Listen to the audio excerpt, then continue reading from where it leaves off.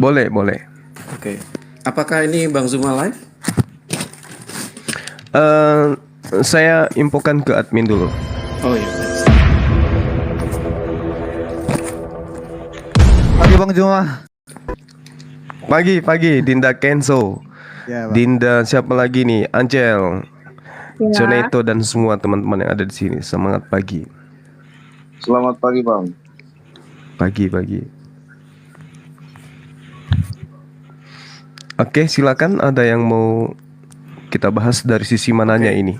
Baik Bang. Jadi gini Bang, kemarin Bang Zuma sepakat ya bahwa narasi teologi yang menabrak histori itu artinya fiksi.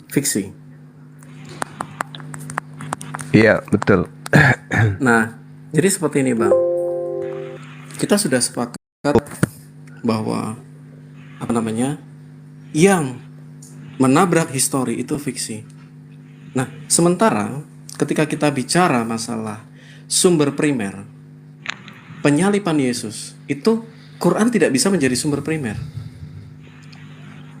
Kenapa? Karena jarak antara Quran dengan Yesus itu kurang lebih 700 tahun, Bang. Jadi ketika kita menggunakan logika akademis, tentu kita akan lari mencari sumber yang merujuk kepada akar, atau kita sebut sebagai ramifikasi ya. Karena kalau seorang yang cinta berfilsafat, dia pasti akan mencari sampai ujung akar yang tidak bisa dibelah. Nah, artinya satu-satunya sumber primer yang membicarakan dan bisa dirujuk mengenai Yesus itu adalah saksi mata Yesus. Nah, dari sini para saksi mata, bahkan dari ucapan Yesus sendiri, Yesus mengatakan, "Cucukkan jarimu, wahai Thomas, ke lambungku. Dan jangan kamu tidak percaya, melainkan percayalah."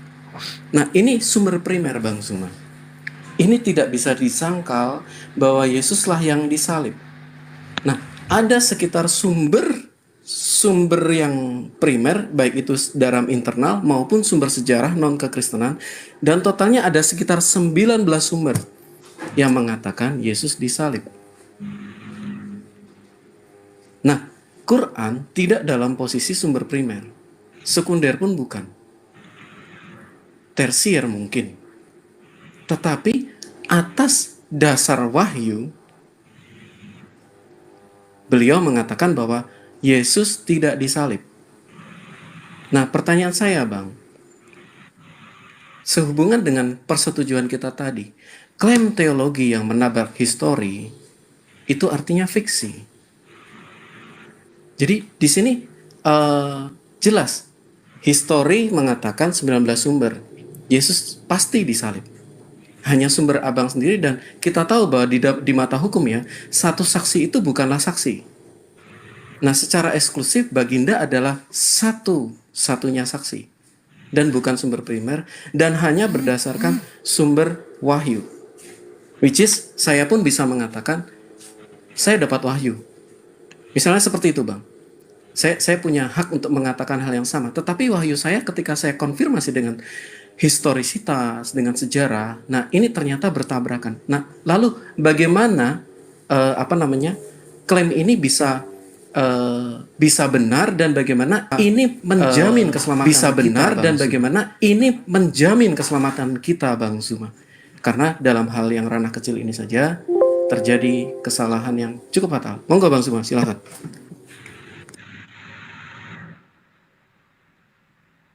Baik. Terima kasih ya teman-teman. Terima kasih atas saya dinaikkan di Komal ini, kemudian saya diajak berdialog dengan baik. Itu adalah satu hal yang sangat berharga bagi saya. Di dalam Al-Quranul Karim, kita memahami bahwasanya kita ini umat beragama, kita ini umat bertuhan. Maka pondasi keimanan itu harus disandarkan kepada esensi tertinggi, otoritas tertinggi. Kita tidak bisa menyepelekan Tuhan. Oleh karena itu kemudian, jangankan 600 tahun sebelum Al-Quranul Karim diwahyukan, sebelum langit ini dicipta, kemudian ketika diterangkan oleh pewahyuan, maka kami umat Islam itu harus percaya. Jadi kalau saudara menjadikan data sekunder itu adalah data primer itu adalah apa yang ada dalam dalil-dalil kitab saudara, maka saya katakan data otoritas tertinggi adalah jauh lebih valid daripada apa yang Anda beritakan. Itu poin pertama. Poin kedua, kalau Yesus itu disalib, lalu kemudian penyalibannya ini berdasarkan terhadap metode, konsep, aturan main, ketetapan gereja terhadap adanya penyaliban, maka Yerusalem adalah menjadi tempat utama peribadatan terhadap Yesus terkait dengan penyaliban tersebut. Tapi saya berani mengatakan begini, bahwasanya soteriologi salib itu tidak berasal dari Yesus, tetapi sepenuhnya ciptaan gereja perdana sesuai dengan arahan surat-surat Paulus. Ini yang saya ingin katakan kepada saudara. Karena keberadaan Quran itu adalah menyelisih data-data yang datang muncul lebih awal, yang kemudian tidak sesuai dengan fakta yang ada di lapangan. Ini saya berbicara sebagai seorang Muslim. Jadi kalau misalnya teman-teman di sini tidak seirama dengan penyampaian saya, itu wajar, nanti tinggal disanggah saja. Nah, Al-Quran mengatakan dengan sangat jelas, Bismillahirrahmanirrahim, wa qaulihim inna qatalnal masiha Isa bin Maryam Rasulullah wa ma qatalu wa ma salabuh. Di sini pernyataan Qur'annya harus dipahami. Sesungguhnya kami telah membunuh. Kata kami ini bukan perkataan orang Kristen. Kata kami ini bukan perkataan para pendeta. Kata kami ini bukan pernyataan orang-orang gereja awal mula. Tapi kata kami ini adalah pelaku-pelaku penyalib Yesus. Dan itu bukan orang Islam, juga bukan orang Kristen. Kemudian diteropong oleh sang otoritas tertinggi. Mereka berkata, sesungguhnya kami telah membunuh Al-Masih Isa putra Maryam, yang mereka ejek dengan menamainya Rasul Allah, padahal mereka tidak beriman kepadanya. Mereka mengatakan telah membunuhnya, padahal mereka tidak membunuhnya dan tidak pula menyalibnya. Tetapi diserupakan bagi mereka orang yang dibunuh itu dengan Nabi Isa alaihissalam. Jadi Al-Quran secara absolut mengakui ada penyaliban, ada pembunuhan terjadi. Tetapi yang dibunuh, yang disalib ini bukan Nabi Isa alaihissalam, tapi orang yang diserupakan. Terjadi penyaliban, terjadi pembunuhan. Itu tidak dipungkiri. Nah, sekarang titik persoalannya adalah, apakah betul anak yang dikasihi, hamba yang dikasihi itu dibunuh oleh orang-orang fasik? Itu dulu. Al-Quran jelas. Nah, bagaimana dengan kitab saudara? Sedikit lagi, Bang. Bagaimana dengan kitab saudara? Ibrani 5 nomor 7. Sebagai manusia dia telah memanjatkan doa, dan atas kesolehannya doanya dikabulkan, sehingga dia sehingga dia terbebas dari maut. Yang kedua, iblis adalah makhluk yang mampu melihat manusia. Manusia tidak mampu melihat iblis. Dia memiliki keutamaan, dia memiliki kelebihan yang tidak dimiliki oleh manusia. Iblis mengatakan di dalam Matius 4, ada tertulis tentang engkau, jika engkau anak Tuhan, maka Tuhan akan mengirim malaikat agar menatang engkau di kakinya, di tangannya, agar kakimu tidak terantuk kepada batu.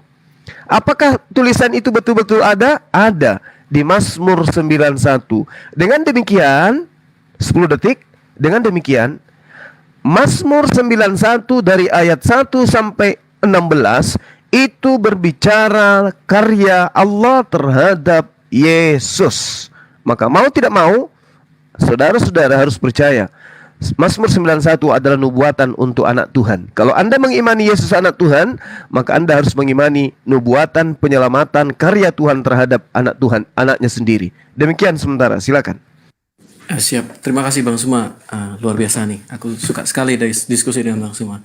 Baik Bang, jadi kita sepakat kedua kitab ini sama-sama memberikan klaim teologi. Oke ya, kita sepakat sama-sama memberikan klaim teologi.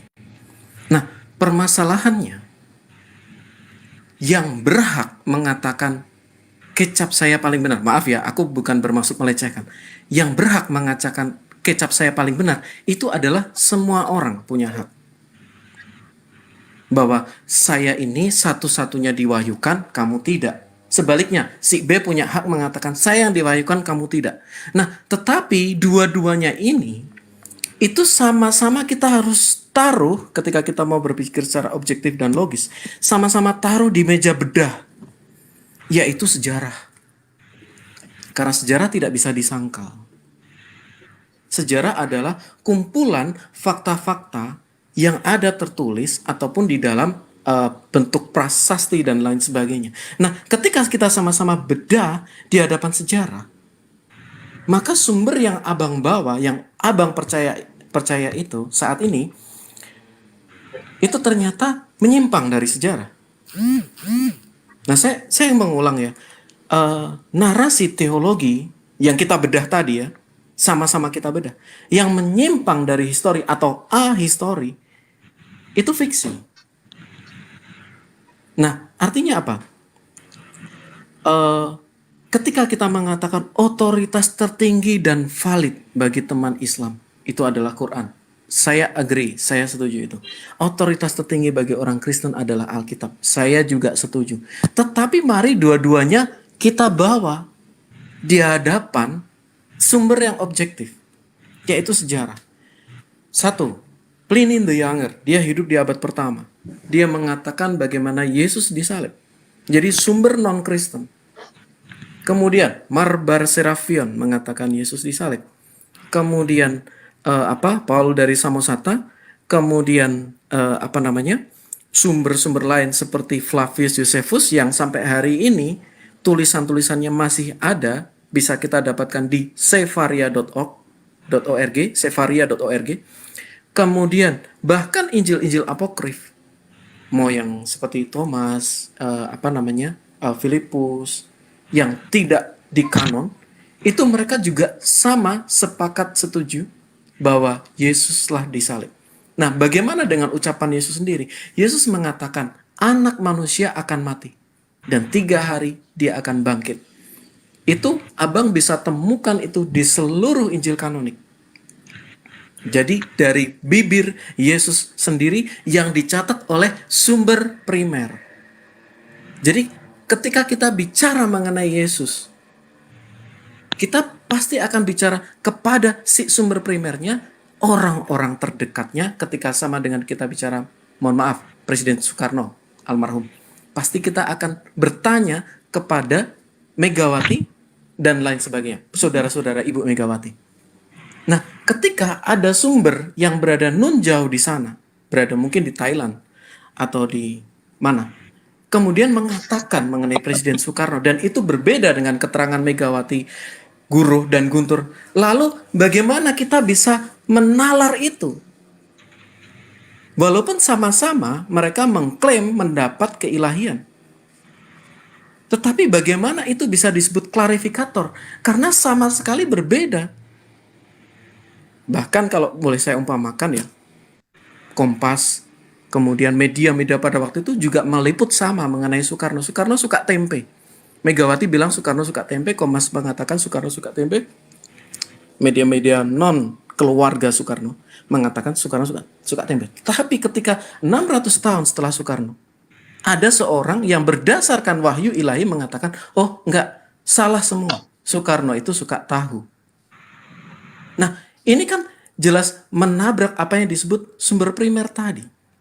Kalau masalah imaniah, salah sama-sama kita terap. Nah, ini meleset, Bang. Jadi jelas Yesus sendiri mengatakan, cucukkan jarimu ke lambungku. Ini tidak bisa disangkal. Para murid juga mereka recognize, mengenali bahwa ini adalah Yesus. Para murid juga mengatakan Nah, ketika itu seorang yang diserupakan, seperti, maaf ya Bang, sekitar 1 menit lagi, seorang yang diserupakan. Nah, lalu pertanyaannya akan muncul, ketika seorang itu diserupakan, sumber itu dari siapa? Satu-satunya yang saya tahu itu dari Ibnu Katsir merujuk terakhir itu kepada Ibnu Abbas. Nah, Ibnu Abbas itu jaraknya itu hampir 700-800 tahun dari Yesus. Super Semar pun yang baru 30 tahun. Dia sudah rawan diselanjutnya. Apalagi ini 700 tahun. Mengatakan seorang yang diserupakan. Nah, ketika dia memang diserupakan, maka dia akan mengatakan, saya bukan Yesus. Selesai. Saya tidak mengaku diri saya Mesias. Maka tidak akan ada penyaliban. Tapi Yesus mengatakan, ini, cucukkan jarimu ke lambungku. Itu tidak bisa disangkal. Ketika kita bicara hermeneutik, kita tidak boleh tutup mata. Silakan Bang. Monggo. Iya, baik. Jadi kalau kita berbicara mengenai histori kemudian, artinya kita tidak bisa melepas diri daripada kerangka sejarah, di mana diantaranya adalah tempat wilayah orang-orang yang menyaksikan, keturunan para penyaksi secara turun-temurun akan menceritakan dan berbias sebagai sebuah cerita yang menjadi akar budaya di tempat tersebut. Itu pasti tuh. Contoh, saya kasih contoh misalnya. Ketika kita berbicara mengenai Kahar Musakar, mungkin teman-teman tahu meskipun saudara bukan orang Sulawesi. Maka cerita tentang Kahar Musakar ini itu akan berakar sampai kepada keturunan yang sekian. Karena kenapa? Itu adalah sejarah yang valid yang pernah terjadi, betul-betul terjadi di tengah-tengah kaumnya, orang-orang sebangsanya, orang-orang sesukunya, dan itu berada pada wilayah di mana banyak orang yang akan menjadi saksi di sana, yang telah menjadi saksi di sana maksud saya.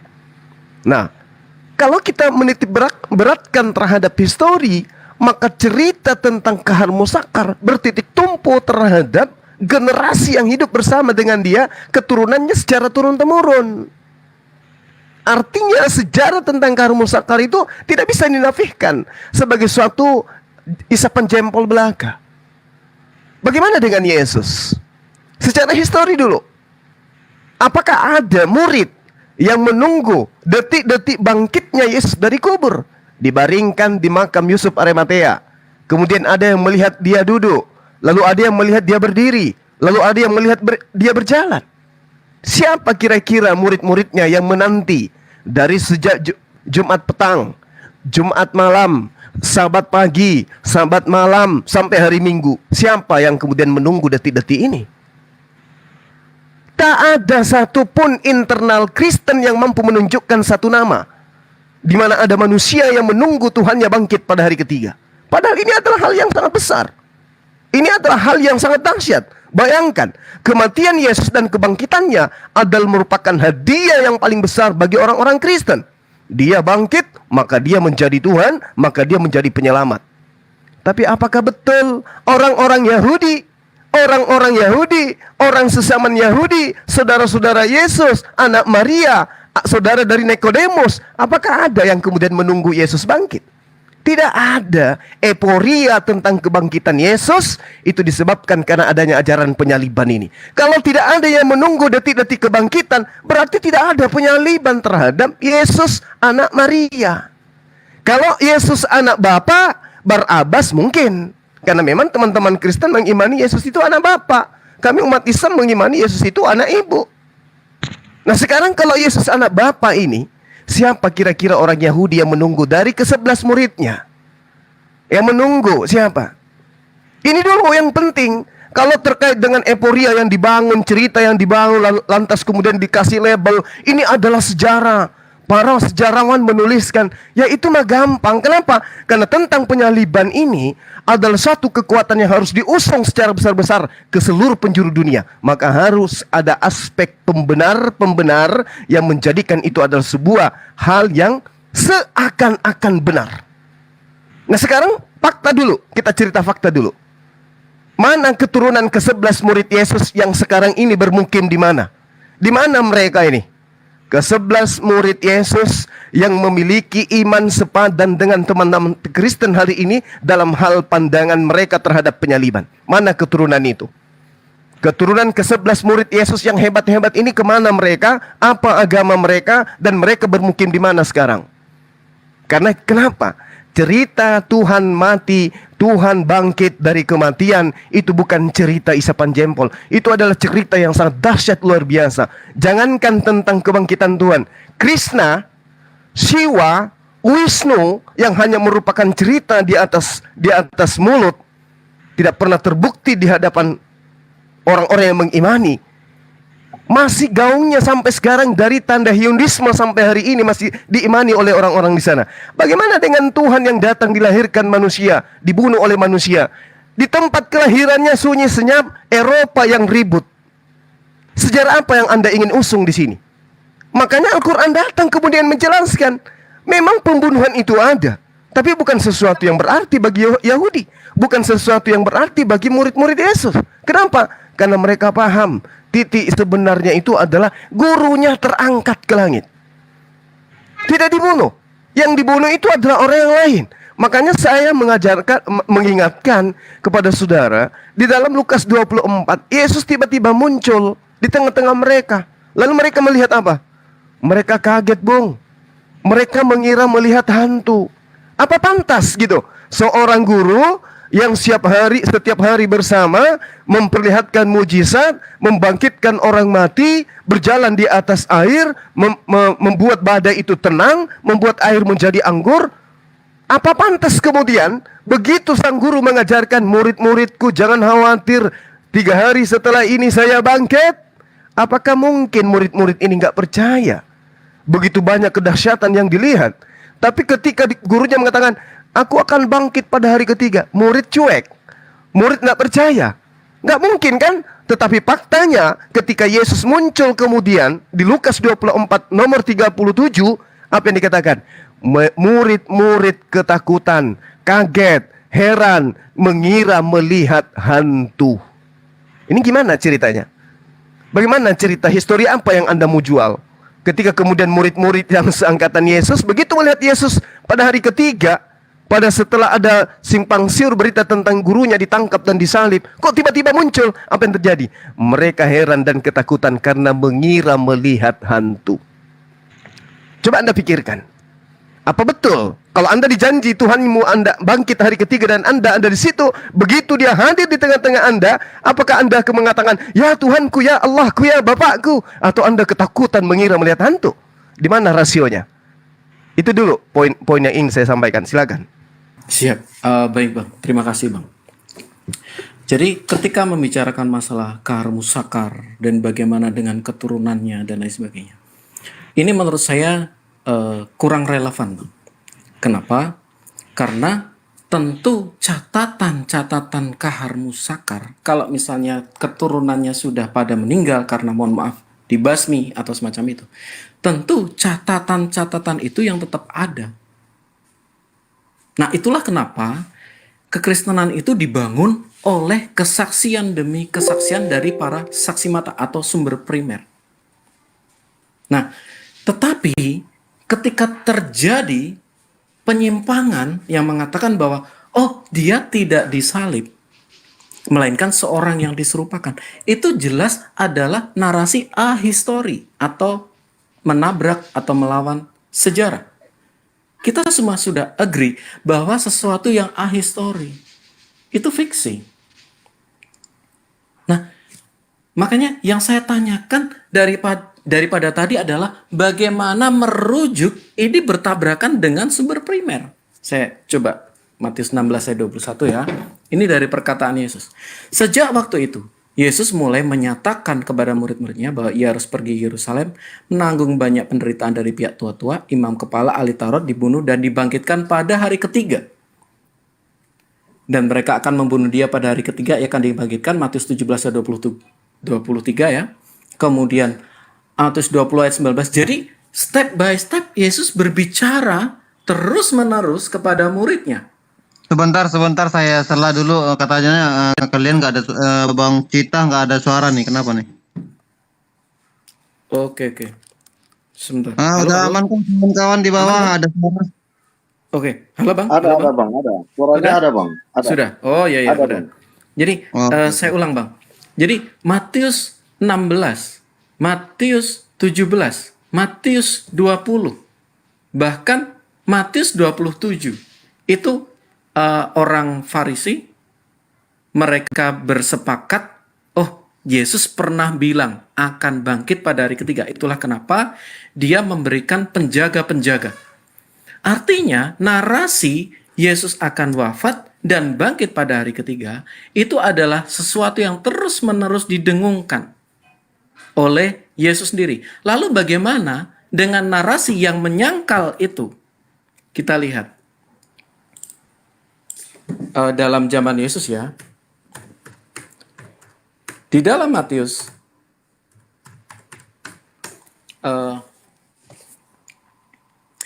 Matius 16 ayat 23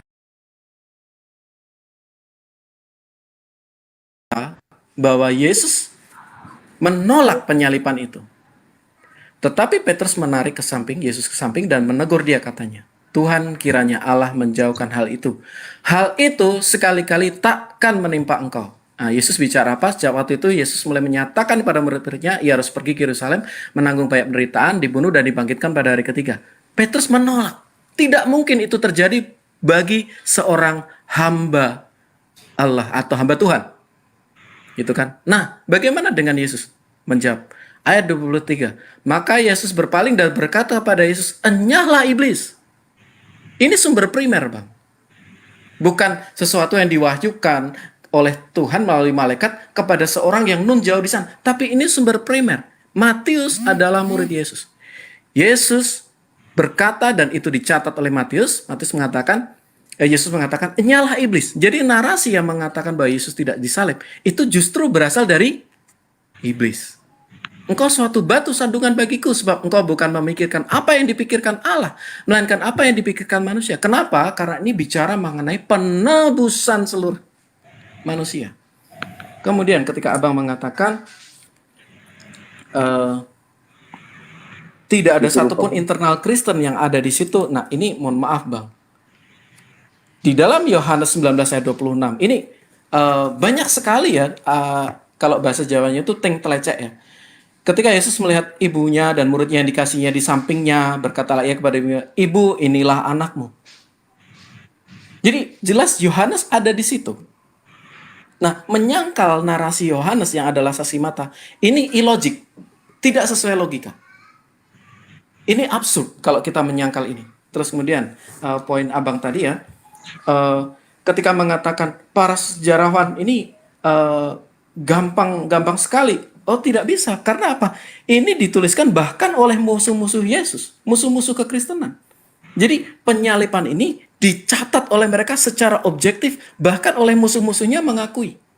Yang nggak suka kayak Paul dari Samosata kurang lebih ya. Kemudian si Pliny the Younger itu benci kekristenan, tapi dia mengakui Yesus disalib.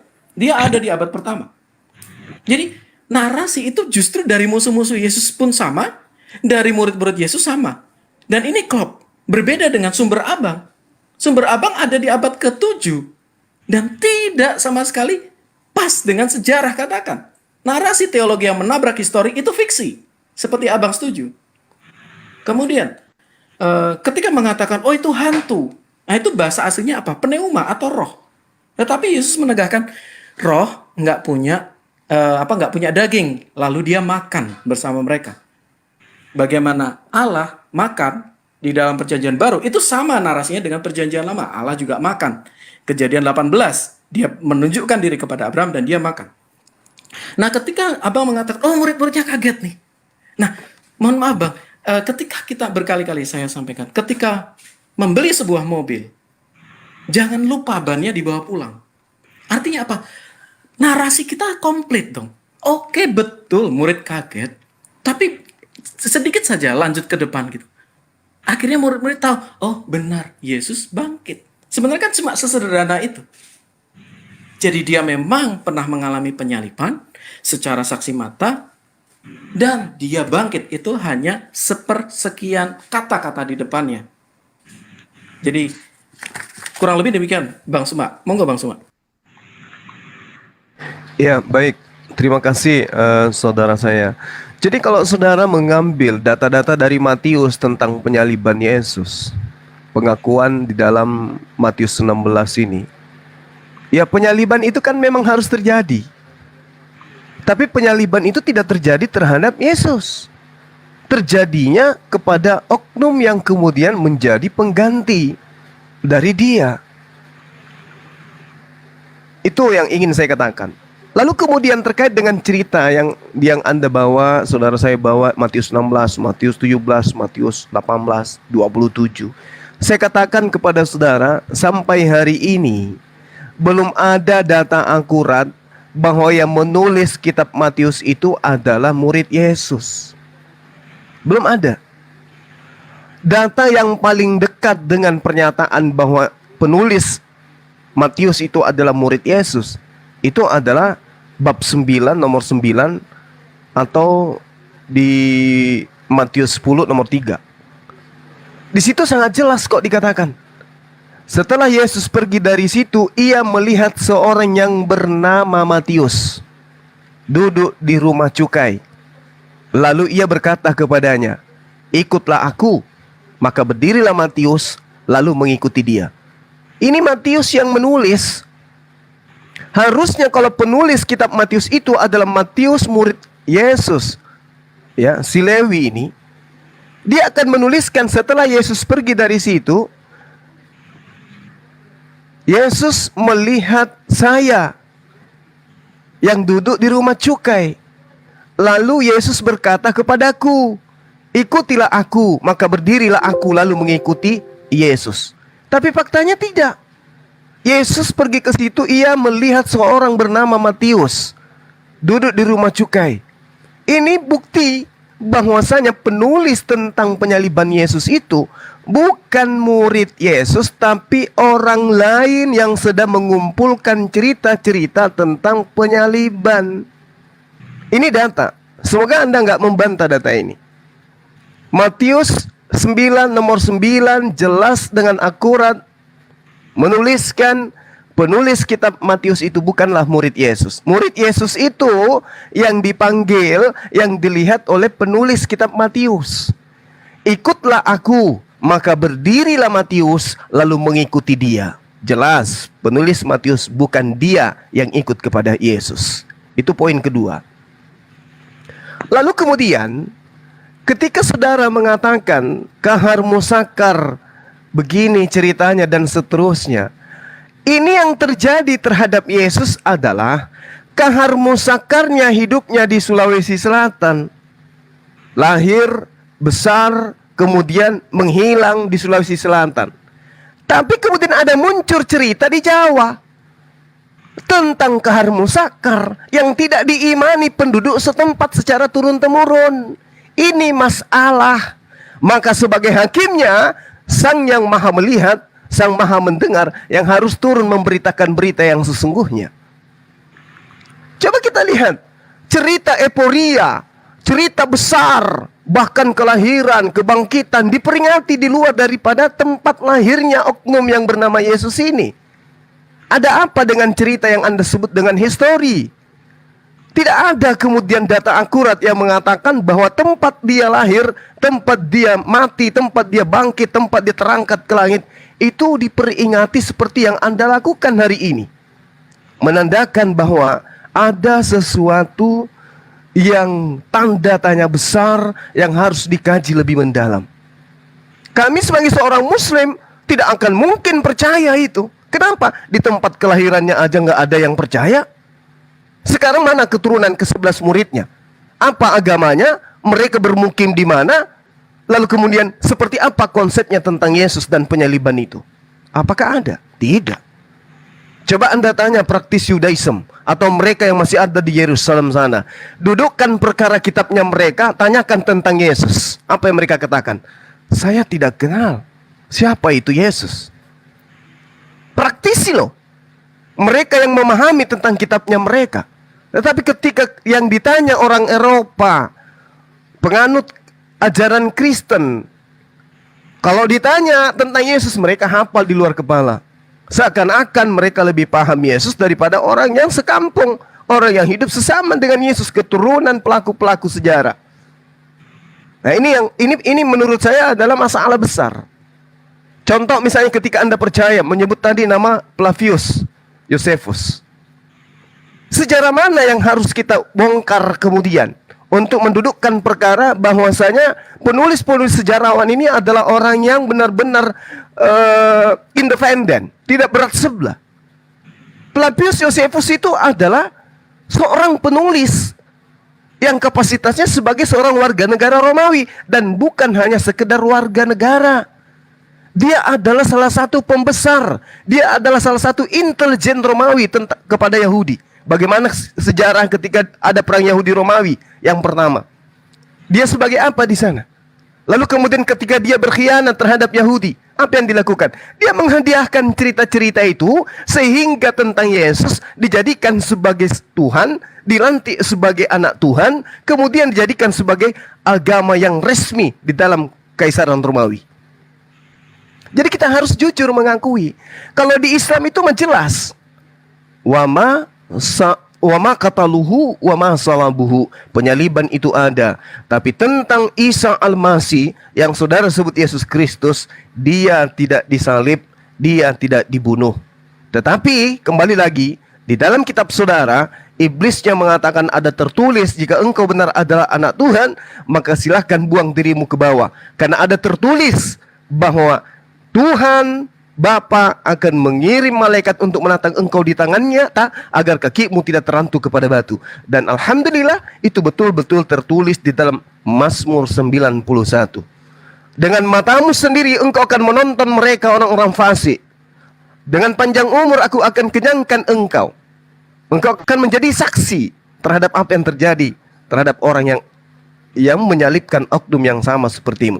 Coba Anda telah lagi Matius 4 nomor 4 sampai nomor 6.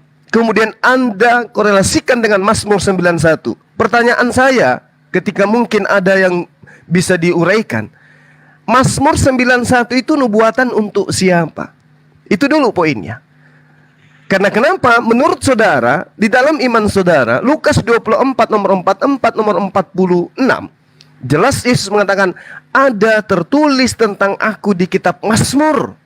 Berarti saya katakan Mazmur 91 itu untuk Yesus. Dengan demikian, Yesus mustahil mengalami penyaliban. Demikian sementara. Siap, terima kasih Bang.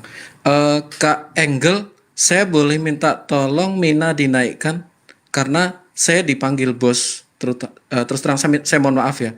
Tapi saya masih akan teruskan dulu ya Bang Suma dari narasi Abang tadi. Mina yang silakan Bang, silakan. Mina yang dinaikkan. Jadi seperti ini. Penyalipan ini saya note ya dari apa yang Abang sampaikan. Penyalipan itu terjadi, namun ada oknum yang mengganti. Nah, kita lihat ketika kita masalah hermeneutik ya, kita pasti akan menggunakan 5W, what, when, where, who, why. Untuk mencari konteksnya apa? Kita harus selami pada masa itu seperti apa. Nah, penyalipan Yesus itu ada yang disebut dengan layer pertama penghakiman, layer kedua, dan layer ketiga. Jadi Yesus pada waktu itu langsung dihadapkan ke mahkamah agama. Kalau itu adalah seorang yang diserupakan, logikanya ya, pasti dia akan mengatakan seperti ini. Saya bukan Mesias. Jadi narasi untuk mengatakan bahwa, oh itu adalah seorang yang diserupakan, itu gugur. Dia pasti akan mengatakan, saya bukan Mesias. Saya seorang yang diserupakan. Entah kenapa wajah saya diserupakan. Lepaslah dia. Penyalipan tidak bakal terjadi. Nubuatan-nubuatan mengenai penyalipan tidak bakal terjadi.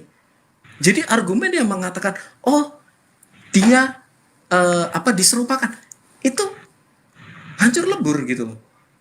Secara ahistoris jelas ahistoris, sama dengan premis kita ya Bang, kita udah sepakat. Narasi teologi yang menabrak histori itu fiksi. Jadi narasi bahwa seorang yang diserupakan itu, Anda sepakat bahwa itu fiksi gitu. Maaf, bukan Abang yang mengatakan seperti itu ya, tapi dari premis yang kita bangun. Nah, penyalipan terjadi, oknum yang menjadi pengganti. Sumber terakhir itu ada di abad 10. Ribuan tahun Bang dari Yesus. Bisa bayangin nggak? Jadi kita malah menolak sumber primer, kemudian kita percaya tunduk taklid tanpa kita mempertanyakan benar nggak sih ini? Ini bicara keselamatan loh. Ini bicara sesuatu yang kekal. Kalau data yang kita percaya saja itu ternyata tidak sesuai dengan sejarah, tidak sesuai dengan kenyataan yang terjadi sebenarnya. Lah ini kan kita bertaruh di sini. Sementara sumber kami jelas mengatakan Yesus disalib. Titik. Sumber-sumber lain juga mengatakan Yesus disalib. Seorang yang diserupakan tentu Yesus tidak akan datang menampakkan diri. Cucukkan jarimu. Kita buka di Yohanes ya. Cucukkan jarimu ke lambungku. Di situ Yesus berkata kepada Thomas. Kemudian Yesus berkata kepada, taruhlah jarimu di sini dan lihatlah tanganku. Ulurkanlah tanganmu dan cucukkan ke dalam lambungku. Dan jangan engkau tidak percaya lagi, melainkan percayalah. Ini sumber primer. Ini adalah seorang yang berada di bawah salib Yesus. Jadi mau diikuti, kita percaya kepada sumber yang ribuan tahun dari Yesus, itu dasarnya apa gitu loh. Wong jelas sumber primer mengatakan bahwa Yesus, nih loh, cucukkan jarimu ke sini. Jadi udah depan mata, benar-benar di depan mata, ini memang terjadi penyaliban. Untuk tujuan penebusan tadi. Kemudian, ketika Anda mempertanyakan data akurasi Matius. Nah, akurasi Matius ini apakah tidak berlawanan dengan akurasi Quran? Kalaupun ya, ini pahit-pahitnya, Matius itu bukan murid Yesus. Kalaupun. Tetapi dia punya narasi sejarah. Dan narasi sejarahnya dia itu diakui oleh semua orang pada masa itu. Dan ketika dikonfirmasi dengan data yang lain, klop. Sementara sumber abang itu jauh. Mohon maaf, tidak diakui dan menyimpang datanya. Jadi ketika Anda menanyakan bagaimana kredibilitas Matius, lah apalagi Baginda? Itu harus Anda jawab dulu, Bang. Kemudian ketika abang mengatakan cerita Kahar Musakar yang beredar di Jawa, padahal dia di Sulawesi. Lah ini bagus loh ini nalar abang tuh. Abang bisa mengatakan, loh kalau cerita di Jawa mengenai Kahar Musakar, ini nggak benar pasti. Ini kebolak-balik. Lah itu abang udah memahami nalarnya kan? Bahwa Kahar Musakar ya memang harus ditentukan dengan yang ada di sana, yang sejaman dengan dia, yang dari Sulawesi ke Jawa saja. Abang bertanya, apalagi dari Indonesia ke Thailand, apalagi dari Israel ke Arab. Itu udah beda negara. Ini nalar yang bagus, Bang. Sebenarnya ketika abang memahami dan abang menerima nalar abang tadi, ya abang yakin memang terjadi penyaliban. Kemudian ketika bicara masalah praktisi Judaism yang tidak kenal Yesus, Bang jangan lupa Flavius Josephus sampai hari ini, meskipun abang berusaha menolak dia karena dia mendapat ekstra dari pemerintah Romawi, semacam pengampunan dari pemerintah Romawi, tetapi narasi Flavius Josephus sampai hari ini abang bisa tanya pada Brother Billy dan abang bisa cek yang namanya Sefaria. Dia memuat tulisan Flavius Josephus. Jadi Flavius Josephus sampai hari ini diakui sebagai sejarawan Yahudi dan dia menyatat bagaimana Yesus disalib. Kemudian bahwa ini Bang, ketika abang mengatakan, iblis mengatakan bahwa kamu akan ditopang dan lain sebagainya. Iya, tetapi abang lihat bahwa di situ Yesus itu mengusir loh, walaupun iblis mengatakan itu, mencatut ayat itu karena tidak tepat. Nah, apa yang abang bawa ini adalah hermeneutik, tafsir versi abang, tetapi itu menabrak bukti-bukti letterlek. Bukti-bukti letterlek apa? Cucukkan jarimu ke lambungku. Itu udah jelas. Yesus sendiri yang ngomong. Iya, Flavius Josephus usia 30, Bro Billy. Udah, nanti aja. Aman-aman. Kita masih selesaikan debat kita nanti. Aman. Kemudian,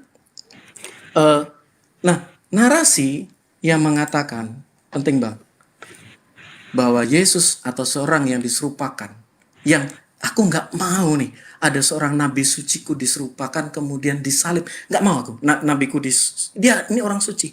Nggak boleh dia disalib. Nah, apa yang dikatakan oleh Yesus? Maka Yesus berpaling dan berkata kepada Petrus, "Enyalah iblis, engkau suatu batu sandungan bagiku. Sebab engkau bukan memikirkan apa yang dipikirkan Allah, melainkan apa yang dipikirkan manusia." Ketika kita mau merujuk kepada kitab-kitab sebelumnya, di dalam Kejadian 1, keturunan dari perempuan itu akan meremukkan kepalamu iblis. Kemudian di dalam kitab Imamat, bagaimana orang-orang membawa korban penebus dosa.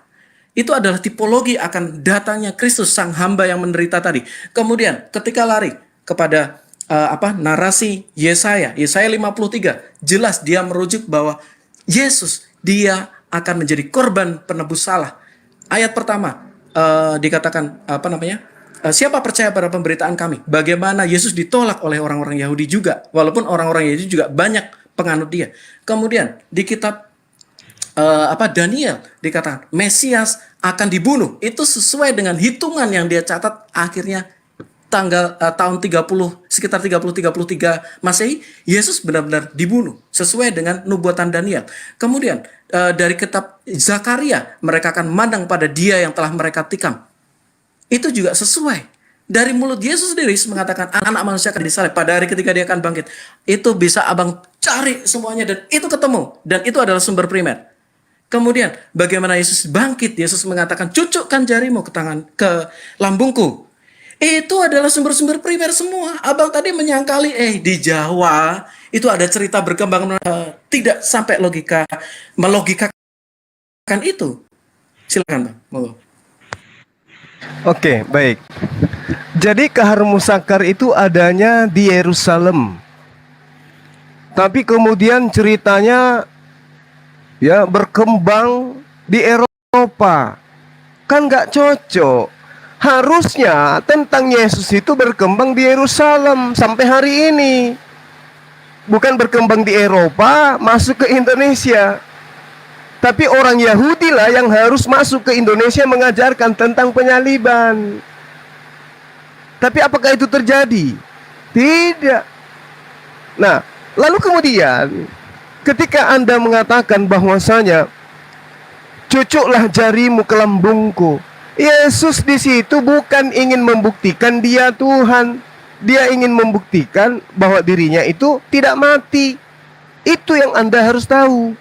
Dia tidak sedang membuktikan bahwasanya dia bangkit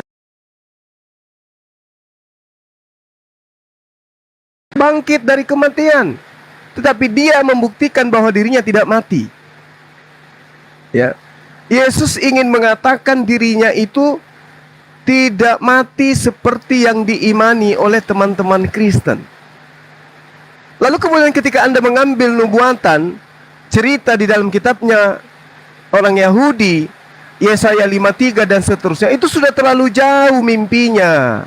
Yang empunya kitab yang ini, itu tidak mengimani bahwa itu untuk Yesus. Makanya tadi saya katakan perumpamaan kahar musakar ini. Ya, kahar musakar kejadiannya di Makassar, kejadiannya di Sulawesi Selatan, menghebohnya di Jawa. Yesus ke Salam, menghebohnya di Eropa, tembus ke Asia, ke Indonesia. Itu yang Anda harus, saudara saya, pahami. Lalu kemudian ketika Anda mengatakan bahwasanya salah saya mengambil analogi itu, saya harus paham, Bung, secara internal kitab kanonik itu sendiri bukan murid-murid Yesus. Tadi saya sudah mematahkan Matius 9 nomor 9 jelas bahwa Matius, penulis kitab Matius itu bukan murid Yesus. Kedua, Yohanes yang menceritakan tentang penyaliban juga. Jelas sekali dalam Yohanes 21 nomor 24 sampai nomor 25, lagi-lagi dia juga bukan murid Yesus. Dialah murid yang memberi kesaksian tentang semua ini dan yang telah menuliskannya, dan kita tahu bahwa kesaksiannya itu benar. Masih banyak hal-hal lain yang diperbuat oleh Yesus. Tetapi jikalau semuanya itu harus dituliskan satu persatu, maka agaknya dunia ini tidak dapat memuat semua kitab yang harus ditulis itu. Ini penulis kitab Yohanes sedang menarasikan bahwasanya dia menulis sesuai dengan kesaksian orang yang bernama Yohanes. Dan itu bukan dirinya, tetapi oknum lain. Itu gugur. Sudah 2. Markus bukan murid Yesus. 3. Lukas bukan murid Yesus. 4. Paulus bukan murid Yesus. 5. Semua penulis kitab saudara bukan saksi primer. Dia orang luar yang melakukan kemudian angket penelitian tentang cerita-cerita yang ada. Lalu kemudian supaya kitabnya dianggap sebagai murid Yesus, maka dilabelilah kitab karangan Yohanes, kitab karangan Matius. Kan begitu. Tapi fakta di dalam narasi yang ada di dalam kitab saudara, jelas sekali dialah murid. Kalau Yohanes itu di dalam Yohanes 21 adalah penulis kitab murid Yesus, maka dia mengatakan, "Sayalah murid yang memberi kesaksian tentang semuanya ini dan yang telah menuliskannya, dan kalian tahu bahwa kesaksianku itu benar." Tapi penulis kitab Yohanes tidak mengatakan itu. Justru penulis kitab Yohanes menceritakan tentang Yohanes anak Zebedeus, murid Yesus. Nah, ini yang perlu Anda pahami. Jadi kalau Anda hanya berdasarkan catatan-catatan kitab saudara, saya katakan kepada saudara, cerita yang Anda bangun tentang penyaliban itu tidak ada legitimasi dari Yesus itu sendiri. Makanya Al-Quran datang. Tidak ada legitimasi tentang penulisnya. Bahwa Yesus kemudian bertemu dengan Lukas, bertemu dengan penulis kitab Yohanes, bertemu dengan penulis kitab Matius. Tidak ada. Yang ada kemudian Matius, Yohanes menceritakan Yesus bertemu dengan saksi, penulis bertemu dengan saksi-saksi. Penulis menceritakan tentang murid Yesus dan Yesus, bukan menceritakan penulis ketika dia bersama dengan Yesus. Itu yang perlu saya terangkan di sini. Kemudian di dalam kitab saudara sendiri dikatakan Yesus mengatakan dengan valid di dalam catatan Yohanes 19 nomor 30. Sesudah Yesus minum anggur asam itu, dia berkata, "Sudah selesai." Maka dia pun mati. Itu pengakuan Yohanes bahwa Yesus minum asam anggur. Sementara Matius menuliskan, Yesus itu berjanji, "Tetapi aku berkata kepadamu, mulai dari sekarang aku tidak akan minum lagi hasil pokok anggur ini sampai hari aku meminumnya, yaitu di kerajaan Bapa." Berarti Yesus di dalam Matius berjanji, bahkan bersumpah kalau bahasa kita, tidak akan lagi meminum anggur. Tetapi oknum sesaat sebelum mati di atas tiang salib minum anggur. Berarti yang disalib dengan yang berjanji tidak mau minum anggur itu berbeda oknumnya. Belum lagi kalau kita bercerita tentang siapa yang lari telanjang di belakang oknum yang ditangkap. Ada orang yang lari telanjang di belakang Yesus. Siapa dia? Ini masih tanda tanya besar. Kenapa? Karena orang yang lari itu melepaskan kain lenannya sehingga dia lari dalam keadaan telanjang. Sementara informasi dalam catatan Yohanes yang menggunakan kain lenan itu hanya Yesus seorang diri. Yesus menggunakan kain lenan. Orang yang lari di belakang orang yang ditangkap, yang katanya konon ceritanya namanya Yesus, itu lari dengan melepaskan kain lenan. Berarti siapa oknum ini? Ini siapa oknum ini? Terus Al-Quran, sedikit lagi. Al-Quran mengatakan begini, saudaraku. Tentang pembunuhan itu, mereka berselisih pendapat tentangnya. Wa innal ladzina ikhtalafu fi. Mereka berselisih paham tentang pendapat mereka. Siapa yang disalib ini? Ini Al-Quran yang menerangkan. Siapa yang mereka bunuh ini? Mereka tidak ada yakin betul-betul tentang bahwa itu adalah Nabi Isa atau itu adalah Yesus Kristus. Nggak ada keyakinan itu. Apa ada pembuktian dalam kitab saudara? Di Kisah Para Rasul 29,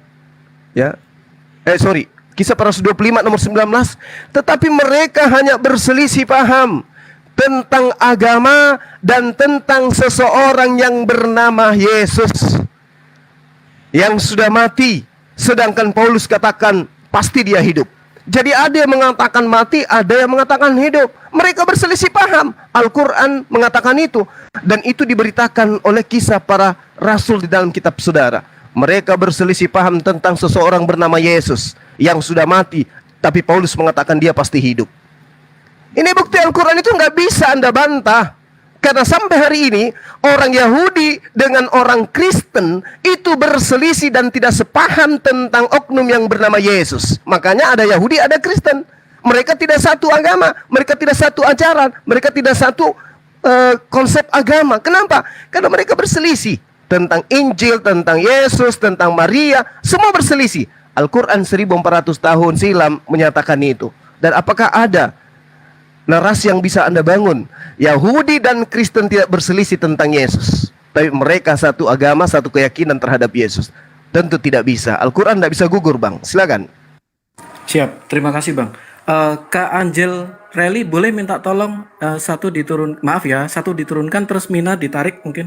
Minta tolong. Karena saya dipanggil bos, saya minta maaf. Minta tolong Kak Rally. Halo Kak Rally? Oke, biar saya yang turun, Bang. Oke. Oh iya. Saya di bawah aja. Kak Mina bisa minta tolong ke atas? Halo? Bisa minta tolong permintaan? Halo? Halo? Kak Angel, Ya, Angel. iya. Bang langsung close aja itu Bang John. Itu di atas kanan itu. Oh, Kak Angel Baik, nggak di baik, situ baik. ya? Oke, sambil minta tolong Mina naik. Yang pertama gini. Oke. Pertanyaan terakhir ya Bang. Yang dikatakan mereka berselisih paham. Gitu kan Bang? Nah, sayangnya yang berselisih paham itu Quran sendiri Bang. Dikatakan seperti ini. Yesus, ada narasi Yesus bukan disalib, tapi Sarjis yang disalib. Menurut Ibnu Abbas. Kemudian ada narasi bahwa Yesus itu dia diwafatkan, tapi ada juga narasi yang mengatakan Yesus itu langsung naik ke surga. Nah, berarti ketika Yesus langsung naik surga, dia tidak mengalami kematian. Bahkan ada narasi juga, selama aku hidup, aku akan membayar jizyah. Aku akan membayar semacam zakat gitu ya. Berarti sampai detik ini di surga, Yesus juga membayar zakat. Karena dia masih hidup. Karena seumur hidupku saya akan tetap melakukan itu.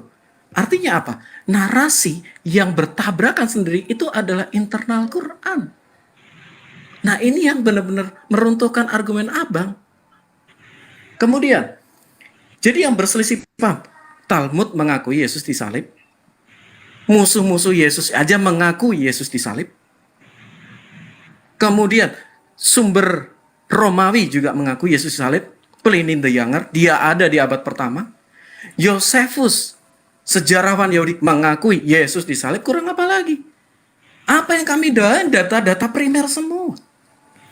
Ketika abang mengatakan seperti ini, siapa sih Matius? Siapa sih Lukas? Siapa sih Yohanes? Ini sesuatu yang ilogik. Harusnya abang bertanya dulu, siapakah Baginda? Murid? Bukan. Kemudian, ada bersama dengan Yesus? Enggak. Beliau ada di negara yang sama dengan Yesus pada waktu itu? Enggak. Beliau, saksi mata Yesus? Sama sekali enggak. Nah, sementara yang adalah para saksi mata, itu abang tolak. Ini kan sesuatu yang ilogik. Bahkan sesuai dengan premis awal kita, narasi histori narasi teologi yang menabrak histori, itu fiksi. Itulah fiksi. Jadi kita sama-sama setuju bahwa kalau menabrak historisitas, ya itulah. Mungkin berasal dari multiverse, karena nabrak sejarah gitu loh. Minayang, boleh nggak minta tolong naik? Aku udah 4 kali sampaikan, karena saya memang harus dipanggil bos. Boleh nggak Kak Mina naik? Kak Angel, boleh nggak dinaikkan? Naik aja, karena dari tadi kan aku udah suruh dia naik, tapi dia nggak. Ya, Kak Mina boleh nggak? Saya minta maaf, saya udah sampaikan sebelum Bang Suman ini tadi ya, saya udah sampaikan, minta tolong. Kemudian mengenai bagaimana yang mempunyai kitab tidak mengakui penyaliban Yesus. Ini sekali lagi Bang, abang salah. Yang empunya kitab, kami juga punya hak, kami juga empunya kitab. Kenapa? Karena kekristenan itu adalah salah satu sekte dalam Yudaisme. Dan puji Tuhan, sekte yang terbesar. Kami ya, kekristenan, sekte dalam Yudaisme ini, kami ambil yang namanya apa? Gelas. Kami isi air. Nah, teman-teman yang mengaku Yudaisme itu ya, kami tuangkan air, mereka bisa berenang. Karena jumlahnya sedikit sekali gitu loh. Jadi nggak bisa yang sedikit itu mewakili seluruhnya. Justru kamilah yang lebih besar. Ketika abang mengatakan kenapa narasi itu tidak ada, loh, Flavius Josephus itu 30 Masehi loh. Mereka mengakui, dia mengakui itu. Bang Kemudian, Jack, Shalom. ya, oh, Bang Kak, Jack. Kak Mina sudah datang. Oke, Bang, aku minta maaf, aku tetap di sini. Saya selesaikan ini, saya dipanggil bos saya, bukan saya ini ya. Saya udah. Iya, silakan. Silakan. Enggak apa-apa, Mohon maaf, Bang. Bang Suba. Thank you, Bang Suba. Ya. Silakan, Kak Mina. Iya. Ya, Sis Angel bisa bantu aku baca Matius 9 ayat 9 nggak?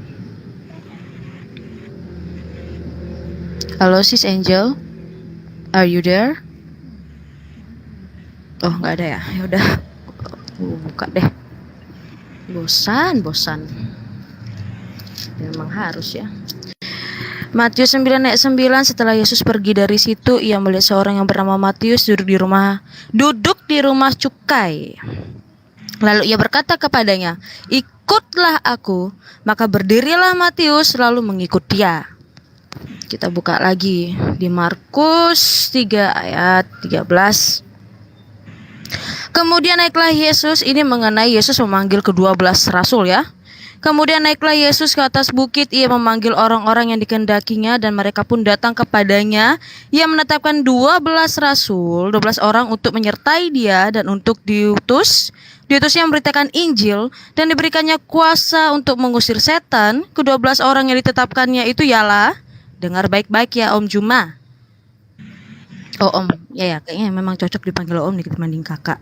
Simon yang diberinya nama Petrus, Yakobus anak Zebedius dan Yohanes Yakobus, jadi bukan Yohanes anak Zebedius ya. Kamu terbalik. Lanjut. Lalu kemudian yang keduanya diberinya dengan nama Boanerges yang berarti anak-anak guru. Selanjutnya Andreas Filipus, Bartolomeus, Matius, Thomas, Yakobus anak Alfeus, Tadeus, Simon orang Zelot dan Yudas Iskariot yang mengkhianati dia. Nah, Om Zuma tadi mengatakan kalau Matius bukan murid Yesus, tapi sudah dikonfirmasi oleh Yesus sendiri tadi di Matius 9 ayat 9. Kemudian lalu pencatatan Yesus memanggil 12 rasulnya di Markus 3 ayat 13. Terus ente ini menelan kitab sendiri. Kenapa saya mengatakan demikian? Tokoh Yesus ini sebenarnya sudah ada sejak lama. Yang mempermasalahkan tokoh Yesus atau Isa ini yang kalian bilang itu ya dari Al-Quran kalian sendiri. Yang mempermasalahkan benar tidak ini adalah Isa atau Yesus. Itu kalian sendiri. Sebab apa teman-teman? Sempat saya juga berbicara kepada Zuma ini berdiskusi. Aduh, ekspektasi saya runtuh lagi. Ekspektasi, mau sayang kamu mau jawab nanti ya. Jadi ekspektasi saya itu menyatakan begini, apakah Zuma bisa menggagalkan atau menelan atau membantah data saya bahwa di dalam Al-Quran tercatat beribuan aliran sesat yang telah dikutuk oleh kekristenan dan Yahudi. Dongeng-dongeng juga diambil oleh Islam di dalam di dalam Al-Quran. Tapi aku menyatakan demikian biar tidak kena undang-undang ITE ya kan Beb ya. Nanti saya dikatakan penistaan agama juga. Jadi saya katakan begini, Al-Quran itu mencatut habis aliran-aliran sesat yang telah dikutuk oleh kekristenan untuk mempertegas apa yang telah dikutuk oleh kekristenan. Jadi kalau misalkan kalian menyerang ke kita, itu udah pertanyaan sama kalian. Pertanyaan yang paling sulit saya bilangin ya, pertanyaan gampang sih bagi aku, tapi jawabannya aja yang sulit. Saya pernah bertanya demikian begini sama si Farhan.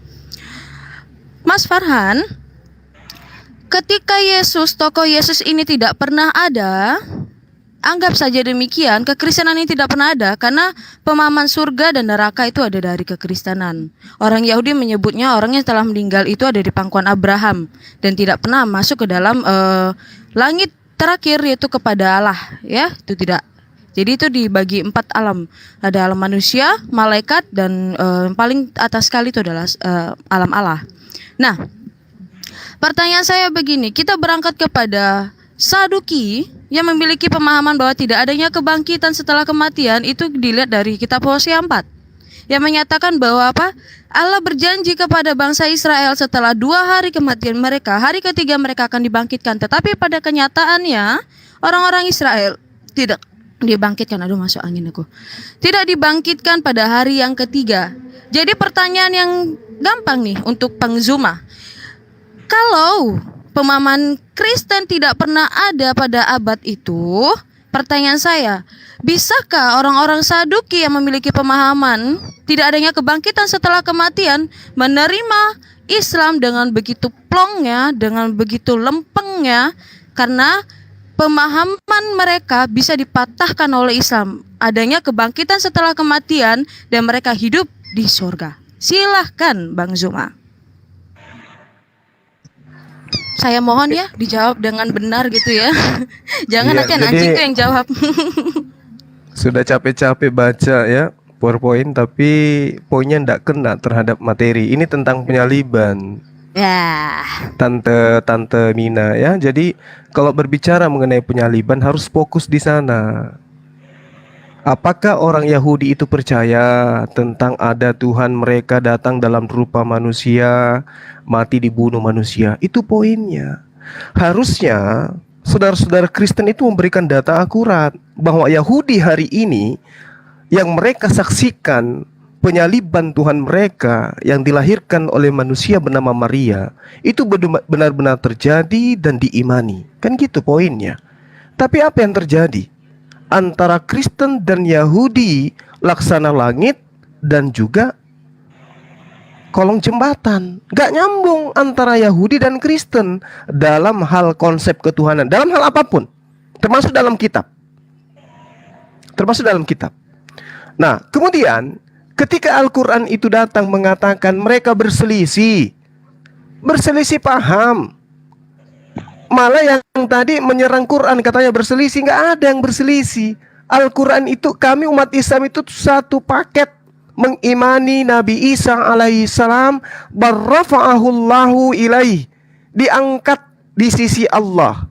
Nggak ada yang berselisih paham. Kecuali kalau Anda ingin mengatakan bahwasanya tafsir. Nah, kalau tafsir itu kan bukan berarti itu yang kami pahami, penafsiran. Ada yang menafsirkan Isa itu kemudian mati panjang umur, ada yang kemudian dikatakan langsung terangkat ke langit, itu tafsiran. Tetapi kembali kepada Al-Quran, Nabi Isa alaihissalam diangkat ke sisi Allah sesuai dengan Mazmur 91. Itu. Lalu kemudian ketika bercerita tentang berselisih paham tentang Yesus yang disalibkan itu, apakah benar-benar itu Isa, apakah benar-benar itu Yesus, atau Barabas? Karena kenapa? Ada dua orang yang bernama Yesus yang ditangkap pada masa itu. Yang pertama Yesus anak Maria, yang kedua Yesus anak Bapa. Yesus Barabas, penjahat nasionalis yang dikejar-kejar oleh Kaisaran Romawi. Dua-duanya ketangkap. Nah, sekarang ketika Yesus Kristus terangkat ke langit menurut Islam, lalu kemudian ada penyaliban, apakah salah kalau saya menafsirkan bahwa yang disalib itu adalah putra Bapa? Sehingga sampai hari ini santer kita dengarkan Yesus putra Bapa. Kenapa? Karena nama Yesus yang saat itu adalah Yesus Barabas. Barabas artinya putra Bapa. Itu satu. Kemudian yang kedua, di dalam kitab saudara sendiri mengatakan mereka berselisih paham tentang seseorang yang bernama Yesus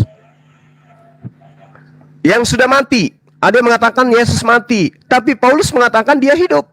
Berselisih paham. Di kitab Anda saja sudah dikatakan seperti itu. Nah, lalu kemudian ini yang tidak pernah dibantah oleh teman-teman Kristen. Yesus mengatakan, aku tidak akan minum anggur lagi kecuali nanti di kerajaan Bapa. Tapi sedetik, 2 detik, 3 detik sebelum penyaliban, ada oknum yang yang minum anggur. Ini Yesus atau bukan?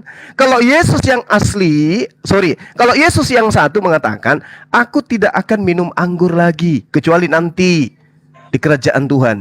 Tapi di Yohanes 19, di situ diceritakan setelah Yesus meminum anggur asam itu, berkatalah ia, sudah selesai, maka dia pun mati.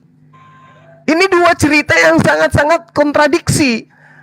Oknum yang satu mengatakan tidak akan minum anggur lagi, oknum yang satu minum anggur. Kalau dikatakan bukan Yesus yang minum, tapi dia dicucuki mulutnya supaya dia minum, ya sama aja.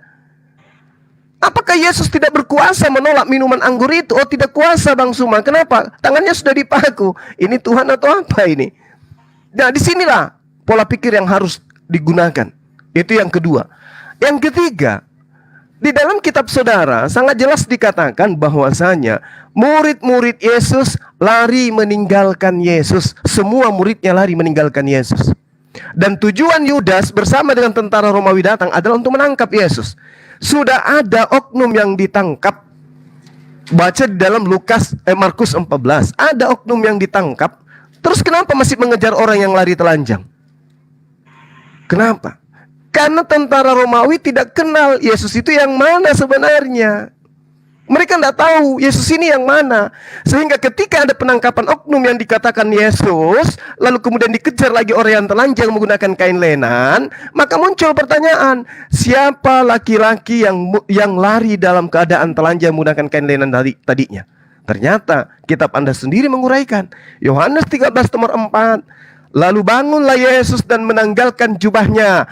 Ia mengambil sehelai kain lenan dan mengikatkan di pinggangnya. Siapa yang menggunakan kain lenan? Yesus. Siapa yang lari menggunakan kain lenan? Mas Bagio. Apa perlu saya jawab seperti itu? Supaya Anda tahu bahwa Al-Quran tidak pernah keliru. Ya, ada oknum lari melepaskan kain lenan dan itu adalah Yesus sesuai dengan Yohanes 13 nomor 4. Anda boleh mengimani konsep agama Anda, boleh. Kenapa? Karena agama Anda itu disebarkan dengan kekuatan, disebarkan dengan senjata lengkap, disebarkan dengan politik. Anda boleh bangga dengan itu. Tetapi, Bung, ketika saya mendengarkan pernyataan teman kita tadi, siapa namanya? Ceta, dia katakan apa? Kristen itu adalah sekte dari Yudaism, salah satu sekte dari Yudaism. Ini kelihatannya tepuk paha sebelah. Cinta bertepuk paha sebelah kayaknya nih. Kenapa saya mengatakan demikian? Kalau Anda mengakui bahwa agama Anda itu adalah sekte dari Yudaism, coba Anda lihat dalam Matius 23 nomor 15. Celakalah wahai engkau ahli Taurat, orang Farisi, orang munafik, engkau menjelajahi daratan, menyeberangi lautan untuk mentobatkan orang masuk ke agamamu menjadi orang neraka dan menjadikan mereka 2 kali lebih jahat daripada ahli Taurat. Berarti Anda sudah mengakui agama yang dibentuk oleh orang Yahudi adalah agama Kristen. Yang Yesus katakan menurut catatan penulis Matius 2 kali lebih jahat daripada orang Yahudi itu sendiri. Dan faktanya memang begitu. Sejahat-jahatnya Yahudi, mereka tidak pernah memahami iman Tuhan mereka itu datang nusul bunuh oleh manusia. Tapi kalian, wow, bukan cuma 2 kali menurut saya, berkali-kali lebih jahat daripada sang pemilik kitab itu sendiri. Silakan. Terlalu banyak poin bisa saya jelaskan panjang kalau lebar nih, enak nih.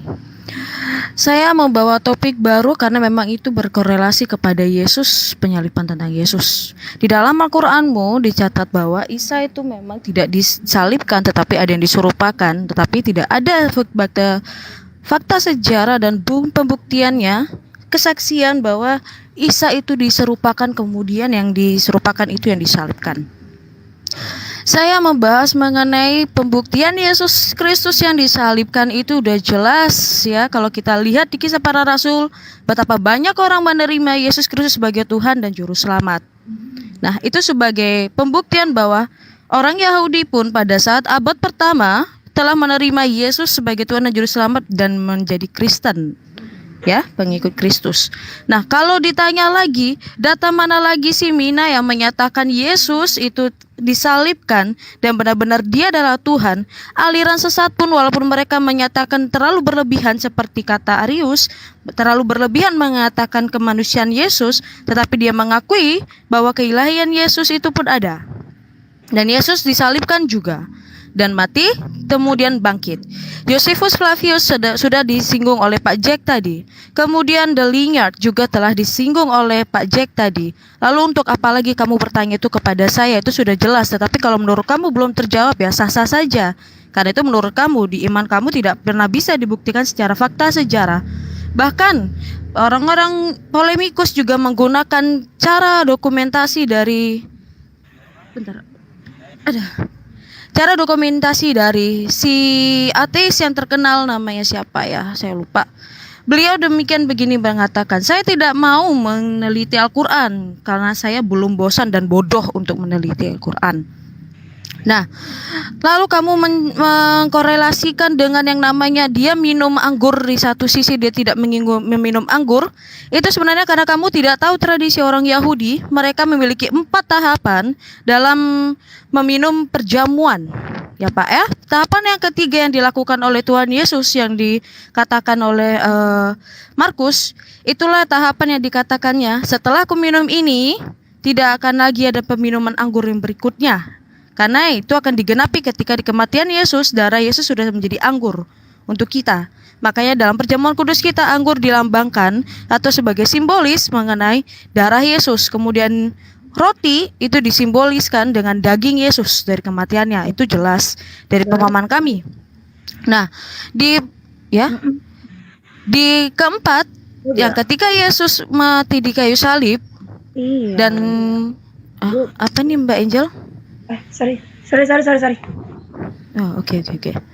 Jadi ketika kematian Yesus di kayu salib dengan darahnya tercurahkan di atas kayu salib sampai ke bawah tanah, itu para kita, itu sebagai simbolis kita.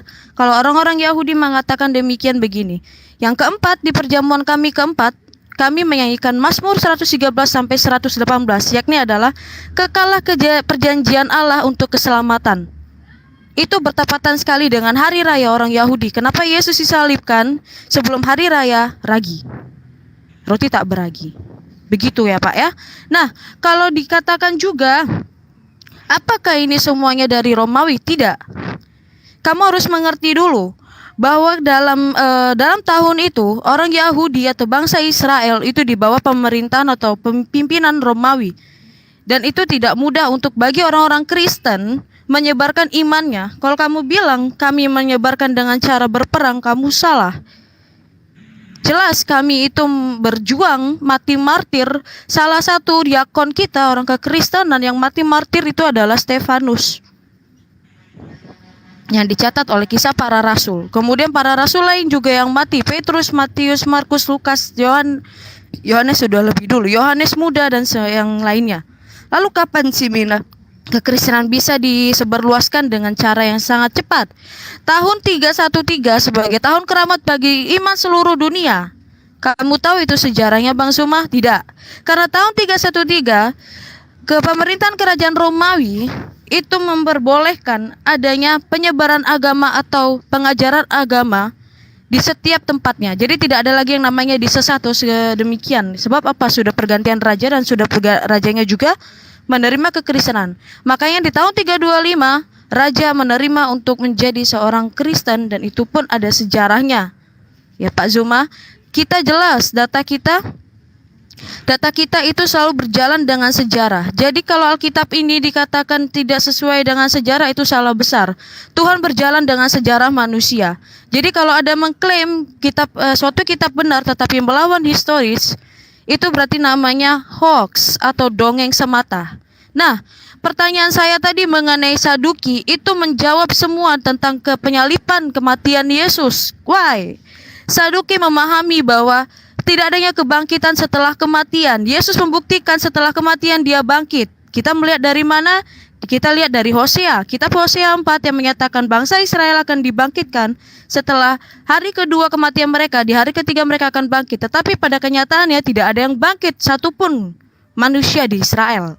Dan Yesus satu-satunya manusia Israel yang bangkit pada kematiannya sendiri, yang dia naik ke surga dicatat oleh ribuan orang. Makanya kekristenan lebih dulu, lebih banyak sampai ke Arab.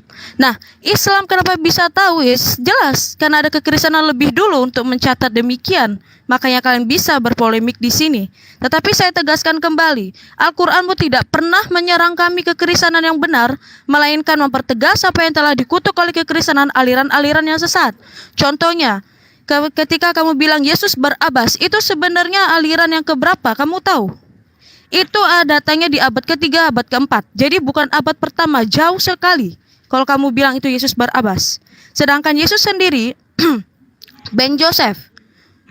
Paham ya, Bang Zuma? Jadi jauh sekali kamu bawa abad yang keempat untuk melegitimasi abad pertama. Itu jauh sekali, Mbak Zuma.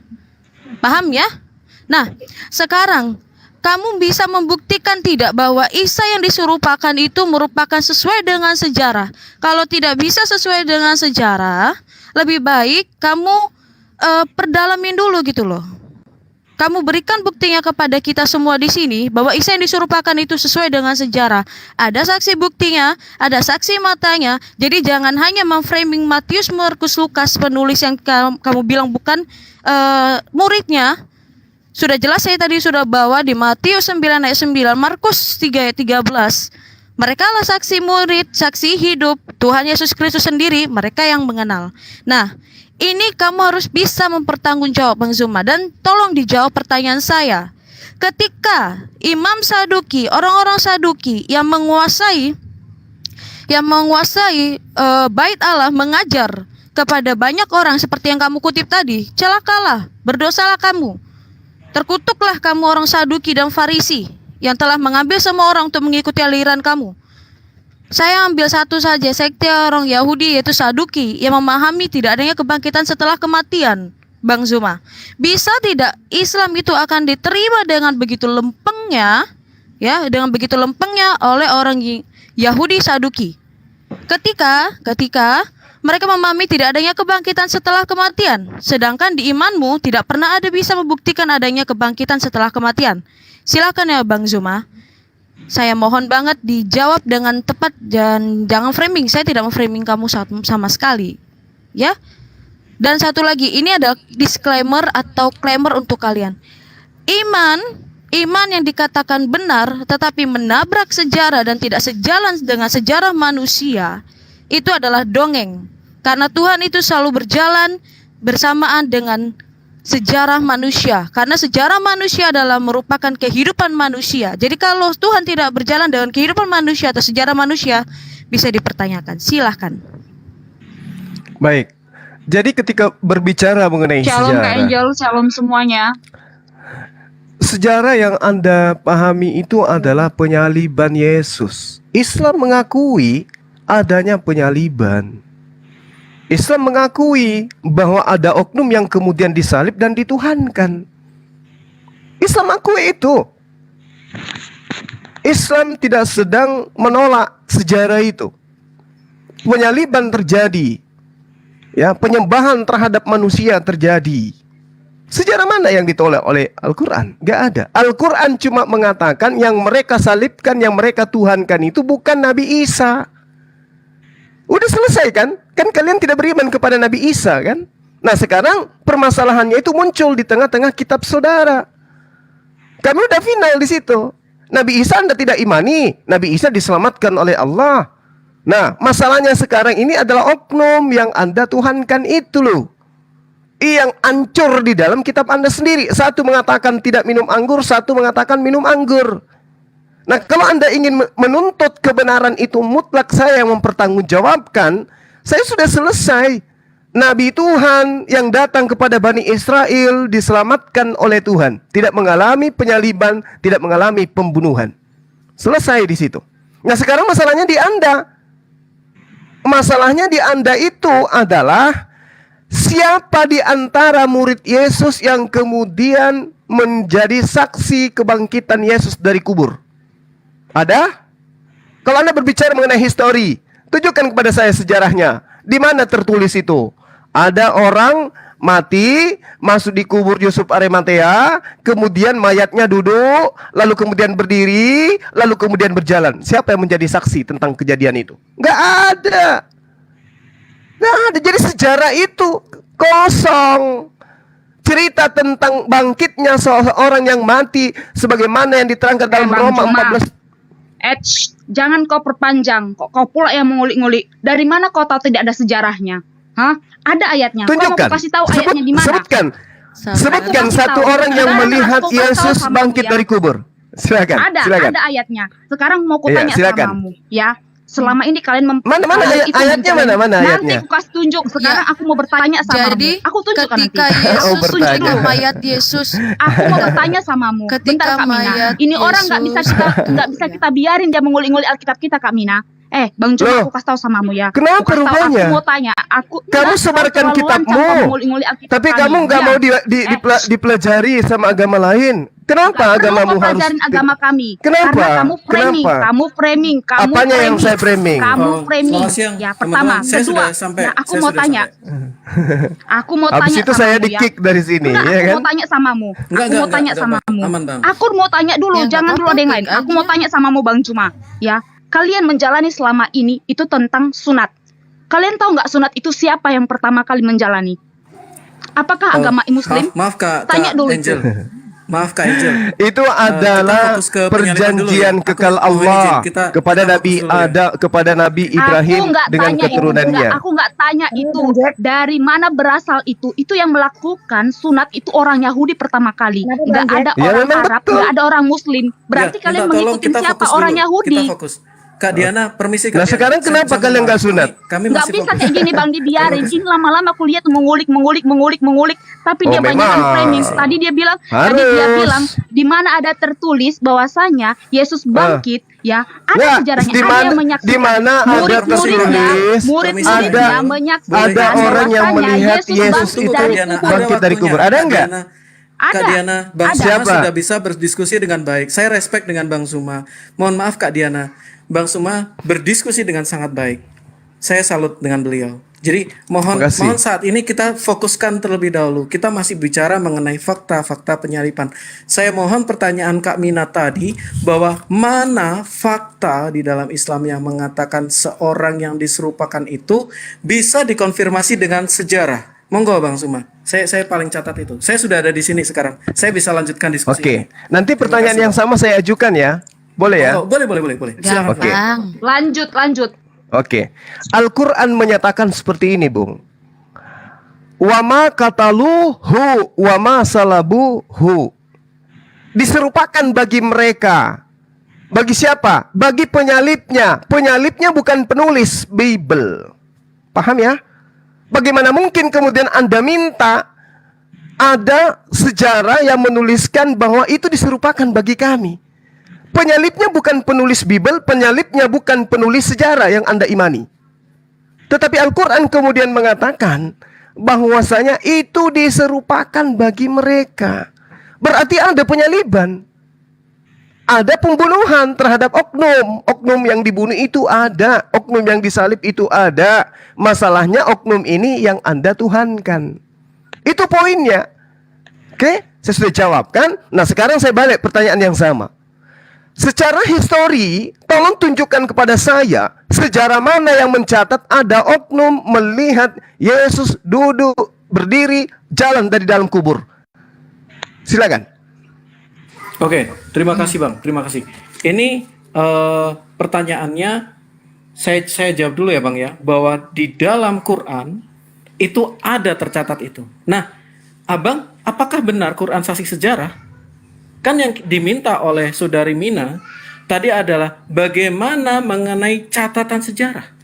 Jarak antara Quran dengan Yesus ada 700 tahun. Super Semar yang baru 30 tahun itu rawan diselewengkan. Apalagi yang 700 tahun.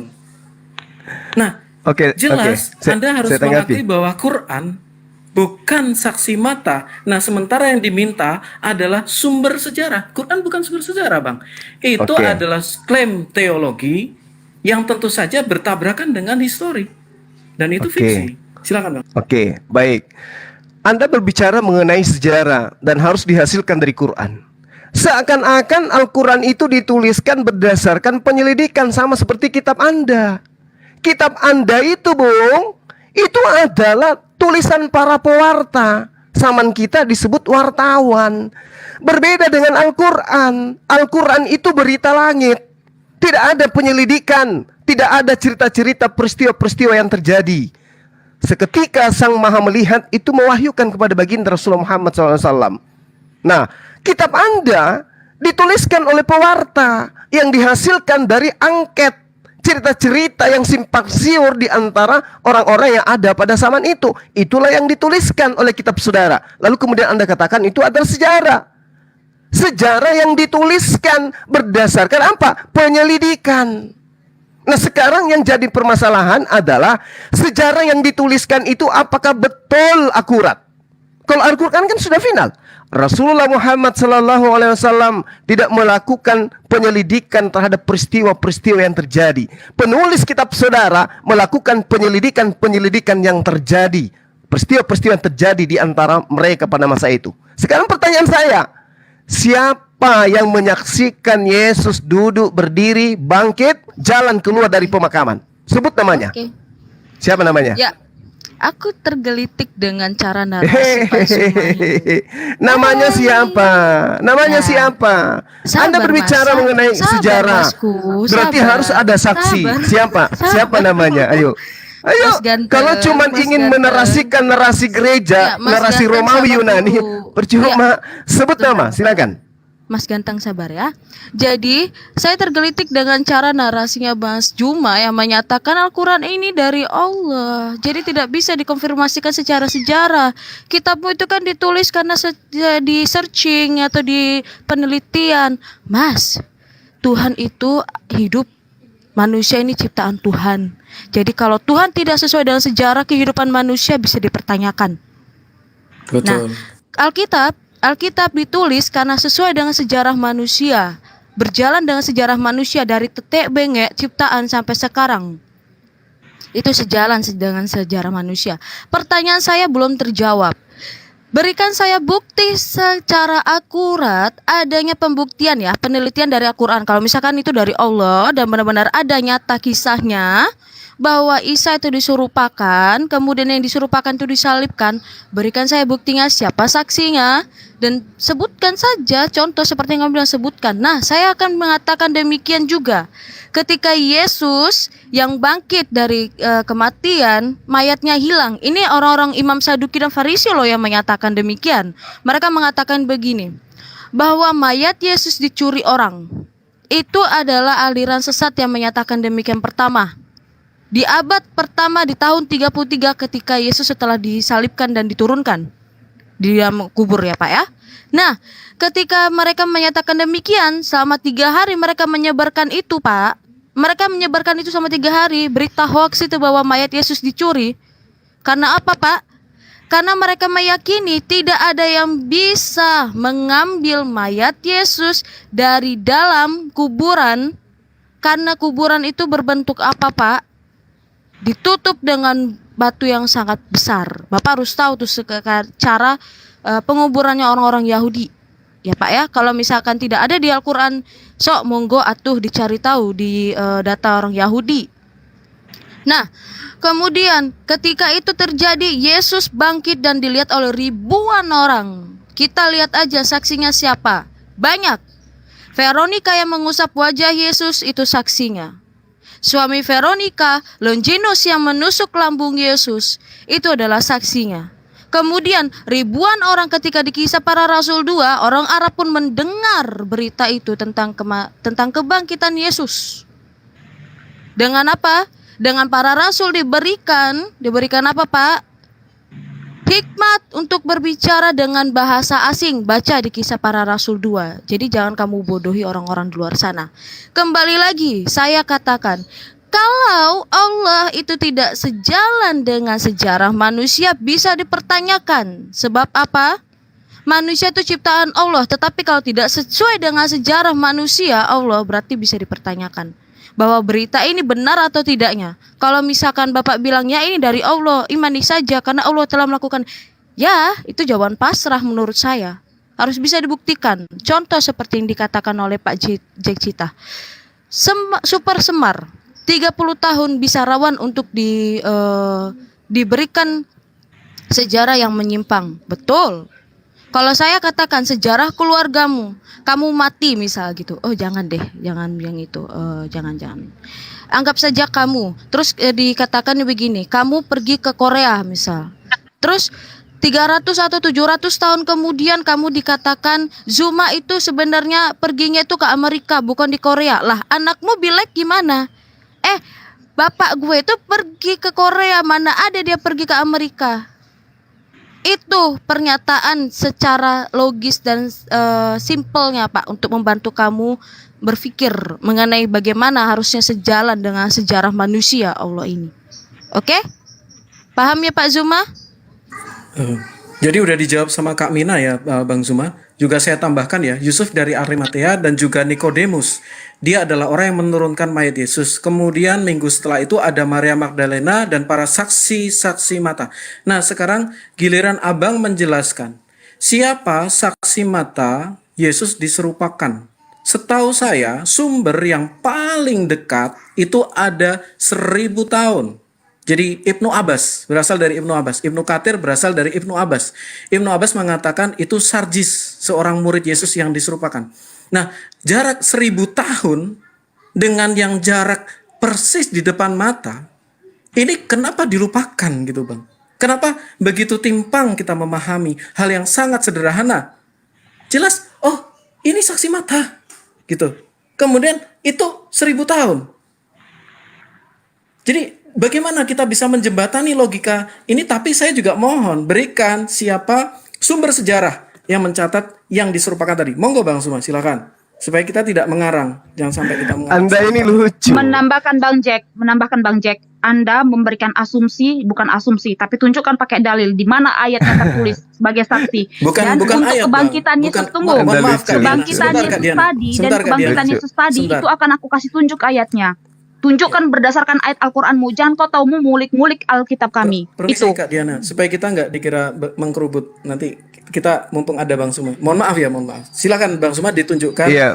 bukti sejarahnya, monggo.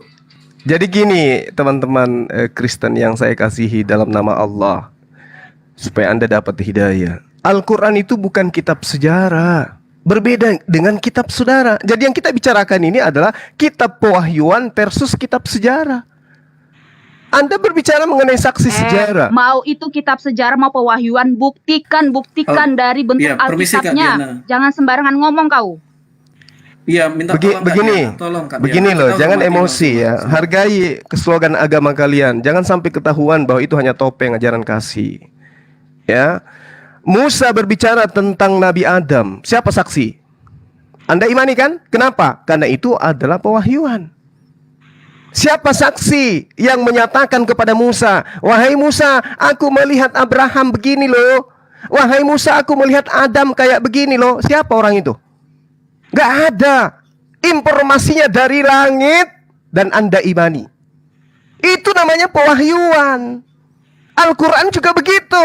Bercerita tentang hal yang masa lalu, masa akan datang. Walaupun seperti itu ada tertulis di Alkitab kami. Jadi jelas-jelas ada buktinya. saya mohon, Sedangkan Anda Kak Angel. silakan tunjukkan Saya mohon, Kami juga buktinya. ada tertulis di kitab Karena kami. tunjukkan. Di kitab kami juga ada tertulis Kak Angel, tentang saya Abraham, mohon. tentang Adam juga ada tertulis. Tunjukkan di mana tertulis. Saya Jangan mohon. cuma framing taumu. Saya Tunjukkan. mohon Kak Angel, saya mohon udah. minta tolong, Dengarkan, Bang. Kak dengarkan. Diana tolong diturunkan. Saya mohon sekali. Saya bukan gimana, karena kita diskusinya baik-baik. Kita menghargai lawan diskusi. Saya mohon sekali lagi, saya mohon Kak Angel, Kak Diana. Iya, jangan saya mohon. emosi, Bukan maksud santai saya lah, gimana. santai. Nggak apa-apa, kita panas-panas, kita sabar. Karena kita bisa betul menerangkan itu. nanti setelah Bang Suma menerangkan. Tidak ada masalah. Ya. Kita namanya diskusi. Kita harus menunjukkan itikat kita orang Kristen. Mohon maaf, walaupun saya nggak sempurna. Silakan Bang Suma, monggo. Iya. Jadi begini loh. Ada tertulis di kitab saudara. Tapi kitab saudara itu kitab sejarah. Harus diuji. Keotentikan cerita yang ada di dalamnya harus diuji. Berbeda dengan wahyu. Kalau wahyu itu dari langit. Siapa yang mau menguji wahyu firman Tuhan? Tidak ada. Beda. Makanya Anda harus sadari, kitabku ini adalah kitab sejarah. Kitabnya Bang Suma, kitab pewahyuan. Sama seperti kitabnya Nabi Musa, pewahyuan. Nggak ada yang bisa mengkritisi tentang cerita yang dibangun di dalamnya. Kenapa? Itu adalah wahyu ilahi. Kepada Musa, menceritakan Abraham, menceritakan Ishak dan Yakub, bahkan menceritakan Adam. Itu pewahyuan. Nggak ada saksi kalau pewahyuan. Nah sekarang ketika Al-Quran mengatakan bahwasanya Nabi Isa itu tidak disalibkan, tidak dibunuh, tapi kitab sejarah mengatakan dia dibunuh, kita cari tahu. Sejarah itu adalah cerita manusia. Pewahyuan itu adalah wahyu dari pencipta langit dan bumi. Sekarang kita uji kitab sejarah Anda itu. Kan begitu. Nah ketika Anda mengatakan Yesus itu disalib, pertanyaan saya, siapa yang menjadi saksi melihat Yesus duduk, bangkit, berdiri, dan berjalan? Sementara di kitab yang Anda punya, sangat jelas dikatakan Keluaran 23 nomor 7, haruslah kau jauhkan dirimu dari perkara-perkara dusta. Orang yang tidak bersalah dan orang yang benar tidak boleh kau bunuh. Sebab aku tidak akan membenarkan orang yang bersalah. Tidak boleh kau bunuh orang yang tidak bersalah. Apakah Nabi Isa itu bersalah? Tidak. Perintahnya jangan kau bunuh. Kedua, Mazmur 5 nomor 7, engkau membinasakan orang-orang yang berkata bohong. Tuhan jijik melihat penumpah darah dan penipu. Jadi kalau ada orang yang kemudian mengajarkan penipuan, membunuh manusia yang tidak bersalah lalu diimani, maka Tuhan jijik kepada mereka. Itu dalil. Lalu kemudian Amsal 19 nomor 9, saksi dusta tidak akan luput dari hukuman. Orang yang menyembur-nyemburkan kebohongan akan binasa. Tunjukkan penulis kitab Anda yang selamat dari pembunuhan. Dari Zuma, semakin banyak kau dikasih waktu, semakin sering kau mengkulit-kulit kami Alkitab kami. Kamu hanya disuruh kebenaran tunjukkan harus ayatnya. diungkap. Akan Kebenaran kau itu tunjuk harus kebenarannya. diungkap. Akan kupastikan Kebenaran itu kebenarannya harus sama. diungkap. Ya, Kita punya aku jawab waktu ya. nanti. Ya, Kebenaran oke. itu Baik, harus saya jawab. diungkap. Karena agama Anda saya adalah terima agama kasih. syiar. Saya tidak menginginkan generasi negara ini menjadi Ya, pelanjut amin. dari Saja, kebohongan-kebohongan dan Banyak kebohongan. kali Kan lah gitu. framingmu, tunjukkan di Loh, Al-Quran ini yang Sekarang kami gini aja. minta. Sekarang Ini gini. dalil loh. Maaf, Oke. Bang Diana, Suma. Diana. Saya Lu izin ya. framing yang kau Saya izin tunjukkan. aja. Saya Ini jawab. dalil dalam kitabmu. Permisi, Gimana permisi, Kak ceritanya? Mina. Permisi Kak Mina, Kalau saya catat poin-poinnya Bang Suma ya. semua Bahwa dia. siapa Diana minta Eh. tolong turun ya kalau misalkan ngebacot terus. Maksud aku kita ajarannya kasih Kak. Biarin aja Bang Zuma mau ngomong apa, biarin aja. Kita dengerin Iya. aja ya. Iya. Oke, Kak. saya mohon maaf Bang Suma, Iya, saya jawab Kak dulu ya Dina. Bang Suma. Jadi seperti ini. Belum. Izin 10 Kak detik. Angel, 10 detik. aku lebih bagus 10 turun. detik. Nggak akan kubiarkan ada orang lain mengulik-ngulik bahkan mengarang-arang cerita tentang Alkitabku. Aku izin Simpan turun. kitab Anda di museum. Jangan Anda ajarkan. Diam. Simpan di museum. Oke, Ya, mohon simpan maaf di ya. museum. Thank you. Imani. 10 Oke. detik. Saudara Oke, silakan. Iya. Citas. Amsal 21 nomor 18. Orang fasik dipakai sebagai tembusan bagi orang yang benar dan pengkhianat sebagai ganti orang jujur. Jadi yang disalibkan itu adalah orang fasik Siap. menggantikan orang yang jujur. Silakan. Siap. Udah Oke, 10 jadi menurut Abang sumber sejarahnya siapa Bang? Silakan, singkat saja. Bahwa di Gimana? Oh, Gimana? Kan tadi pertanyaannya sumber Iya. sejarahnya yang Iya. sejaman dengan Yesus, bahwa Yesus diserupakan itu siapa Bang? Silakan. Tunjukkan Saya ke saya. tidak dengarkan. Yang menyatakan itu adalah Al-Qur'anul Karim, tidak berdasar terhadap Baik. kesaksian. Ya, Nah, baik Bang. sementara saya bertanya kepada saudara, siapa yang menyaksikan mayat Musa. Yesus duduk berdiri dan berjalan? Anda nggak bisa tunjukkan. Silakan. Oke. Baik Bang. Jadi jelas bahwa Quran tidak memberikan dari Abang tidak ada yang namanya saksi sejarah mengenai diserupakan tadi. Yang ada adalah saksi teologis, ya kan Bang? Klaim teologis dari Quran. Nah, dari awal kita udah sama-sama sepakat. Klaim teologis yang menabrak histori itu fiksi. Itu di mana-mana orang percaya itu. Nah, kemudian ketika kalau tidak sesuai dengan sejarah yang sudah ada, bagaimana iman yang kepada yang tidak sesuai dengan sejarah itu bisa menyelamatkan gitu? Karena setiap orang punya hak untuk mengklaim ini adalah berita langit. Bahkan seorang anak kecil bisa mengatakan ada Tuhan yang bernama Kenzo. Tuhan Kenzo lah yang menciptakan langit dan bumi. Dan saya adalah nabi paling terakhir. Kalau kamu tidak percaya, maka ada siksa kubur yang teramat pedih karena ada Tuhan bernama Kenzo. Nah, setiap orang punya hak mengatakan itu. Tetapi ketika kita bicara di-cross-kan dengan sejarah, nabrak. Nah, ini kan kita harus pecah logika kita. Oh, ini nabrak sejarah gitu loh. Padahal sejarah itu sesuatu yang sudah terjadi di masa lampau. Dan konfirmasinya, puji Tuhan, lebih dari satu sumber. Sementara klaim yang mengatakan, oh tidak sesuai dengan sejarah, itu hanya satu sumber. Eksklusif. Dan mengatakan, wahyu ilahi yang mana setiap orang bisa melakukan itu. Saya kasih contoh Bang. Suatu hari, Abang pasti tahu Rangga Saksana ya. Nah, Rangga Saksana mengklaim saya ini adalah pewaris kerajaan ABCD. Nah, ada yang jauh lebih cerdas dari Rangga Saksana, walaupun Rangga Saksana punya kemampuan meyakinkan, yaitu seorang raja di Purwokerto atau Purworejo. Apa yang dia lakukan? Tetangga-tetangga datang melihat, loh kemarin nggak ada prasasti loh. Kok hari ini ada prasasti? Di tempatnya si raja dari Purwokerto tadi. Artinya apa? Si raja dari Purwokerto ini memerlukan yang namanya apa? Kredibilitas prasasti atau sejarah. Itu logika paling sederhana. Dia perlu sejarah. Kenapa? Klaimnya itu tidak boleh bertabrakan dengan sejarah. Nah, ketika kita percaya dengan klaim kerohanian yang menabrak bukti-bukti sejarah, lah ini iman jenis apa gitu loh. Jadi ketika yang benar seperti apa? Yang benar adalah klaim teologi harus sejalan histori. Lalu bagaimana dengan Musa? Nah, ini pertanyaan menarik. Pertanyaan dengan Musa. Apapun yang Musa catat, tidak ada sumber yang menabrak dengan dia. Itu perlu dicatat, Bang. Terus dari mana Musa tahu itu semua? Musa itu 80 hari ada di atas gunung. Dia berbicara langsung dengan Tuhan. Buktinya apa? Nah, ini penting. Buktinya apa? Umat melihat bagaimana awan itu turun. Bukan hanya itu. Umat sebelumnya melihat bagaimana laut itu terbelah. Bukan hanya itu. Umat juga melihat bagaimana 10 tulah. Nah, 10 tulah ini ada konfirmasi dari sejarah dari Mesir. Abang bisa menggoogling apa itu Papyrus Ipuwer. Papyrus Ipuwer mencatat bagaimana ada bermacam-macam tulah, mulai dari tulah darah, tulah kematian anak sulung, sampai tulah yang disebut dengan orang Mesir harus menyerahkan harta mereka kepada para budak. Yang itu dicatat di kitab Keluaran. Artinya apa? Bagaimana Alkitab sesuai dengan sejarah. Ditarik mundur lagi misalnya.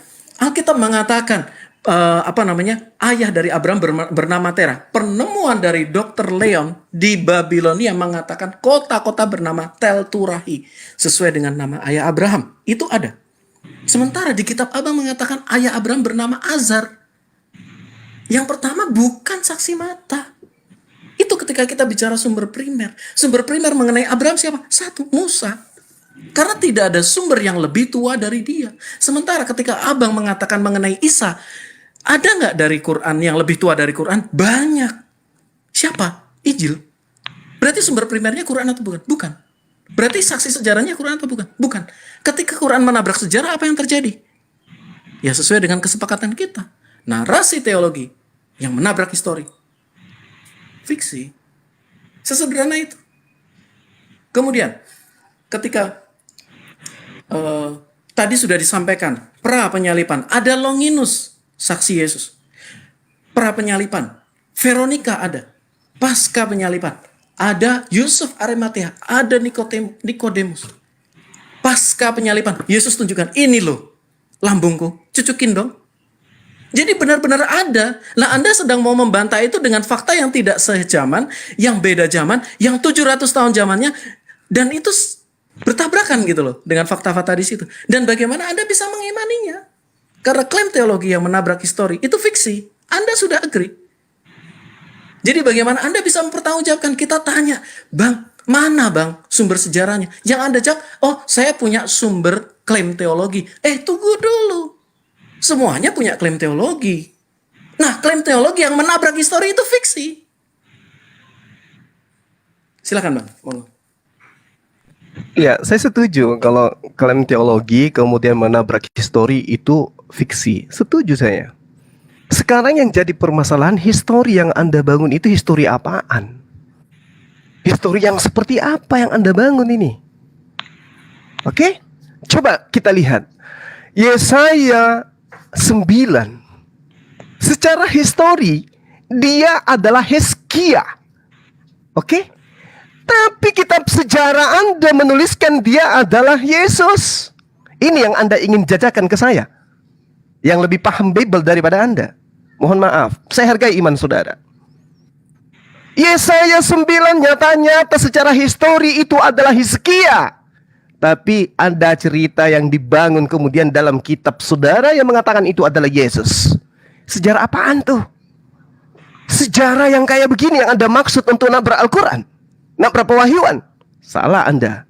Kemudian ketika berbicara Nabi Musa alaihissalam, Anda katakan Nabi Musa yang ada dalam kitab saudara itu adalah sumber primer. Tunggu dulu. Kitab Anda itu apa?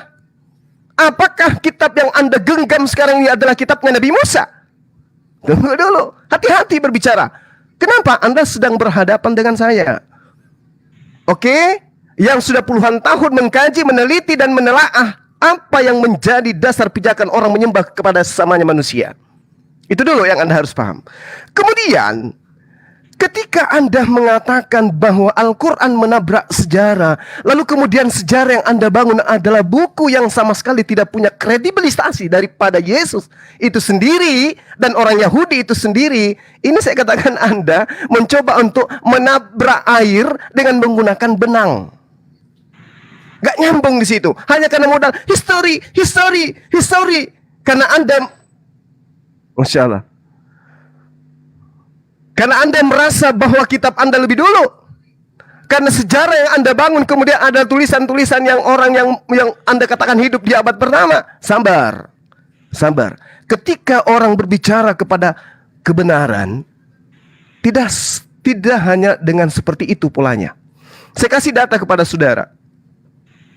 Di dalam Yehezkiel 13 nomor 8. Nanti Anda uraikan ya. Sebab itu beginilah firman Tuhan Allah. Oleh karena kamu mengatakan kata-kata dusta dan melihat perkara-perkara bohong, maka aku akan menjadi lawanmu. Demikianlah firman Tuhan. Berarti memang ada kebohongan-kebohongan yang nanti diimani sebagai sejarah. Hosea 12 nomor 3. Di dalam kandungan ia menipu saudaranya, dan dalam kegagahannya ia bergumul dengan Allah. Galatia 1 nomor 15. Tetapi waktu ia yang memilih aku sejak dalam kandungan ibuku, ia memanggil aku oleh kasih karunia-Nya. Keluaran 23 nomor 1. Jangan engkau menyebarkan kabar bohong. Jangan engkau membantu orang yang bersalah dengan menjadi saksi yang tidak benar. Lalu kemudian ending dari semua itu yang saya katakan kepada saudara tadi. Matius 23 nomor 15. Apa yang terjadi dengan itu? Ada orang Yahudi, ada ahli kitab, menjelajahi daratan, menyeberangi lautan, mengajarkan orang di luar Yahudi untuk menjadi pengikut agamanya yang 2 kali lebih jahat dari orang Yahudi itu sendiri. Pertanyaan saya, agama yang dibangun di luar bangsa Yahudi yang 2 kali lebih jahat dari orang Yahudi, yang mengaku berakar dari Yahudi, itu agama apa? Agama apa? Dan apa kitabnya? Sejarah apa yang dibangun di dalamnya?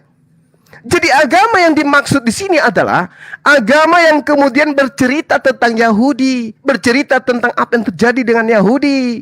Ini yang perlu Anda pahami. Sehingga saya katakan kepada saudara, di dalam Keluaran 23 nomor 7, haruslah kau jauhkan dirimu dari perkara dusta. Orang yang tidak bersalah dan orang yang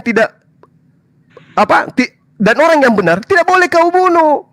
Sebab aku tidak akan membenarkan orang yang bersalah. Ini poin di dalam kitab yang Anda imani. Mazmur 5 nomor 7. Engkau membinasakan orang-orang yang berkata bohong. Tuhan jijik melihat penumpah darah dan penipu. Nah sekarang, apakah kejadian yang tertoreh di dalam kitab saudara, kalau bertentangan dengan fakta yang sesungguhnya, apakah itu penipu? Berarti Tuhan jijik kepada kalian.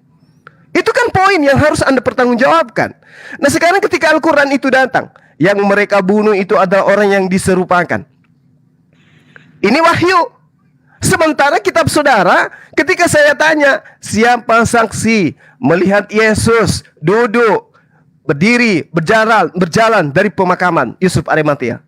Sebutkan namanya. Anda tidak akan mampu untuk itu. Kalau Anda menjagokan sejarah, saya katakan kepada saudara, Bung, Yesus usia 13 sampai 29 itu sejarahnya kemana? Kalau kitab Anda yakin sebagai kitab sejarah, tunjukkan kepada saya sejarah-sejarah itu, cerita-cerita itu.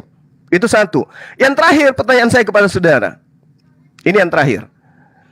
Tolong tunjukkan kepada saya murid Yesus yang menunggu detik-detik kebangkitan Yesus. Ada enggak? Satu aja. Murid Yesus yang menunggu detik-detik bangkitnya Tuhan Anda dari kematian. Sebab Roma 14 nomor 9. Dengan Yesus yang kau salibkan itu disalib untuk kemudian bangkit untuk menjadi Tuhan. Nah, ini adalah hal besar. Oleh karena itu, tugas saudara saya ini menunjukkan kepada saya siapa satu orang saja yang menunggu detik-detik kebangkitan Yesus dari kematian. Yang ada justru murid-murid ketakutan karena mengira melihat hantu. Berarti bertentangan dengan histori yang Anda bawa. Histori Anda itu melempem daripada fakta yang ada. Silakan. Guys, kirim Zuma ini dong, yang Holiday Universe dong. Pengen lihat gue. Halo? Oke. Terima kasih. Ya betul, saya berdoa Bang Zuma dapat universe. It's okay. Amin. Saya datang bukan untuk itu. Oke. Jadi gini, Abang tadi mencatut mengenai Yesaya, bicara mengenai Hizkia. Sebenarnya saya nggak terlalu bahas ya, karena Hizkia tidak disebut sebagai Allah perkasa sampai saat ini. Kemudian, tapi ini juga bukan poin dari kita. Kalau kita mau baca dari ayat pertama, hermeneutik dari ayat pertama, tanah Zebulon dan Naftali itu bicara mengenai Nazaret, karena dia terletak di antara Zebulon dan Naftali. Oke, saya tidak akan bahas itu. Nah, saya akan tekankan sekali lagi, bahwa semua orang bisa memberi wahyu. Bisa mengklaim dia mendapat wahyu. Maksud saya seperti itu. Setiap orang, anak kecil maupun siapapun juga, dia punya hak, saya dapat wahyu. Tetapi wahyu tadi, itu kan harus diuji, bukan ditelan mentah-mentah. Batu ujinya apa? Ingat loh, kita nggak masuk surga gandeng. Oh, karena ini pengikutnya banyak, saya gandengan deh. Saya ikut yang itu. Enggak. Kita masuk surganya nggak gandengan. Kita semua masing-masing diberikan nalar untuk memberikan batu uji terhadap agama tadi. Nah, ketika kita menumpulkan logika kita dengan alasan masuk surganya gandengan, nah ini jelas kita akan kehilangan kesempatan yang begitu besar. Karena di dunia ini saja kita punya kesempatan. Dan terbukti ketika Abang mengatakan, jangan menyebarkan kabar bohong. Fakta yang kami berikan sesuai dengan sejarah. Lalu siapa yang bohong?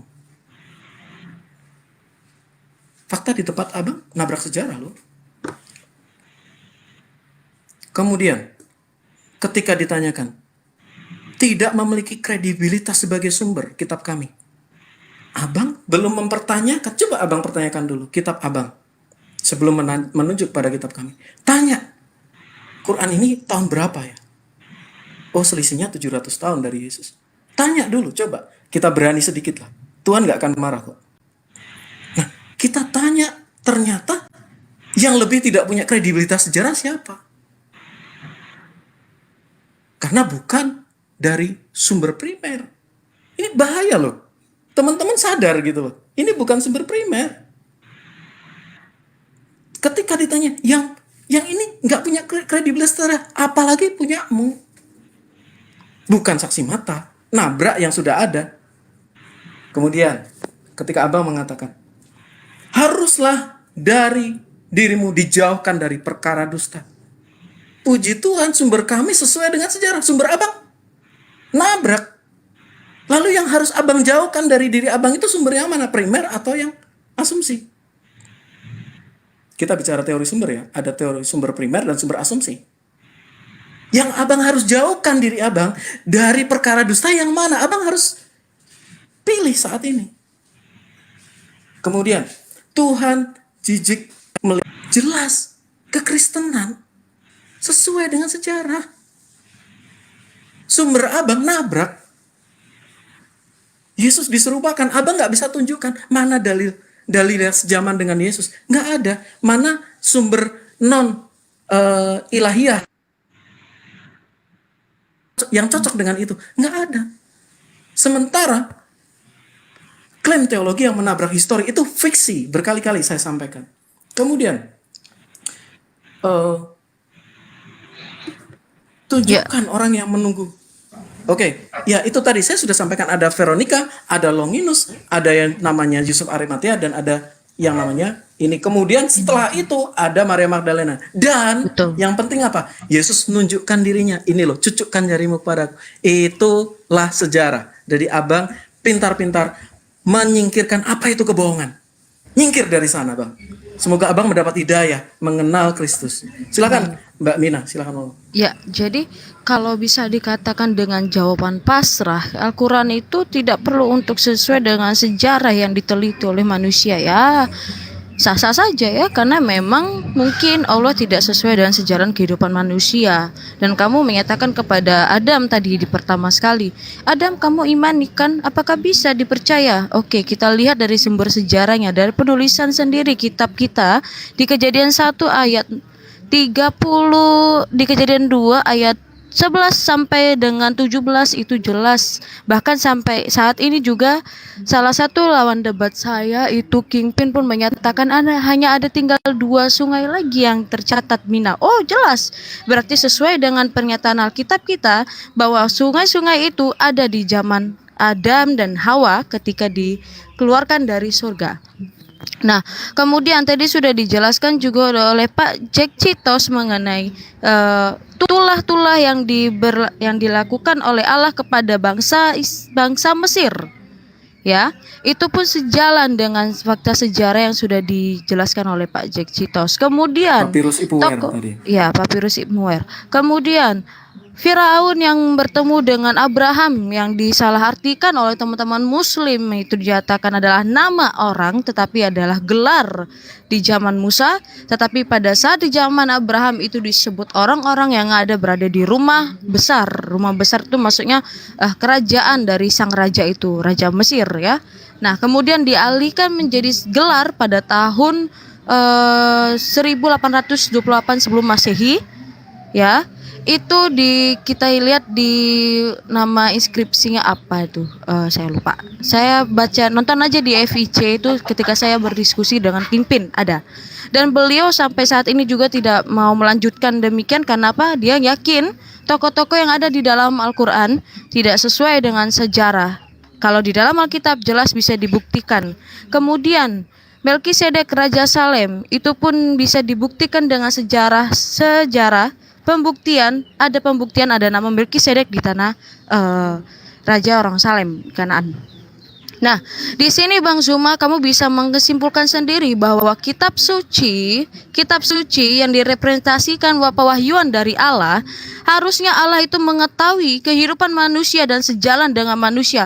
Kalau Allah sendiri memberikan pewahyuan sucinya, pewahyuan sucinya kepada manusia, kepada nabi-nabi yang dia percaya, tapi tidak sesuai dengan sejarah manusia, kehidupan manusia itu bisa dipertanyakan apakah hanya yang namanya berpikiran saja atau tidak. Tetapi yang perlu kamu ketahui, jauh sebelum Islam itu datang, kekristenan dan Yahudi telah mengimani yang namanya sejarah memang harus sejalan dengan manusia. Itulah kenapa kita mempelajari sejarah agar adanya nyata Tuhan itu berjalan dengan manusia. Jadi bukan hanya sekedar pewahyuan suci tok saja tapi tidak nyata. Contoh seperti ini, Mas Jack itu dari Israel misal gitu, tetapi ketika ditelusuri secara fakta sejarah tidak ada namanya Jack di Israel, kan jadi ambigu. Allah sebenarnya memberikan pewahyuan suci yang dari mana kalau misalkan tidak sesuai dengan faktanya gitu. Nah, demikian juga Bang Zuma. Kitab kita yang ditulis itu bukan yang namanya hasil dari penelitian, tidak.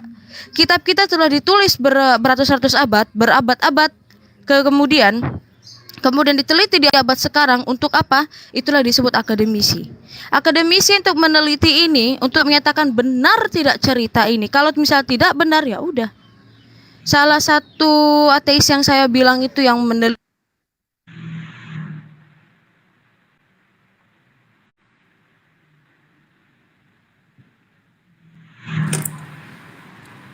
Halo Kamina. Halo. Tapi itu sangat terkenal. Saya ditanya ketika wawancara. Sorry ada yang nelpon. Sorry ada yang nelpon. Oke, saya lanjutkan ya. Ya, ketika diwawancara ateis ini. Silakan. Ya. Oh, oke. Sebentar. Tadi ada teleponan, sorry. Ketika ateis ini diwawancara, saya lupa namanya siapa. David apa tuh, lupa saya namanya. Ketika ditanya, kenapa kamu tidak meneliti Al-Quran? Dia jawabnya apa? Dia menjawab demikian, kalau saya sudah bodoh dan saya tidak memiliki pekerjaan, baru saya akan meneliti Al-Quran. Why? Ingat, Artikulak pernah meneliti keaslian penulisan di dalam Al-Quran. Dia berhenti di penelitiannya yang ke-20 kalau nggak salah. Itu belum selesai, Pak. Dia tutup. Dan itu tercatat di buku dia sendiri dengan judul Al-Mushaf Al-Sharif. Itu sangat terkenal sekali. Kenapa demikian dikatakan berhenti? Sebab apa? Sebab memang tidak bisa dipertanggungjawabkan. Hadis-hadis menabrak dengan Al-Quran, Al-Quran menabrak hadis-hadis, lalu menabrak dengan sirah nabawiyah. Saya juga pernah bertanya kepada cendekiawan Muslim, seorang sejarawan Islam bernama Pak Hairul Anwar. Saya tanya kepada beliau, Pak, kalau sirah nabawiyah itu bisa tidak sejalan dengan sejarah manusia? Mau tahu apa jawabannya? Maaf Mbak, tidak bisa sejalan dengan sejarah manusia umum. Loh, kenapa Pak? Ya itu karena adalah sejarah Islam, itu dari Islam sendiri. Itu loh Pak, sekelas cendekiawan yang saya lebih percaya beliau ketimbang Bapak yang bukan gelarnya dari sana dan bukan bagiannya dari sana dan bukan akademisi. Bapak hanya sebagai seorang penyiar agama, tetapi beliau lebih cerdas ketimbang Bapak. Itu ya Pak Zuma. Tolong jangan lari-lari. Kemudian pembuktian bahwa adanya apa sih bahasanya tuh, lupa. Yang namanya perubahan wujud, apa sih namanya, kloningan ya, apa sih, diserupakan, ya, diserupakan. Isa yang diserupakan itu ada nggak saksi matanya? Itu aja. Kalau misalkan pun tidak ada, bilang saja ya tidak ada. Al-Quran tidak boleh sama dengan sejarah, karena Al-Quran itu tidak boleh sama dengan sejarah manusia. Al-Quran itu khusus untuk Allah dan bukan untuk manusia. Itu aja Pak Zuma. Terima kasih. Multiverse Iya. berarti Iya. berasal dari multiverse kalau gitu. Silakan Bang Surya. Berasal dari multiverse. Silakan. Ya, jadi gini teman-teman, saya jelaskan lagi ya. Al-Quran itu pewahyuan. Jadi apapun yang kemudian tertera di dalamnya, ketika Anda mengatakan kitab Anda adalah kitab sejarah, ya silakan dengan sejarah Anda. Coba Anda kokohkan sejarah itu, seperti apa keberadaannya. Kalau Anda mengatakan teologi yang menabrak histori itu adalah satu kesalahan yang fatal, maka saya katakan coba histori yang ada di dalam internal Yahudi. Apa yang mereka ceritakan di dalam kehidupan keberagamaan mereka? Apakah Hasyim itu bisa nusul menjadi manusia, mati, kemudian dihidupkan kembali, kemudian menjadi Hasyim lagi? Apakah histori yang Anda bangun ini kemudian tidak tabrakan? Al-Quran aja Pak. Kenapa? Al-Quran aja Pak. Kenapa? Takut. Enggak. Ya, Sejarah kitab Anda. Dengar dulu. Sejarah yang Silakan Bang Suma. sejarah yang Anda katakan sejarah di kitab saudara, apakah bisa menabrak teologi yang ada dalam internal Yahudi? Yang mana yang benar nih? Sejarah buatan gereja atau teologi yang dibangun oleh kitab Torah? Sementara Kristen itu dibangun dari kitab Septuaginta, bukan dari kitab yang asli dari milik Nabi Musa. Itu yang perlu Anda pahami. Kenapa saya katakan kitab saudara itu tidak punya legitimasi?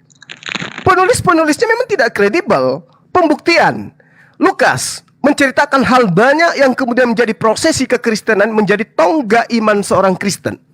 Yesus ada nggak pernah bertemu dengan Lukas? Yesus ada nggak pernah memberikan legitimasi kepada Lukas? Itu dulu. Kalau tidak ada, sejarah Anda sejarah buta. Kenapa? Yesus tidak pernah bertemu Lukas. Yesus tidak pernah bertemu dengan Paulus. Lalu Anda mengatakan, oh sejarah apa itu? Lawang penulis kitab Anda sendiri tidak pernah bertemu dengan sumber. Siapa sumbernya? Yesus. Apa pernah Yesus bertemu berhadapan muka dengan Lukas? Duduk bersama dengan Paulus? Duduk bersama dengan Markus? Apa pernah? Tidak pernah. Jadi sejarah yang Anda katakan sejarah adalah buah bibir dari penulis kitab saudara, lalu kemudian Anda ingin menabrakkan terhadap pewahyuan. Keliru Anda. Kenapa? Teologi Islam dan teologi Torah itu menabrak cerita-cerita yang ada dalam kitab saudara. cerita yang dibangun yang dikatakan sejarah itu nabrak semua pewahyuan, baik dari kitabnya orang Yahudi maupun kitabnya umat Islam. Lalu sejarah Anda itu Anda bawa kepada siapa? Kepada orang-orang yang pemikir-pemikir lemah. Itu yang perlu Anda pahami. Kalau hari ini yang berbicara tentang sejarah adalah pokok utama dari agama Yudaism, maka saya meragukan Al-Quran. Andai saja sejarah yang dibangun Anda itu adalah sejarah yang kemudian dibangun oleh pokok pengajaran praktisi Torah hari ini. Tapi faktanya apa? Kristen itu besar di mana? Yang ngajarin Hasem datang dalam rupa manusia, 3 pribadi Tuhan, dan seterusnya mengatakan kitab Torah itu adalah kutukan, adalah sampah, dan diimani oleh kalian. Itu sumbernya dari mana? Sementara Kristen awal mula itu munculnya di mana? Di Antioquia. Lalu kemudian besar di mana? Besar di Eropa, besar di Romawi, besar di Yunani. Anda bangga boleh bangga Anda. Abad ketiga agama Anda menjadi agama resmi ajaran Romawi, kekaisaran Romawi. Tapi sangat disayangkan, kenapa Yudaism tidak menjadikan Kristen sebagai agama resmi? Ada apa dengan sejarah Kristen? Kenapa sejarah Kristen tidak bisa mengobrak-abrik keimanan Yudaism sehingga Yudaism itu hilang, yang muncul sekarang di Yerusalem hanya Kristen, penyembah manusia? Kenapa? Ada apa dengan sejarah Anda? Itu kalau Anda berbicara mengenai sejarah. Al-Quranul Karim itu wahyu. Kalau Anda tidak percaya, wajar. Ya, karena wahyu itu hanya mereka yang mendapatkan hidayah, yang memiliki akal sehat. Nah, sekarang ketika saya bertanya kepada saudara, di mana sejarahnya Yesus usia sekian sampai sekian? Mana histori yang Anda bangga-banggakan itu? Nggak ada. Mana historinya Lukas bicara langsung kepada Yesus? Nggak ada. Mana historinya Yesus bicara langsung kepada Paulus? Nggak ada. Lalu apa yang Anda banggakan sekarang ini? Kitab terjemah, penyaliban, penyembahan terhadap anak Maria. Maaf, itu tertolak oleh akal sehat. Silakan. Siap, thank you Bang. Tolak juga. Ya. Oke. Ya, thank you Bang. Ketika Abang mengatakan kitab terjemah, sebenarnya ini di luar ini ya. Tapi saya tertarik mengulik ya, sedikit aja. Musa berbicara di dalam surat, Al-Quran berbicara mengenai Allah berbicara kepada Musa di dalam surat At-Toha 20. Itu menggunakan bahasa Ibrani. Tetapi di situ diterjemahkan menggunakan bahasa Arab. Nah, siapa yang kitab terjemah? Oke, saya nggak akan lari ke sana. Kemudian, ketika Abang mengatakan bahwa klaim bahwa ada Tuhan menjadi manusia, kita buka Kejadian 18. Di situ dikatakan ada 3 orang datang kepada Abraham, dimasakkan oleh Abraham dan dia makan. Di ayat 22, nyata siapa dari 3 orang itu? Ternyata satu di antaranya adalah Yod-Heh-Wawe sendiri, dikatakan Kejadian 18 ayat 22. Kedua orang tadi pergi ke arah Sodom. Tetapi Abraham tetap berdiri di hadapan Tuhan, Yod-Heh-Wawe. Jadi terbukti bahwa di dalam perjanjian lama, Yod-Heh-Wawe bisa berteofanikan dirinya. Dan di dalam perjanjian baru, Tuhan, firman-Nya bisa bernusul menjadi manusia. Oke, kita balik lagi. Bicara mengenai sejarah. Anda menolak Lukas, Anda menolak Matius, Anda menolak Markus. Siapakah mereka? Jelas mereka adalah murid Yesus. Hippolytus mengatakan bagaimana 2 orang termasuk murid Yesus. Itu berkali-kali Anda mengatakan ini, tapi monggo, nggak apa-apa. Anda berhak menolak itu, tidak ada masalah. Tetapi yang Anda tolak itu adalah fakta historis.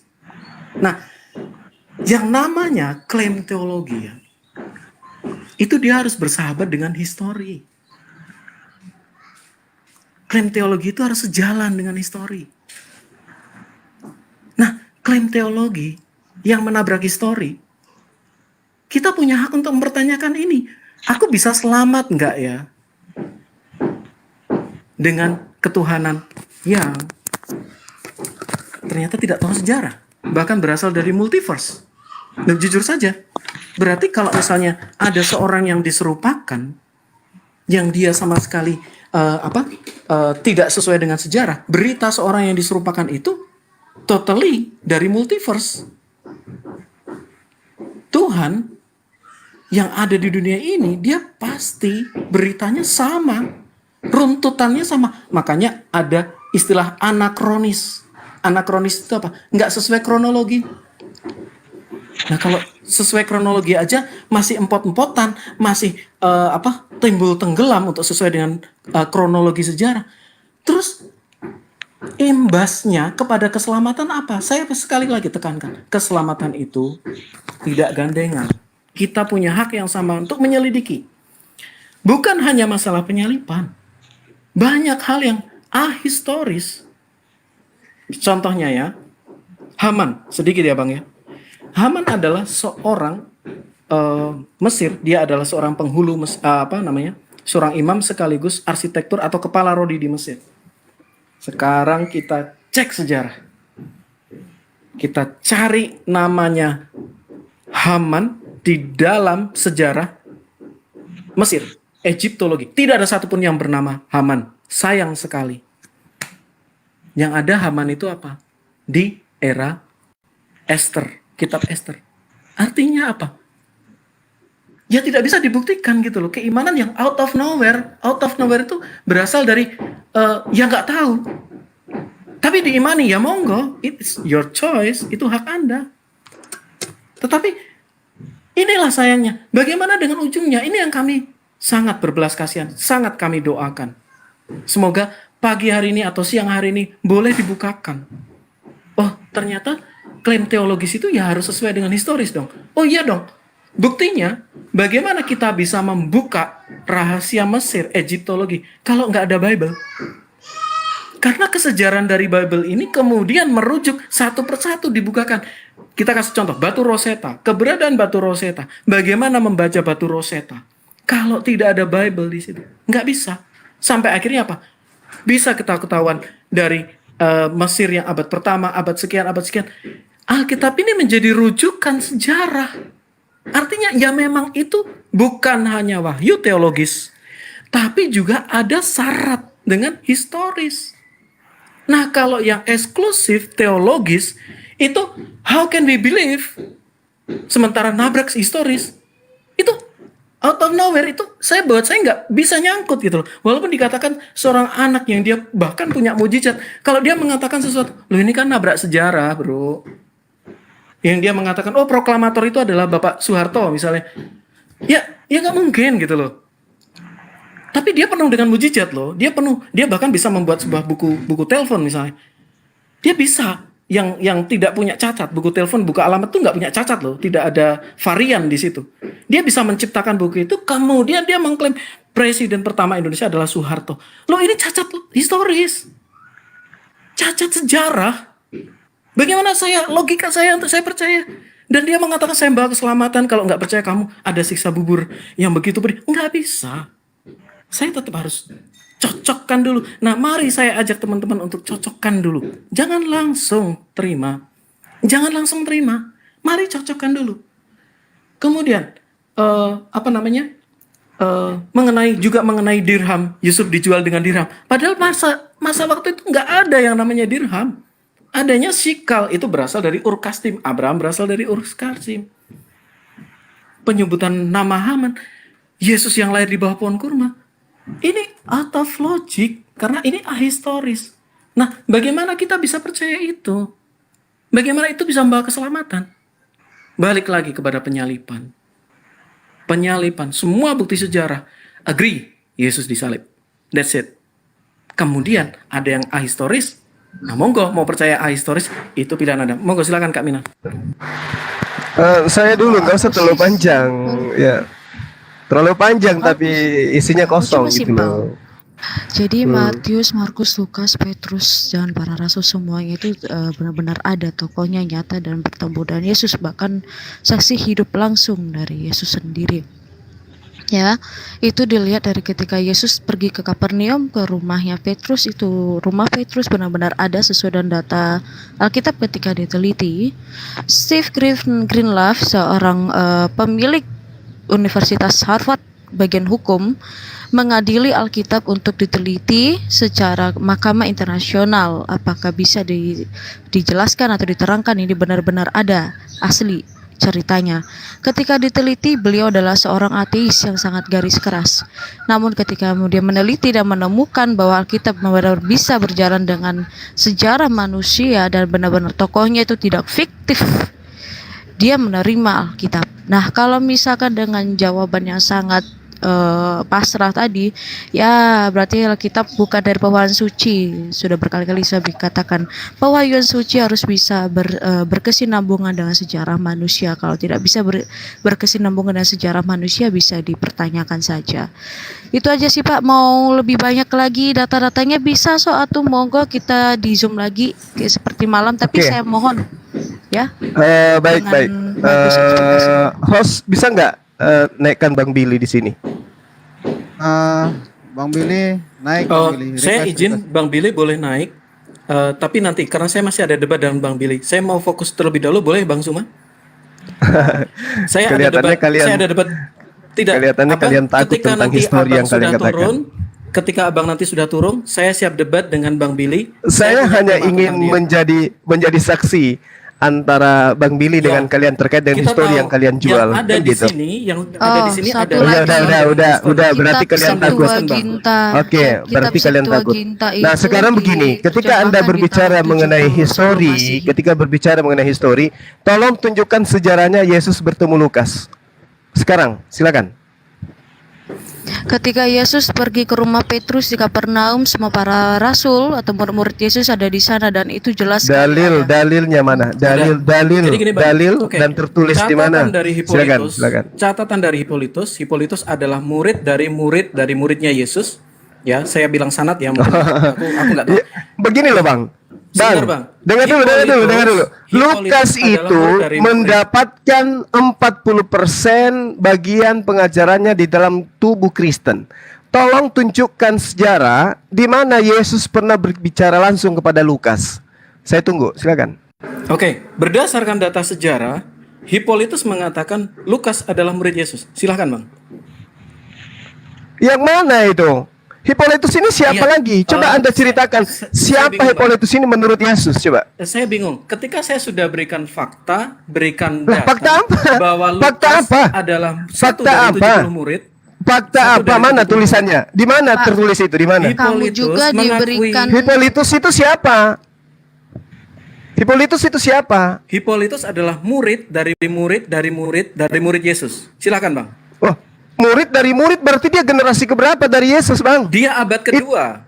Bung, itu Anda harus tahu, Hippolytus itu dari Roma, bukan dari Yudaism. Sekarang saya tanya, bodohnya. Yesus Roma itu banyak orang Yahudi, Pak Zuma. Paham?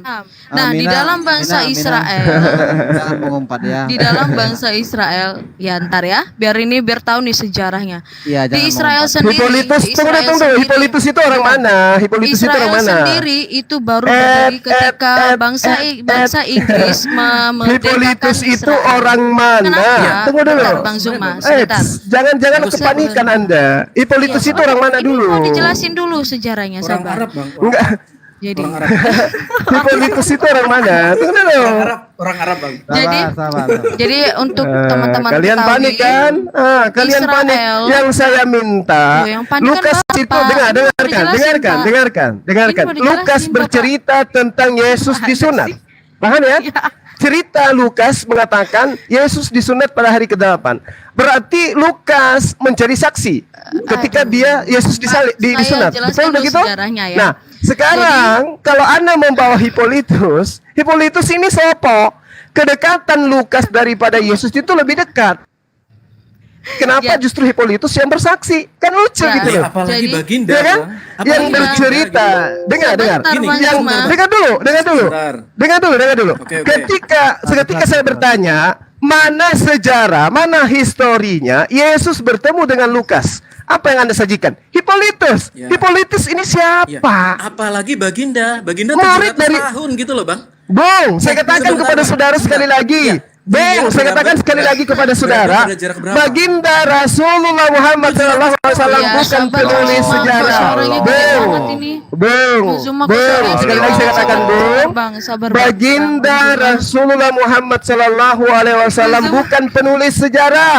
Oke, Marah. dia menerima wahyu. Iya. Nah sekarang, Bisa percaya. iya. Padahal Nah jaraknya sekarang jauh. Lukas penulis sejarah. Iya. Lukas penulis Baginda- sejarah kan? Baginda, Lukas penulis Baginda- sejarah kan? Sebentar, nah, sebentar.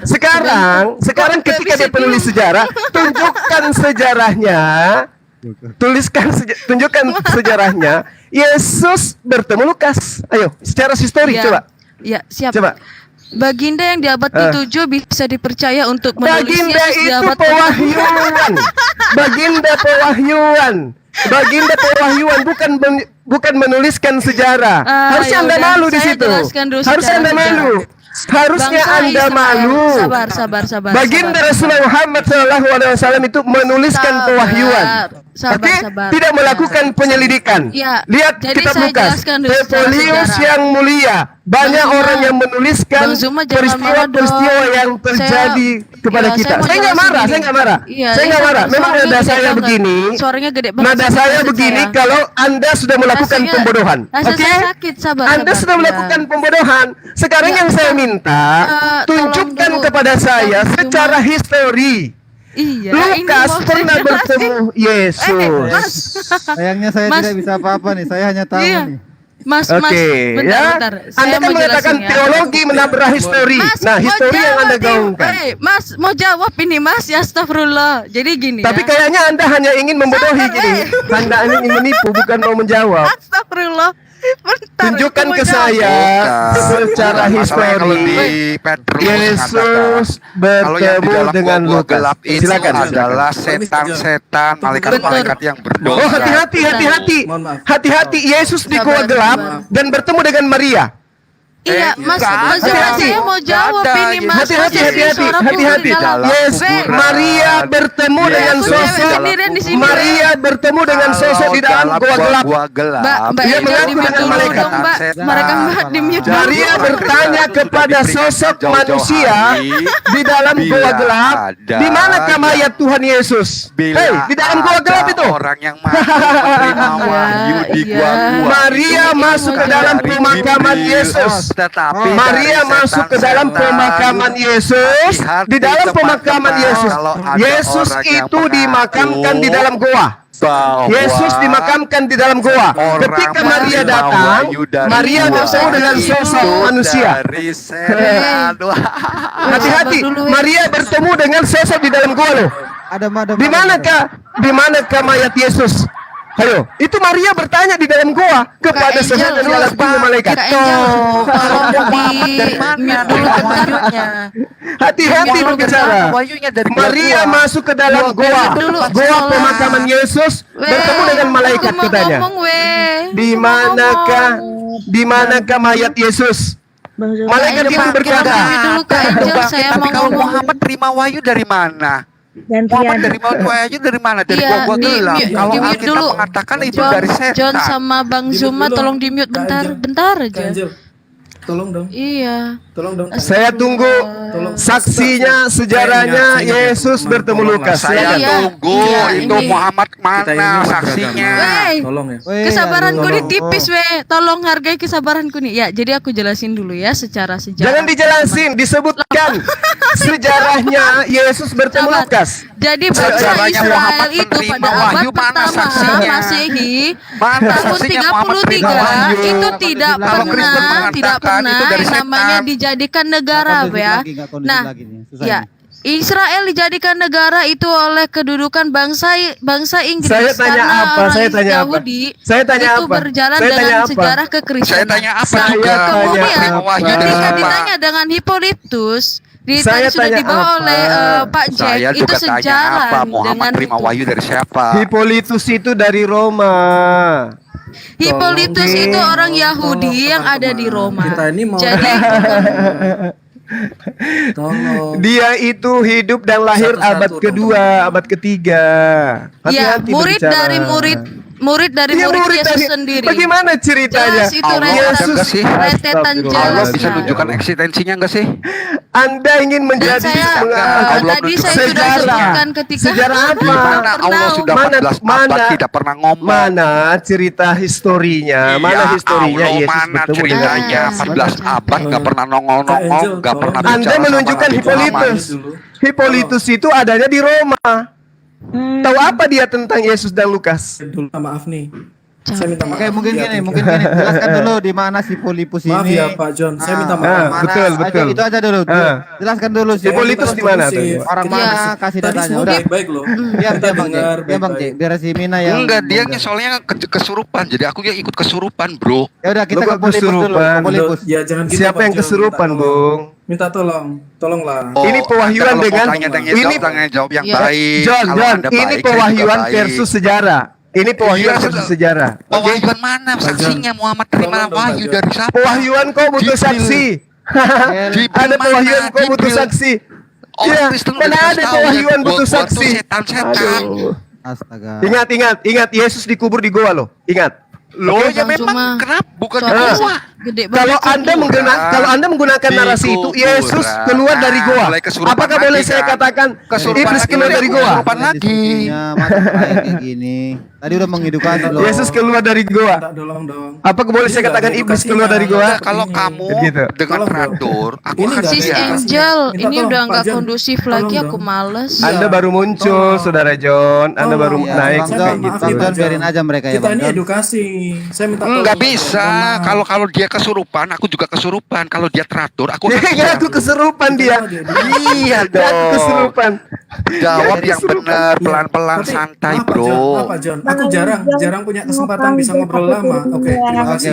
maaf ya Bang John ya, Ya, terima kasih, diturunin dulu Kak ya Bang John, loh, maaf Pak ya. John. Saya minta maaf, Pak John. Bang John, aku Oke, silakan terima. bahas Lebih Hippolytus, minta- silakan. Hippolytus tadi kalau ada datanya, dia lahir Ya, di mana, jadi gini, orang jadi- mana, Jadi jelaskan. gini, Bang Zuma, Ya. kita sudah jawab bukan cuma sekali. Jadi berkali-kali mengenai Hippolytus adalah murid dari murid Yesus. Oke. Itu Ya, sudah ada murid. jelas Oke, mengenai Bang. beliau. Oke. Saya Sebentar, hargai Bang. itu. Izin. Saya Sebentar, menghargai. Bang. Tunggu. Sebentar. Itu poinnya itu aja. Sebentar. Yang saya butuhkan Saya poin itu saja. selesaikan dulu. Sekarang ketika Anda Belum mengatakan selesai dari itu, murid ke murid Mas. ke murid, Saya selesaikan Mas dulu, Bang Zuma. Zuma. Nanti saya dikira ngeroyok. murid yang Anda maksud Saya itu dikira- yang mana? Murid saya yang Anda dikira maksud itu ngeroyok yang mana? nanti, Bang. Ayo. Tolong, saya nanti dikira ngeroyok. Enggak apa-apa. Murid yang Anda maksud Ya, itu saya siapa? selesaikan dulu, Itu boleh? belum Saya dijawab boleh. loh, sabar. Tahe udah Ya. dewasa juga, lanjut. Jadi ada Yohanes, kemudian turun kepada, maaf ya, aku nanti akan catat, mungkin bisa salah. Jadi ada turun kepada Irenaeus, Polikarpus, Irenaeus, baru setelah itu ada Hippolytus. Kurang lebih seperti itu. Saya mungkin Di mana urutannya bisa tertulis itu, keliru. Bang? Di mana tertulis itu, Bang? Catatan Abang tinggal apostolik googling kok. gereja. Tinggal googling. Loh. Itu Kok banyak kayak sekali. gitu cara Anda Sebentar, apa seperti itu Anda membuktikan sejarah yang Anda maksud? Sebentar Bang, sebentar. Izin ya Bang ya. Jadi kita sudah jawab berkali-kali. Kita sampaikan Hippolytus adalah murid dari murid dari murid. Jadi ada rantai yang jelas. Bahkan Hippolytus ada di 100 sekian Masehi.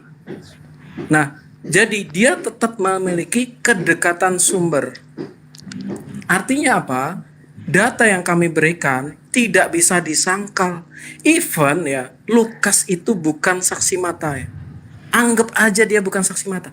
Tetapi dia tetap memiliki catatan dan catat dengan nyalain. Nah, ada sebuah hukum yang disebut unus testis nullus testis. Apa itu nullus testis nullus testis? Satu saksi bukan saksi. Saya memiliki seorang teman. Saya kenal dia jujur. Suatu hari dia mempergoki istri dari temannya itu begono sama orang lain. Bang, langsung Akhirnya dia fokus saja bicara. ke intinya, Bang. Izin Nggak usah Bang, melebar aku udah dengarkan kemana-mana dari gitu. tadi. Aku coba sabar dari tadi. Kemudian ya, ketika akhirnya dikonfirmasi, ada nggak saksimu? Gitu kan? Nggak ada. Apa yang Anda sampaikan ini? Nah, cerita jadi dongeng gitu? bahkan satu saksi pun itu tidak bisa mengatasi sebuah peristiwa. Kalau Dalam berbicara hukum, sejarah, perlu- kalau kitab sejarah kan gitu. Gini, Bang, Ini kalau wahyu, bahkan Bang. tidak Bang, lulus wahyu dari versus hukum, kitab sejarah kan bagaimana gitu. Abang bisa percaya itu? Oke, silakan Abang bicara dulu deh. Oke, saya bicara. Oke. Ya, monggo. Anda saya tanya secara histori. Anda kan bangga tuh tentang histori. Oh, historinya dibantah, kemudian historinya ditegakkan. Salah, teologi Islam itu salah. Historinya begini. Nah, sekarang saya tanya, mana historinya Yesus bertemu Lukas? Siapa saksinya? Siapa yang melihat? Anda mengatakan siapa? Apa yang Anda tunjukkan tadi? Siapa yang jadi saksi? Hippolytus. Hippolytus hidup tahun berapa? Abad ketiga. Itu yang menjadi saksi. antara Yesus dan Lukas bertemu, yang menjadi saksinya adalah Hippolytus. Lalu Anda mengatakan Hippolytusnya itu menerima informasi dari Irenaeus. Irenaeus itu hidupnya kapan? Irenaeus itu hidupnya di abad kedua, abad pertama, abad kedua, dan abad ketiga dia meninggal. Lalu siapa lagi yang bertemu dengan Irenaeus? Yohanes katanya. Lalu di mana Yohanes bertemu dengan Lukas? Ayo, di mana? Jadi sejarah yang Anda bangun itu sejarah yang amburadul. Makanya aku bilang, kalau Anda berbicara mengenai histori yang Anda bangun itu histori internal kalian kan?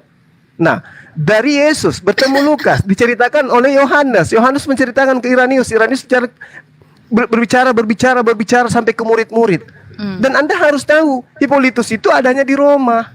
Bukan di tengah lingkaran pengajaran Yesus. Makanya tadi saya katakan kepada saudara, sabar dulu Mbak, sabar. Makanya saya katakan kepada saudara, Matius 23 nomor 15, ada agama yang Yesus katakan agamanya 2 kali lebih jahat daripada ahli Torah. Agama apa yang dibentuk oleh orang Yahudi? Agama Kristen. Ini faktanya.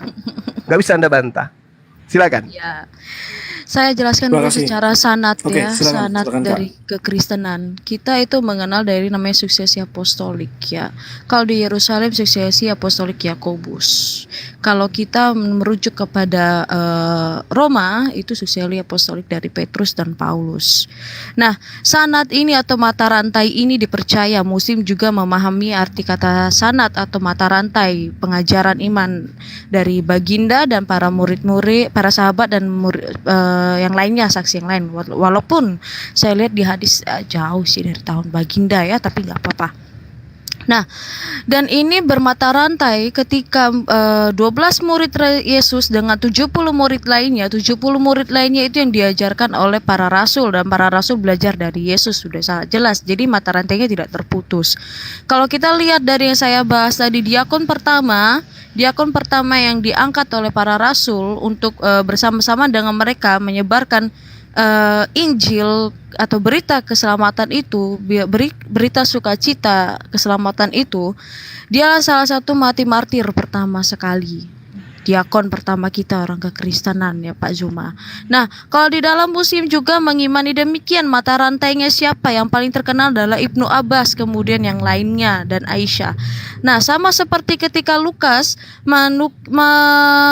mengumpulkan para saksi hidup, itu kita bisa baca di Lukas 1 ayat 1 sampai 4. Itu bisa jelas. Kalau misalkan Bapak bilang diragukan sumber-sumber ini, berarti sumber Bapak pun juga bisa diragukan dari Al-Quran sendiri, yang dimana mata rantainya bukanlah di zaman yang penulisan abad pertama mengenai Yesus gitu loh Pak. Nah, kalau di abad kedua itu masih dekat sekali. Kenapa? Kenapa saya bilang begitu?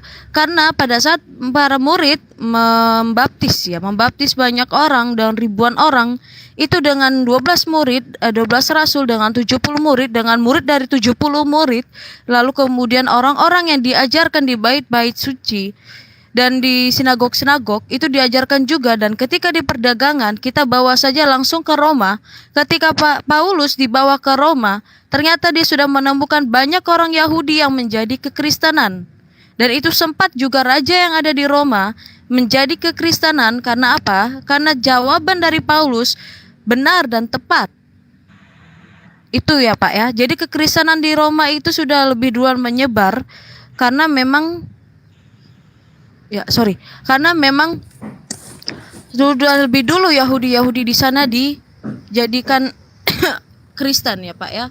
Nah, dengan mata rantai inilah kita bisa mengenal kekristenan itu sendiri. Sama seperti Muslim, dari mana kalian bisa mengenal Islam kalau bukan dari yang mata rantai kalian? Itu saya rasa pernyataan yang sangat bablas dari Pak Zuma untuk meragukan mata rantai. Dan dipertanyakan apakah Lukas bertemu dengan ini, apakah ini? Saya lebih gampangnya begini deh. Di bawah dari tahun Ibnu Abbas, apakah ada bisa dinyatakan dari katanya itu sejaman dengan baginda? Tidak. Karena apa? Ketika di perang apa tuh? Mamaka atau lupa saya, itu semua penghafal Al-Qur'an itu habis, terbunuh, terbantai. Makanya Al-Qur'an dituliskan oleh yang paling sisa, dan disuruhlah oleh raja kepada Zaid untuk mengumpulkan. Jadi mata rantainya apakah sama? Apakah bisa dipercaya kalau begitu? Itu pertanyaan juga saya rasa itu akan merugikan kamu sendiri, Pak Zuma. Jadi kita ke substansi saja. Bagaimana kamu bisa membuktikan Isa yang diserupakan itu dengan sejarah dan fakta dan ada saksinya dengan yang kamu punya? Kalau misalkan kamu bilang nggak punya, ya saya rasa kamu tidak belajar. Saya tadi sudah di awal-awal sudah menyebutkan beberapa orang yang saya tanyai. Pak Irul Hanwar itu seorang cendekiawan Muslim, seorang sejarawan Muslim. Dia sendiri yang menyatakan ada sanad, dan ketika saya bertanya tentang sirah nabawiyah dan hadis, dia menyatakan itu tidak bisa berjalan dengan sejarah umum. Lalu kalau misalkan kamu merasa itu tidak memuaskan kamu, ya sah-sah saja. Saya lebih percaya beliau karena dia seorang cendekiawan Muslim. Nah, seorang yang namanya cendekiawan Muslim terkenal dari Turki, Artikulat, yang menulis kitab mengenai Al-Mushaf Al-Syarif, itu terkenal sekali. Dia berhenti untuk meneliti sejarah keislaman. Jadi kamu mau bawa yang mana datanya? Saya bawa data ini netral semua. Saya bawa dengan benar gitu. Kalau misalkan kamu terus menyangkal dengan siapa yang buktinya gini, Lukas bertemu dengan Yesus segala macam. Saya sudah jelaskan tadi bahwa buktinya ketika Yesus pergi ke Kapernaum ke rumah Petrus, itu bertemu dengan para rasul lainnya. Lalu apa lagi? Dan itu secara penelitian jelas ada. Lalu apa lagi, Bang Zuma? Saya tambahin Kak Silakan. Mina ya. Ya. Jadi saya ulang ya Bang mengenai Hippolytus. Dia adalah murid dari Santo Irenaeus. Santo Irenaeus, jadi Hippolytus ada di abad kedua, 170 Masehi. Kemudian dia adalah murid dari Santo Irenaeus, dan Irenaeus adalah murid dari Polikarpus yang adalah murid langsung dari dari Yohanes. Jadi mempertanyakan Lukas sudah dikonfirmasi di abad kedua oleh Hippolytus. Nah sekarang balik lagi pertanyaan saya, bagaimana gitu loh, yang abad kedua saja atau Lukas dipertanyakan, sementara yang abad ketujuh malah ditelan. Kemudian jelas apa yang kita bawakan itu adalah narasi teologi yang sejalan dengan histori. Nah yang Anda bawa narasi teologi yang melawan histori.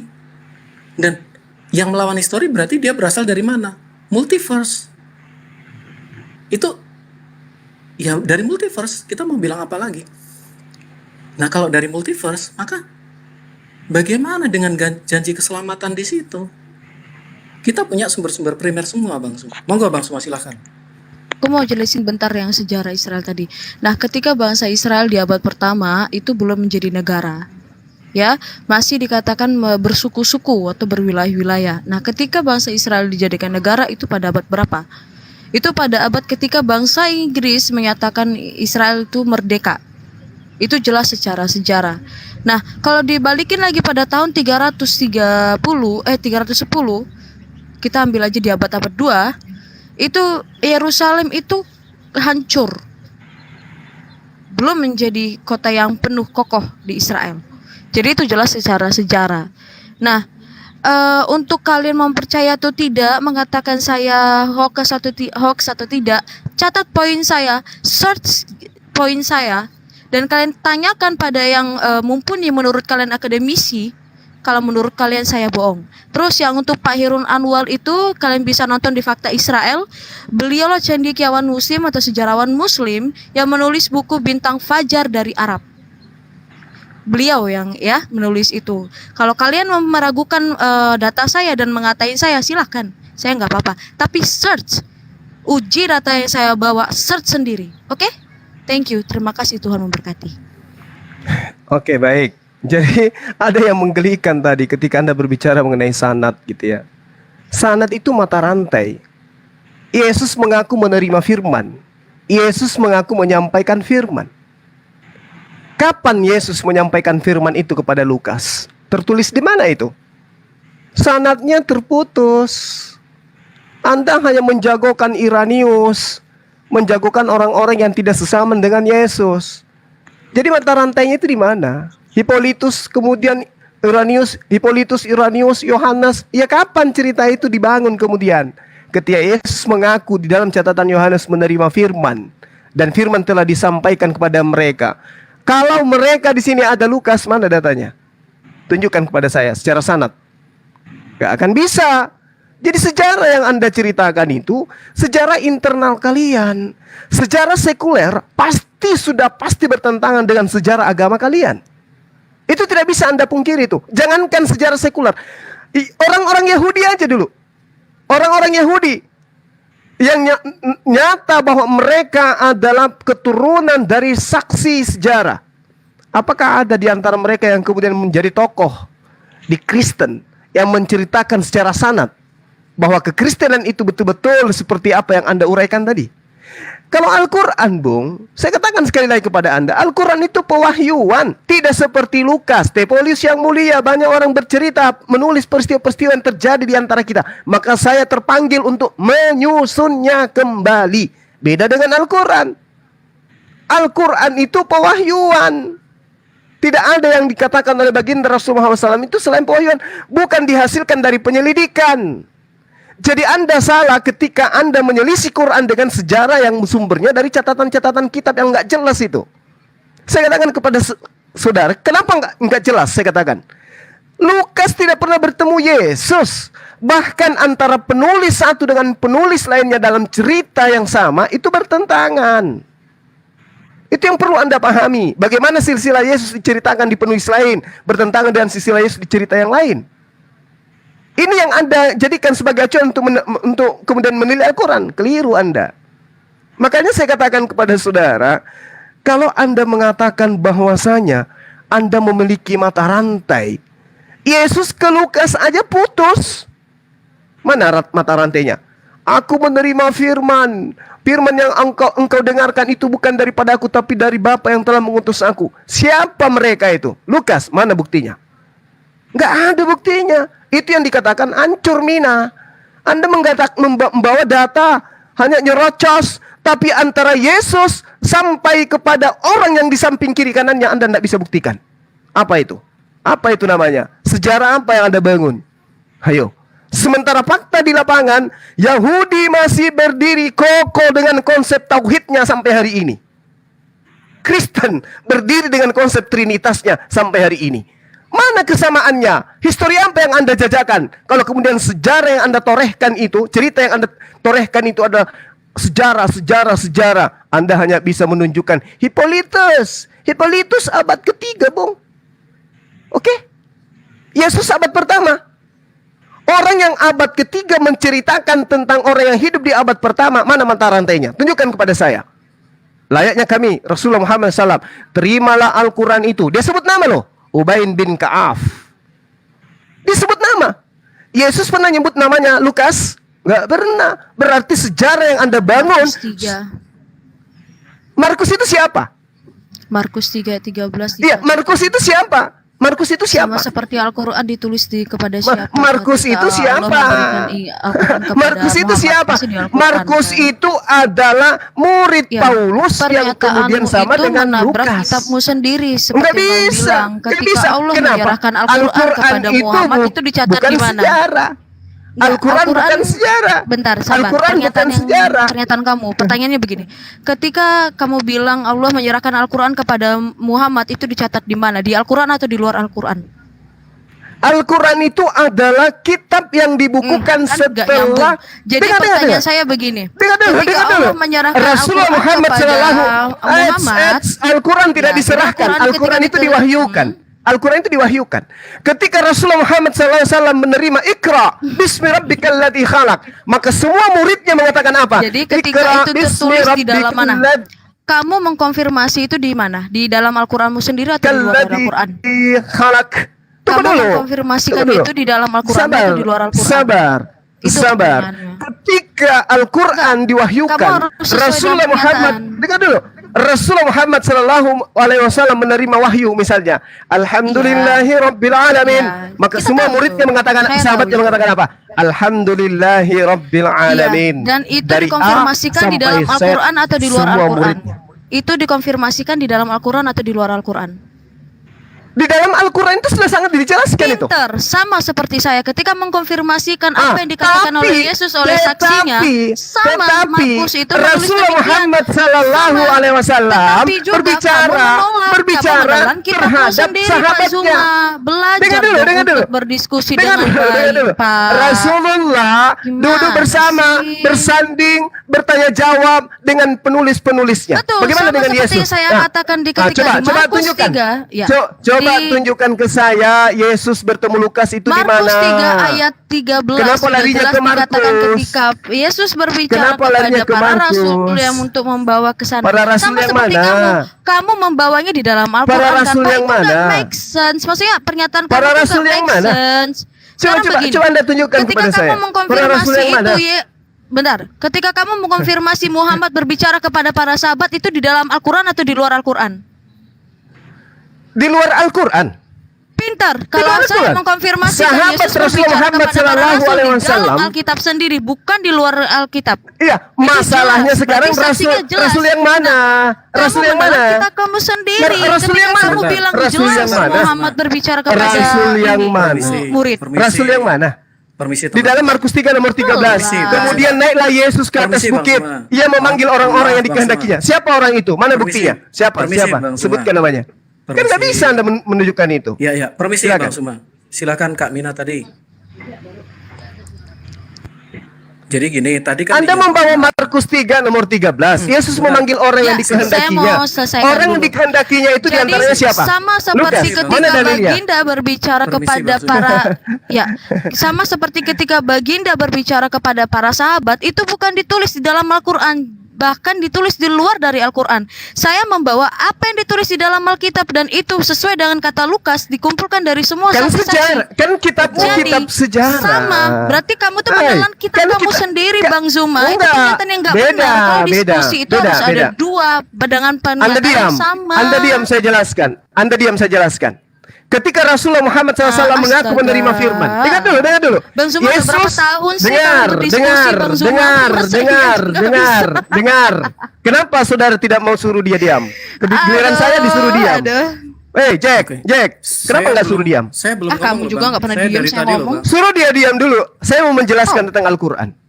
Oh, Anda oh, tadi nyuruh saya diam. Ini- Jadi gini. Yesus, baginda Rasulullah Muhammad SAW sama-sama menerima firman. Firman yang diterima oleh baginda Rasulullah Muhammad SAW disampaikan kepada para sahabatnya. Iqra bismi rabbikal ladzi khalaq. Sampai kepada sahabat. Yesus menerima firman. Segala firman yang engkau berikan telah aku sampaikan kepada mereka. Mana firman itu? Sebutkan. Wahyu pertama yang diterima Yesus mana? Tepolius yang mulia. Yesus adalah Banyak orang- firman. Ngapain lagi itu menerima firman? Yesus adalah firman, tapi dia mengaku menerima Dan firman. Yang ketika saya Baginda tanya, menerima yang firman saya itu di dalam tanya, Al-Qur'an atau di luar Al-Qur'an? Yang saya Ketika tanya, Baginda mana menerima firman itu tercatat di mana konfirmasi. firman yang Bang diterima Zuma, oleh Yesus? ketika Mana? Baginda menerima firman itu dari Allah, itu dikonfirmasi di dalam Al-Qur'an atau di luar Al-Qur'an? Al-Quran. Di dalam Di ayat? Al-Quran. Di Di ayat? dalam, di dalam Di Al-Quran. ayat? Di Al-Baqarah ayat 79, ayat 97. Kemudian An-Nahl ayat 102. Kenapa rupanya? Ada Ngarang apa? Mas, itu ada di hadis dan bukan di dalam Al-Qur'an. Al-Quran Kamu harus jujur Nona. dong. Al-Quran Jujur Nona. dong. Jujur gimana? Anda itu belajar dari mana? Hadis di mana? Firman pertama yang diajarkan oleh Allah ketika di Gua Hira itu tercatat di mana? Di Kul Al-Qur'an man atau di luar kana dari Al-Qur'an? aduwwan li Jibril fa innahu nazzalahu ala Iya, qalbika itu di dalam biiznillah. ketika Itu wahyu Al-Quran. pertama, wahyu Itu pertama yang Al-Quran. diterima, Lucu wahyu Anda pertama yang ini. diterima oleh Baginda di dalam Gua Hira ceritanya, itu di dalam Al-Qur'an atau di luar Al-Qur'an? Di dalam Al-Quran itu sudah sangat jelas apa yang dengar. Cerita yang Diterangkannya dibangun. di hadis. Iya, diterangkan di hadis, betul. Ya, berarti bukan Sekarang di dalam masalahnya Al-Quran. Bukan di Al-Quran dalam itu Al-Qur'an, jelas. Al-Quran Masalahnya itu- Bang Suma, gitu loh Bang Suma, dipahaminya di situ. sekarang begini loh. Iya. Saya mengurainya, Aduh, tapi Anda itu sekarang- mulai error. Sekarang begini. Ketika- Yesus ketika menerima saya firman. Sabar. saya Yesus dengar menerima tadi. firman. Yesus Kita menerima bicara. firman. Tunjukkan kepada saya mana firman itu. 1, 2, 3, 4, Oh, bisa 5, saya kasih? Oke, 6, yuk, 7, saya bukakan. 8, 9, 10. Mana Ketika firman di yang atas pertama yang gunung, diterima oleh Yesus? ketika Tunjukkan di atas kepada gunung saya transfigurasi. firman pertama yang diterima Yesus mana? Silakan. Inilah Lari-lari anakku yang ente. kukasihi, kepadanya aku berkenan. Itu Oh, sudah itu firman jelas. pertama. Itu firman pertama. Lah, kenapa abang harus minta yang pertama? Kenapa nggak Loh, minta yang kan ke-10? Yesus Loh, tadi Yesus abang minta itu apa? Tadi abang mulai minta panik ya. tunjukkan yang dikasih. Nggak usah jual figura, bang. Kita nggak ada yang film di sini. Ya. Nggak usah jual figura. Yesus mengaku menerima firman. Tolong tunjukkan kepada saya firman pertama yang diterima oleh Yesus itu yang mana? Kenapa yang Dan siapa pertama? aja yang Ini mencatat? kan kacamata abang. Siapa aja yang mencatat? Kita sudah Siapa aja yang berikan. mencatat? Yesus mengatakan, ketika di atas gunung ada 3 saksi. Ingat ya, punya kami pakai saksi selalu ya. Itu firman yang diterima oleh Yesus atau cerita oleh penulis kitab Anda? Kan? Duh, ya kan kita diterima. Goblok. Diterima. Oke. Kan saya diceritakan ulang ya, Bang. Yesus naik ke gunung. Itu firman Aku pertama atau cerita yang dibangun oleh pengarang kitab Yohanes? Udah Ayo. mendengar abang ya. Aku tadi udah mendengar abang ya. Boleh saya ini Biar anda tegang, biar anda tegang. ya, mau suara Itu nyamuk atau cerita di gimana? dalam kitab saudara, Bung. Sabar, Di sabar. dalam kitab Suara saudara Citos itu nggak diceritakan Yesus Cuman. naik ke gunung. Kasih, Yesus Mas. naik ke Suara gunung. Citos nggak Untuk kedengaran. apa? Untuk menerima wahyu. Nah, cerita Yesus Mas, naik ke gunung ini Kak wahyu Citos atau itu karangan belum penulis? ngomong, sabar weh, suaramu paling gede, Iya, sakit headsetku. dari tadi Ayo. belum ngomong. Cerita Yesus naik ke gunung menerima Suaramu wahyu menelan itu. semua, weh. Iya. Markus Suaramu 3 menelan nomor semua, sabar. 13. Markus 3 nomor 13. Kemudian naiklah Yesus ke atas bukit. Ia memanggil orang-orang yang dikehendakinya. Pertanyaan saya, ini firman yang diterima oleh Yesus atau cerita Markus? Sama Cuma ini ketika sudah di dalam panas, Al-Qur'an, sama ketika di dalam Al-Qur'an juga kan semuanya cerita. Tetapi disebut kitab suci karena Allah yang menyarasikan. Gak jelas. Jadi kalau dalam Islam, Bung, kalau dalam Islam Markus ini hadis. Apa? Yang saya tanya, mana Markus ini firman hadis. yang Yesus terima? Ya ini cerita loh. Markus menulis Yesus naik ke atas bukit. Apakah ini firman Tuhan? Surat Al-Baqarah sama seperti surat Al-Baqarah itu Kemudian ditulis oleh naiklah seorang Yesus ke Al-Baqarah. atas bukit. Mas- Ini firman Mas Zuma. Tuhan atau kesaksian penulis? Mas Juma, surat Al-Baqarah ditulis oleh yang bernama Al-Baqarah bukan Mas Juma. Kamu aja. Jawab dulu, jangan Saya ketawa. terangkan ya. Saya terangkan nih. Saya lebih suka yang akademis nih. Minta tolong nih. Kita Ya. Oke, yang akademis. Oke. Markus 3 nomor 13. Kemudian naiklah Yesus ke atas bukit. Ya, boleh. Dia memanggil orang-orang yang dikehendakinya. Ini firman Tuhan. Ini firman Tuhan yang diterima oleh Yesus Boleh tenang dulu. atau karangan penulis Markus? Jawab. Boleh tenang dulu Bang Suma. Kak, suara Nggak usah lebay, nggak usah lebay, Oke. nggak usah lebay. Yesus Enggak, mengatakan, enggak. Jadi Yesus ini, Bang, mengatakan, aku Abang tidak buka berkata-kata dari diriku Matius sendiri. Sabar. 17 Mas Juma. ayat 5. Diam dulu. Matius 17 ayat 5. Ya, saya dari tadi tenang loh Bang, tidak menunjukkan sedikit pun kepanikan.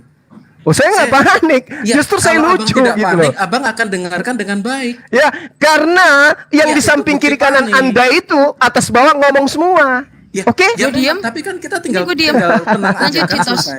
Lanjut, Oke, Citos. saya ulang ya. Ya, silakan ngarang, silakan. Soalnya nih, Saya tunggu. mana Kamu bicara firman yang pakai diterima dalil. Yesus. Sebentar Bang. Ya, saya dari tadi bicara dalil. Terus banyak kamu. Saya dari tadi Mas. pakai Bentar, dalil. Bentar, Kak Jonto. Bentar, Kak Jonto. Kacau. Silakan Citos. Ya, Silakan, karena Citos. Anda nggak bisa membantah argumen saya. Kamu Tujuh bilang dari tadi. Bentar, kamu Dari tadi saya bawa dalil loh. Ya, thank you. Matius 17 ayat 5. Dan tiba-tiba Bilang, sedang ia kamu bilang, berkata-kata. referensimu Sebentar Bang nggak Jo. ada di Sorry dalam Bang Jo. Alkitab. Bang Jo, sorry Bang Kenapa Jo. kamu ngais-ngais Saya dari tadi Alkitab diam Bang Jo. tadi? Kok ngais-ngais? Justru kitabmu itu yang nampar kamu. Kok ngais-ngais? Ada-ada aja. Kenapa si Angel? Astaga. Sabar. Citos, Oke. Citos, Ya, Citos. saya selesaikan dulu ya. Di dalam Matius 17 ayat 5. Dan tiba-tiba sedang ia berkata-kata. Turunlah awan yang terang menaungi mereka. Dan dari dalam awan itu terdengar suara yang berkata, inilah anak yang kukasihi, kepadanya lah aku berkenan, dengarkanlah dia. Nah, apa yang tercatat di dalam Injil Matius 17 ayat 5, ini dikonfirmasi oleh tulisannya Rasul Petrus. Jadi Petrus juga mengatakan bahwa dia naik ke atas. Sekarang balik lagi ke ranah sejarah Bang. Jadi baik Lukas, dia sudah dikenal, dan memang tulisannya anggap saja Lukas itu tidak pernah ada. Oke ya. Kami masih punya bukti-bukti sejarah yang kongruen dengan keimanan kami. Jadi Allah yang adalah Tuhan yang hidup, dia selalu kongruen dengan sejarah. Nah, Allah yang disorder dengan sejarah, kita boleh pertanyakan dong. Artinya apa? Ketika dia menabrak sejarah, kita boleh tahu apa? Loh, Itu berasal dari nabrak sejarah motivasi. lagi, Bang. Sebentar bang. Kitab sebentar. Anda yang nabrak Saya sejarah selesaikan. dari tadi loh. Potong dulu. Anda nggak bisa Saya bantah. selesaikan. Jangan potong. Bosan saya dengarkan nabrak sejarah sementara kitab sendiri yang nabrak Ya, sejarah. kitabmu Gimana juga cerita nggak itu? ada sejarahnya. Diam dulu lah. Ya, Lanjut ke oke, Bang. Citos. Saya selesaikan ya. Jadi gini, kita sudah mengatakan nih, non Kristen pun lupakan Injil, tutup mata keempat Injil tuh, tutup mata aja. Tetap Yesus disalib. Itu udah ada bukti-bukti seperti Pliny the Younger. Siapa itu Pliny the Younger? Dia hidup di abad pertama. Dan dari perkataan Yesus sendiri mengatakan, saya akan disalib. Nah, apa yang narasi abang bawa dan abang percaya sampai hari ini, itu adalah narasi yang menabrak histori. Itu hak abang. Tetapi aku mengajak teman-teman dari teman-teman Bang Zuma atau Bang Zuma fans, mari kita berpikir, kok bisa ya Tuhan itu bertabrakan dengan sejarah? Karena yang kita sebut klaim teologi, dia bersahabat loh dengan histori. Dia tidak mencar, dia tidak menentang histori. Nah, ketika klaim teologi itu menabrak histori, lalu pertanggungjawaban kebenarannya di mana?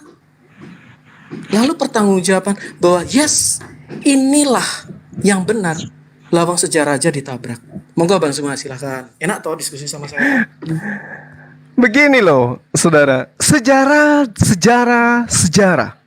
Saya minta sejarah Yesus bertemu Lukas. Kalian kelepek-kelepek. Habis itu Quran yang Anda serang dengan sejarah yang kelepek-kelepek tadi. Tolong jujur kepada saya. Mana sejarahnya Lukas bertemu dengan Yesus? Ada enggak? Ini dulu. Oke, sudah saya jawab ya Bang ya. Ya. Ini untuk kelima kali. Apa yang Anda jawab? Oke, mau saya jawab? Apa yang Anda jawab ketika saya bertanya, mana sejarahnya Yesus bertemu dengan Lukas? Mana sejarahnya? Lukas Oke. punya kitab sudah tertulis dengan rapi, ya. Iya. Itu ada sejarah Yeay. penulisannya. Oke, gini aja Di Bang luar Zuma. Gini aja Bang Alkitab. Zuma. Ya, di luar Injil ada sejarah penulisan Lukas. Gini aja Bang Nggak Zuma. ada. Permisi Nggak Pak ada. John. Ada. Kalian udah Permisi, sanggup. Pak John. Nanti Permisi, Pak nanti John. kamu cari. Tolong Nanti kamu kita cari. semua tahan diri dong. Gini Bang Suma, sekarang lupakan Lukas deh. Oke, enak nggak nih? Kenapa bisa dilupakan? Kenapa? Loh, Itu kan Alkitab sejarah yang Lukas Anda nggak gunakan ada. untuk menabrak Iya, pewahyuan betul. Al-Quran. Loh, tidak ada Kalau satupun di yang bertabrak. kalau Oke, Anda abang menganggap dulu atau Lukas saya? itu tidak ada, gugur Abang sudah. dulu atau saya? Menabrak Abang Gugur dulu atau sudah. saya nih? Al-Quran Abang gimana dulu sih atau saya? Kalau Anda menganggap Lukas itu tidak John, tunggu ada, dong, berarti Pak John. gugur sudah sejarah yang Anda Oke. bangunkan gitu. Sebentar Bang, Iya kan? kita bicara penyaliban. Silakan. Abang dulu atau saya yang bicara? Saya dulu ya, oke. Izinkan saya bicara. Kita bicara masalah siapa yang disalib, kan gitu. Nah, Abang menganggap historisitas Lukas itu salah. Anggap ya. Nah, saya buang deh. Anda menganggap Matius itu salah. Saya buang deh. Anda menganggap Yohanes itu salah. Saya buang Yohanes. Anda menganggap Markus itu salah. Saya buang Markus. Ya kan? Saya buang itu semua ke tempat sampah. Misalnya ya. Nah, kita pakai data-data sejarah non-Kristen. Jelas ada Marbar Serapion, ada Talmud, ada Flavius, ada Pliny Coba the Younger. Talmudnya Anda tunjukkan ke saya Talmudnya yang bahasa Nggak Ibrani ada. coba. Oke, silakan. Open kamera yang bisa. Kan soalnya. Enggak. Jadi semua saksi yang Yang lain. Permisi Bang. Permisi ya Bang. Semua saksi. Sabar. Nah, jadi gini, itu sudah sesuai dengan kronologi atau kronisme. Nah, kemudian 700 tahun kemudian ada yang anakronisme. Kita tahu klaim bahwa Tuhan adalah Dia yang ada, tapi dia nggak tahu sejarah. Itu kan pertanyaan besar gitu loh. Itu logika yang saya bangun di situ buat teman-teman itu. Jadi, Nggak usah nyerang ke sana dulu, Bang. Sebentar, saya selesaikan narasi saya. Astagfirullahaladzim. Saya selesaikan narasi saya. Izin ya Bang, cuma permisi ya teman-teman. Jadi mari teman-teman, kita berpikir. Ayo kita berpikir. Bagaimana narasi teologi dibangun atas dasar ahistori. Ini bahaya. Di atas pohon berarti di atas pohon yang sudah lapuk. Nah, narasi teologi yang sejalan dengan histori. Itu yang bisa kita jadikan pegangan. Silakan. Oke. Ya, Oke, bentar. begini. Sabar, Sis sabar, Angel, sabar. bentar. Oh, sudah Sabar. dinaikin ya Bang tampannya. Tadi Pak Johnnya naikin aja, saya mau tidur. Tapi sebelum itu aku mau ngomong juga sama Bang Zuma nih. Bang Zuma tahu nggak bahasa Bataknya ganteng itu apa? Zuma. Ih najis. Bahasa Batak ganteng itu adalah bodat Bang untukmu Bang. Oh iya, makasih Bodat Betina, makasih. Jadi gini, coba ketika Anda berbicara mengenai sejarah, Bung, secara histori, kitab Anda aja dulu Anda damaikan. Penulis Yohanes mengatakan, oke, dia minum anggur. Penulis Matius mengatakan dia tidak akan minum anggur selain nanti di kerajaan Bapa. Ini aja dulu yang Anda damaikan. Gak usah terlalu lebay kesana kemari. Ini aja dulu. Antar pengarang kitab Anda dulu Anda damaikan secara histori. Yang satu mengatakan Yesus itu tidak akan minum anggur kecuali nanti di kerajaan Bapa. Yang satu mengatakan sebelum disalib Yesus minum asam anggur. Ini aja dulu. Nggak usah lebay kemana-mana. Ini aja dulu Anda damaikan. Coba, silakan. Oke, thank you ya Bang Zuma. Jadi, bagaimana Yesus dicucukkan anggur asam? Itu adalah penggenapan dari Mazmur 69 ayat 21. Pada waktu aku haus, mereka memberi aku minum anggur masam. Jadi bukan secara total Yesus ambil anggur, secara sadar Yesus minum anggur, tidak. Tetapi mereka memberi aku minum anggur asam. Jadi apa yang terjadi dengan penyalipan itu justru ngelok konfirmasi bagaimana penderitaan Mesias sampai di atas kayu salib. Setuju, semua perjanjian lama merujuk pada penderitaan Yesus di atas kayu salib. Iya, oke, thank you. Matius Itu karena Anda 27. berbicara dengan orang Islam. Coba naikkan Yahudi di sini. Bang Billy, berani nggak Anda bicara begitu? Bahwa semua kitab perjanjian lama permisi, Bang. berbicara tentang Saya penyaliban sudah- Yesus. Saya sudah Berani nggak? berkali-kali bicara dengan Bang Billy kok Bang. Tapi bukankah kita sudah Ya kalau bicara cuman tentang berbicara, Islam dengan Bang, kalau cuman berbicara apa susahnya? Kalau cuman berbicara, ini kita strata kebenaran yang harus kita bangun sih. Coba hostnya naikkan Bang Billy, berani nggak? Kemarin Bang Billy itu kita sama-sama adu terjemahan. Itu terakhir kita. Nggak, mengenai cerita yang Anda Boleh bangun. nggak kita fokus Bahwasanya saja? kitabnya orang Yahudi menubuatkan ada yang mati disalib tentang minum anggur dan seterusnya. Berarti Bukan Anda kitab sudah Yahudi, itu kitab menabrakkan. kami. Oh, salah Anda. Sejak kapan Nah, kitab apalagi Yahudi Anda. adalah kitab Anda? Nah, saya tidak mengakui. Anda, Bang. Saya tidak mengakui itu kitab Nah, saya. Loh, berarti kalau Anda itu lepaskan saja semua nabi-nabi. Tuh. Loh, saya Ada mengimani Ibrahim, mereka. Saya mengimani Musa. mereka sebagai Loh, nabi. Itu kan berasal sumber primernya dari siapa? Tapi saya tidak mengatakan bahwa saya mereka sumber diutus primernya untuk dari siapa saya. itu? Berbeda dengan Sumber kamu. primernya dari siapa? Saudara Sumber mengambil primernya- kitabnya agama lain, kemudian Anda jadikan sebagai kitab Anda, sementara kitab itu hanya untuk Bani Sumber Israel. primernya dari siapa, Bang? Ketika kita Sumber merujuk primer- nih, kata Ibrahim Sumber primer yang di mana? dalam Quran. Sumber primer Kita yang rujuk. mana yang Anda maksud? Loh, Kitabnya memang orang ini Yahudi ya bukan untuk Quran. Yahudi. Al-Quran yang untuk kami Islam. Nah, Anda Di dalam mana kitab Anda? Yahudi pun mereka Kitab saling Anda yang berantem. mana? Pernah Kitab Anda mendengar yang mana? Birkat Haminim? Abang pernah mendengar Birkat Sekarang Haminim? kitab Anda yang mana? Permisi, Bang. Abang pernah mendengar Birkat Haminim? Permisi bang. Kitab Anda yang mana bang? DPL dan PB. Sekarang Bapak Pak Suma pernah mendengar Birkat Haminim? Nah inilah yang ku bilang tadi, Kalau setahu saya, bang. kalau di Alkitab Abang, itu jelas ini, orang yang itulah yang saya berbicara, katakan diskusi tadi. dengan orang pintar, mereka nggak akan Saksi saling dusta tidak akan luput dari hukuman. Orang yang menyembur-jemburkan kebohongan akan binasa. Anda menyeburkan Iya. kebohongan. Apalagi Anda mengatakan bukan kitabnya saksi Yahudi mata, Bang. adalah kitab Anda. Loh, Ayo. justru apa yang dikatakan Keluaran dalam perjanjian 23 lama? nomor 7. Haruslah Ada kau ending. jauhkan dirimu dari perkara dusta. Loh, Anda kita sedang lagi bicara mendustai sejarah, saya. Bang. Dengan Anda Kita mengatakan lagi bicara kitab sejarah. Yahudi adalah kitab Anda, kan lucu gitu loh. Oke, Yang saya benar silakan Abang dulu Kristen bicara. mengambil Monggo, Bang. terjemahan kitab agama Yahudi. Itu yang benar. Itu yang Anda harus pahami. Jadi jangan Anda mengklaim diri Anda itu adalah pemilik kitabnya orang Yahudi. Bukan. Anda mengambil kitab orang Yahudi terjemahan Septuaginta yang diterjemahkan ke dalam seluruh bahasa, lalu kemudian Anda jadikan sebagai sebuah pedoman yang Anda katakan itu perjanjian lama. Sementara yang empunya kitab tidak pernah mengakui bahwa kitabnya itu adalah kitab perjanjian lama. Sudah kedengaran?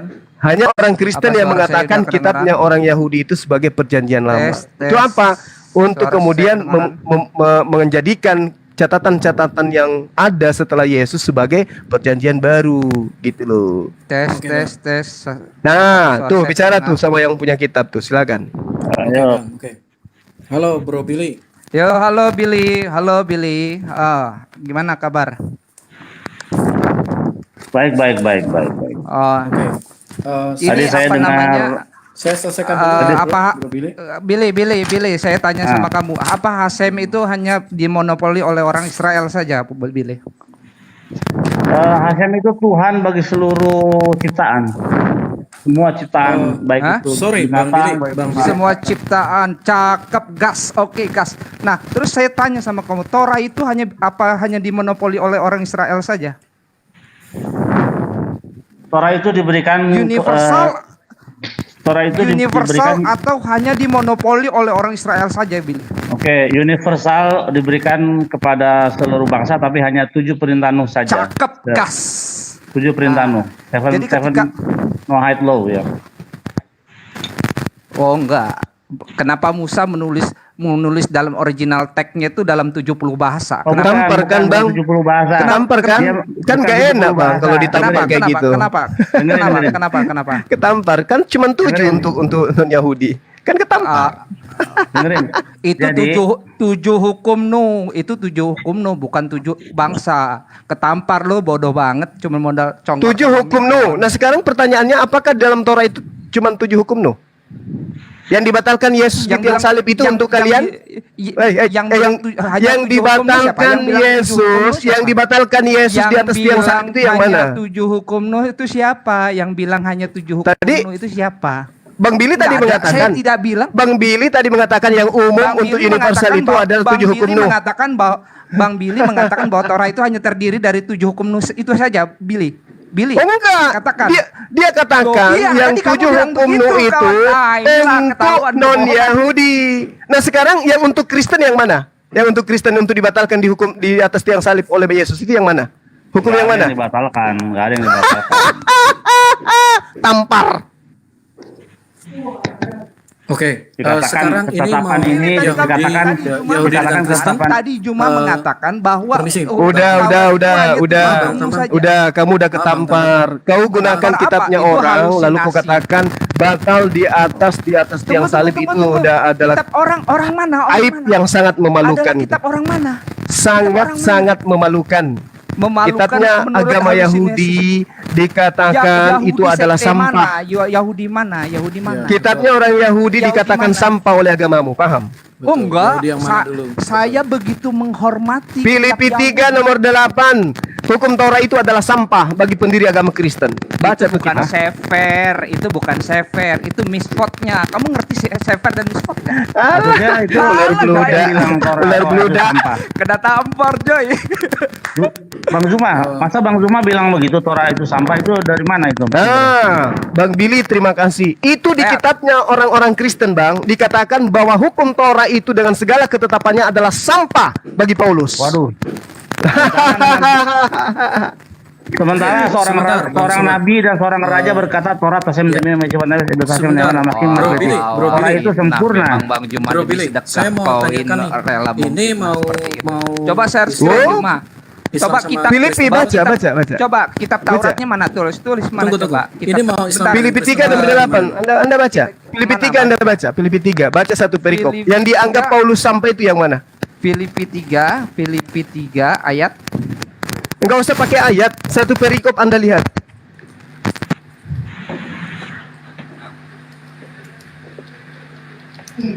Bahkan Paulus mengatakan bahwasanya Torah itu adalah sengat maut.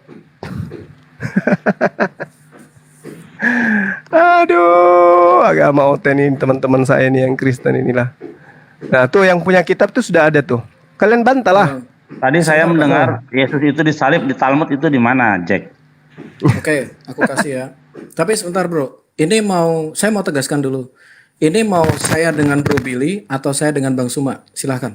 Tolong ditegaskan dulu. Saya mau mendengarkan omongan besar. Oke, berarti Bang Suma udah mundur ya? Bukan mundur, saya sedang ingin menertawakan Anda. Oke, Oke. kalau misalnya seperti itu, silakan. kita selesaikan dulu Bang Suma, antara saya dengan Bang Suma. Boleh? Nggak usah takut. Selesaikan aja dulu sejarah yang saya minta tadi antara Yohanes dengan Matius aja cakar-cakaran, Bu. Anda tidak bisa bangkit di situ. Yesus mengaku tidak akan minum anggur, tapi faktanya debat kitab saya- Anda Yesus minum anggur. Jadi tabrakan di sana. Udah selesai. Debat saya Silakan dengan Anda. Bang Billy, terakhir debat saya dengan Bang Billy saved by the bell. Dia harus keluar.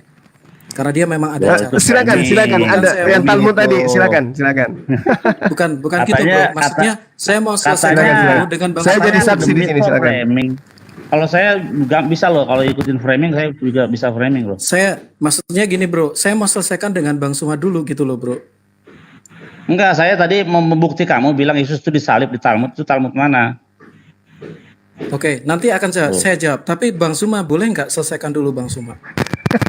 Saya rasa sudah selesai. Sejarah yang kamu bawa itu, mohon maaf saya katakan, sejarah error yang tidak berkesesuaian dengan fakta di lapangan. Makanya Al-Quran datang menyelisih sejarah yang kamu bawa itu. Oke, Sekarang yang pertanggungjawabkan, tidak sesuai dengan sekarang fakta di pertanggungjawabkan lapangan itu siapa, pernyataan saudara yang mengatakan bahwa sejarah eksternal tentang penyaliban itu tertulis dalam Talmud. Saya mau tahu, silakan. Oke. Memang ada Yesus di dalam Talmud ya. Sanhedrin 43 dikatakan Yesus orang Nazaret dilempari batu karena dia melakukan sihir, menghasut orang untuk menyembah berhala. Ya, ini menurut Talmud Sanhedrin 43a. Ini ayatnya. Nih. Yesus Nazaret, orang Nazarin dia lempari batu karena dia melakukan sihir. Itu. Jadi kalau dibilang itu disalib itu Talmudnya Talmud apa? Oke. Dan sebentar, Bang. ditunjukkan. Oke, saya tunjukkan. Oke. Ya.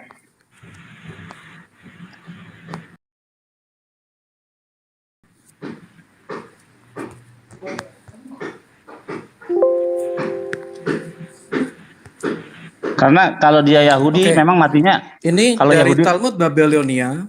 ya apa? Maseket apa? Terus pasuk apa? Perek apa? Oke, dari Talmud Babilonia ya Bang ya. Iya, maseket Aku apa? sebentar Bang. Oke, aku kasih linknya aja ya. Aku kasih linknya. Loh. sebentar. Gimana sih? Bagaimana? Nih, lihat nih. Saya menunjukkan data. I show you some factual data. So, look. Oke. Yo. Ini ada Gini, Yesus Bang, orang saya bacakan dulu. Nazaret. Saya bacakan dulu Bang. Dia lempari Pada batu hari karena sebelum dia Paskah. melakukan sihir. Ya. Saya terus terang ya, saya mengutip dari tulisan di Burita Wahyu. Yang pertama itu. Jadi dikatakan seperti ini. Talmud Babilonia memberikan informasi sebagai berikut. Ibid halaman 144. Pada hari sebelum Paskah, mereka menggantung Yesus dari Nazaret. Dan selama 40 hari sebelumnya, telah beredar pengumuman yang mengatakan bahwa Yesus dari Nazaret akan dilontari batu. Mana Tapi disalib? tetapi karena tidak ada yang datang untuk belah dia, mereka menyalibkannya pada hari menjelang Paskah. Oh, nggak ada di dalam teksnya nggak begitu. Oke, Nggak gitu, jadi dalam gini teks Bang, Ibrani. saya mengutip dari Talmud Yahudi yang dicatat oleh Ibu Rita Wahyu. Iya, Kalau untuk Talmudnya mencari- maseket apa? Kok lu gimana nih? Saya jelas nih. Saya jelas Iya. ya. Saya jelas Talmud Sanhedrin 43a ya, ayat 20. Jelas ayat 20. Bisa dicek. Ya, saya bacakan. Misna mengajarkan bahwa seorang membawa acara keluar sebelum orang yang dihukum. Dia menunjukkan bahwa hanya di hadapannya, yaitu ketika dia dibawa untuk dieksekusi. Ya, pembawa acara itu atau hakim itu keluar, tetapi sejak awal sebelum terdakwa dihukum dia tidak keluar. Gemara menimbulkan kesulitan. Saya bertanya, tapi bukankah diajarkan di dalam Bareta pada malam Paskah? Ini yang kamu tadi kutip. Tapi Bareta mengajarkan pada malam Paskah mereka menggantung mayat Yesus orang Nazaret setelah mereka membunuhnya dengan cara dilempari batu. Jadi digantung. Kalau digantung benar. Iya, Karena- digantung lah. Memang digantungnya dalam apa? Loh, Berarti kan digantung di confirm. pohon, ya, digantung di pohon. Karena hukuman Yahudi itu tidak ada dihukum secara apa namanya disalib, nggak ada. Yang ada digantung di pohon. Kedua, dilempari batu, dibakar. Jadi ada 5 hukuman mati untuk orang Yahudi. Nah, ini Yesus dalam narasi ini dia live as a Jew and die as a Jew. Kenapa? Matinya dilemparin batu Yahudi, ya, digantung di pohon Yahudi itu. Tapi kalau matinya disalib itu bukan Yahudi, Romawi. Ya. Orang yang diserupakan, gitu loh Bang Billy. Jadi data saya sudah jelas ya bahwa Yesus itu matinya setelah dia dilempari batu, mati baru digantung gitu. Ini menurut Talmud Sanhedrin 42a gitu. Silakan dibantah dengan data yang ada. Ini saya pakai data. Saya terusin lagi sedikit, ya. Gini. Yesus orang Nazaret setelah mereka membunuhnya dengan cara melempari batu, ya. Pada seorang pembawa berita pergi kepadanya selama 40 hari mengumumkan secara terbuka, Yesus orang Nazaret dilempari batu karena dia melakukan sihir, menghasut orang untuk menyembah berhala dan menyesatkan orang-orang Yahudi. Siapapun yang mengetahui alasan untuk membebaskannya harus maju dan mengajarkannya atas namanya. Dan pengadilan tidak menemukan alasan untuk membebaskannya. Jadi mereka melempari Yesus dengan batu dan menggantungnya mayatnya pada malam Paskah. Ini data. Ini bisa dibaca, saya bisa tunjukkan dan saya bacakan. Jadi tidak hanya saya mengatakan, which is saya bisa berbohong atau memutar kata-kata saya, tapi saya show it to you as a proof text gitu. Lempari batu karena dia melakukan sihir. Nah, makanya kalau kamu bilang Yesus dalam Talmud, jangan deh mendingan. Kenapa? Pasti kecewa. Ya, makanya jangan bawa Yesus ke dalam Talmud, pasti kecewa. Mendingan nggak usah. Karena itu kalau kita lihat secara jujur itu tokoh yang berbeda. Oke? Makanya jangan bawa Yesus dalam Talmud. Oke, sorry bang, aku turun. Oke Bang Billy, bisa dibaca tadi masalah digantung. Ya udah, terus udah saya udah bacakan, saya bacakan itu. Bisa dibaca diulang Bang? Thank you. Ini aku suka diskusi sama Bang Billy karena kita sama-sama ada tekstualnya. Ya, kamu nggak ada tekstualnya, saya nggak baca. Kamu bisa aja berbohong dengan memelintir kata-kata. Itu bisa. Abang tadi mengakui ada masalah digantung tadi. Abang membaca loh, tadi ada digantung. Digantung Silakan itu dibaca bukan dulu. disalib, Cok. Digantung bukan disalib. Gimana sih? Kalau di Lain. tempat kami digantung itu di kayu salib, bro. Oh, kita lihat kamus KBBI. Sekarang kita lari ke KBBI, ya, Enggak, yang merupakan dibaca satu. aja dulu, Bang. Loh, Dibaca aja dulu. jangan begitu. Kita berkaidah bahasa yang benar dulu. Saya akan tunjukkan. Masing-masing pada penafsiran, yang penting kamu udah tunjukin data, si Ceta udah tunjukin data. Betul. Enggak, dia nggak nunjukin data. Jack tidak, jangan gitu Bang Tampan, harus objektif. Jack tidak menunjukkan data, dia menceritakan data. Jadi dia dengan mulutnya, dia tidak menunjukkan data. Tapi kan benar bahwa Yesus itu, walaupun itu dalam perspektif saya berbeda, dia digantung kan. Kecil suaranya, kecil. Digantung itu bukan disalib. Menurut kamus KBBI itu bertentangan. Kita kan orang Indonesia, kita punya tatanan bahasa yang benar. Kalau ketika dikata digantung itu disalib, itu menyalahi kaidah bahasa. Tapi kan antara awan-awan itu dengan bumi itu. Oh, nggak bisa. Sekarang kita lari ke KBBI. Kita lihat salib dengan gantung. Tunggu. Posisi letak badannya ya tergantung itu. Ya salib pikir dong beda. Nggak bisa dibilang digantung. Ketika digantung itu leher digantung di atas pohon itu tergantung namanya. Ya, kayak orang-orang yang matinya digantung itu di tiang gantung itu tiang gantung.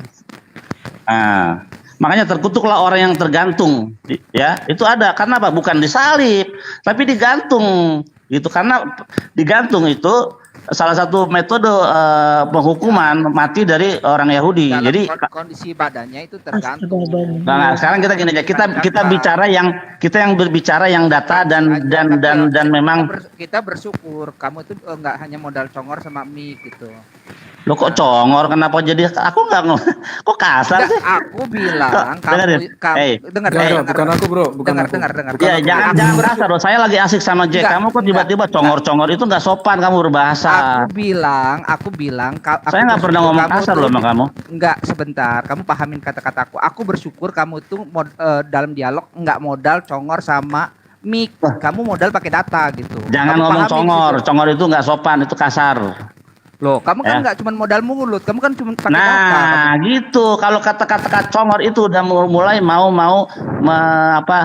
heresy. Artinya kamu itu Nggak membuka usah. pakai data gitu. Itu yang aku maksud gitu. Kamu kok sampai Jangan, karena saya orang yang karena ada di dalam kamu doa. tuh tidak menggunakan hanya Sabar. sekedar mulut dan Karena gitu. di dalam orang Yahudi Kamu berdoa, buka data gitu. dalam doa Yahudi berdoa, ya Tuhan hindarkanlah kami dari mulut yang jahat, dari kata-kata kotor. Tiap hari kita berdoa begitu. Congor itu apa artinya? Congor itu Nggak apa? boleh, nggak boleh. Itu konotasinya congor itu konotasi yang berubah secara zaman ya. Sekarang misalnya Congor congor itu lu, apa?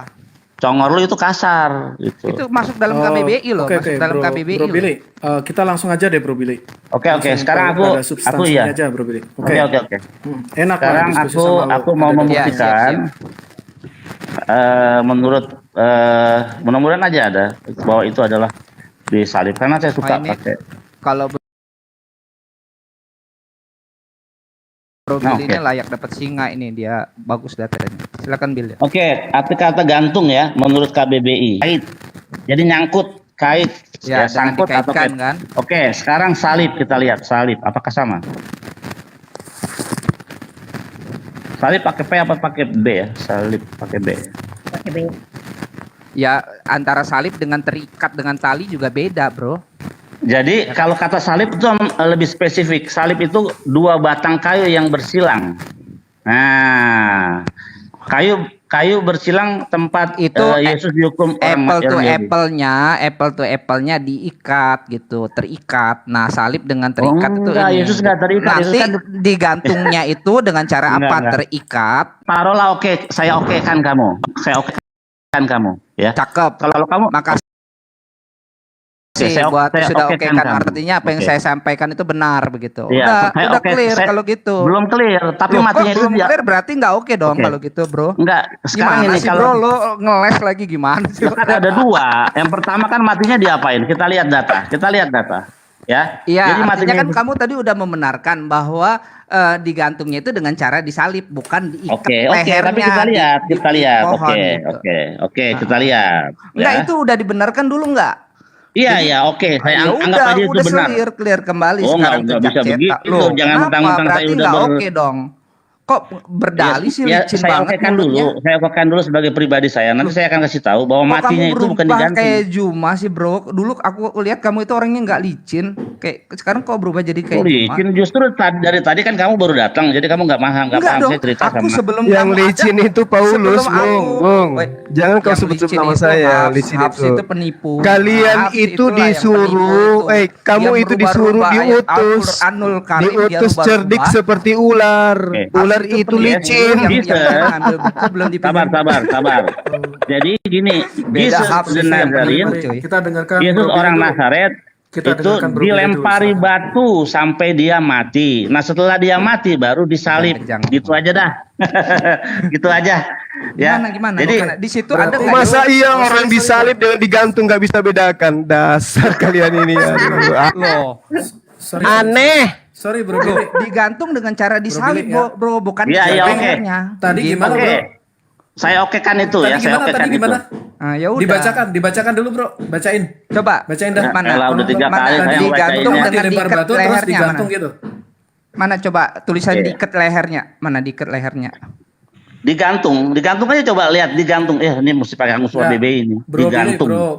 Bro Billy, tadi Bro Dimarahin Pan emaknya mengatakan, setelah dilemparin, itu kemudian disalib gitu, itu ada tercatat di situ atau tidak? Nggak ada disalib. Makanya Oke, tadi kamu kalau- bilang disalib itu di mana? Nggak ada Bro, kata salib. Sebentar. Kalau yang tercatat itu kan digantung kan Bro? Dilempari batu dulu, ya. Terus habis Setelah itu mati baru digantung. Oke, berarti kan di dalam Talmud ada narasi bahwa Yesus digantung gitu kan Bro? Dalam bahasa Ibraninya apa? Talah atau apa? Oke. Lihat dulu.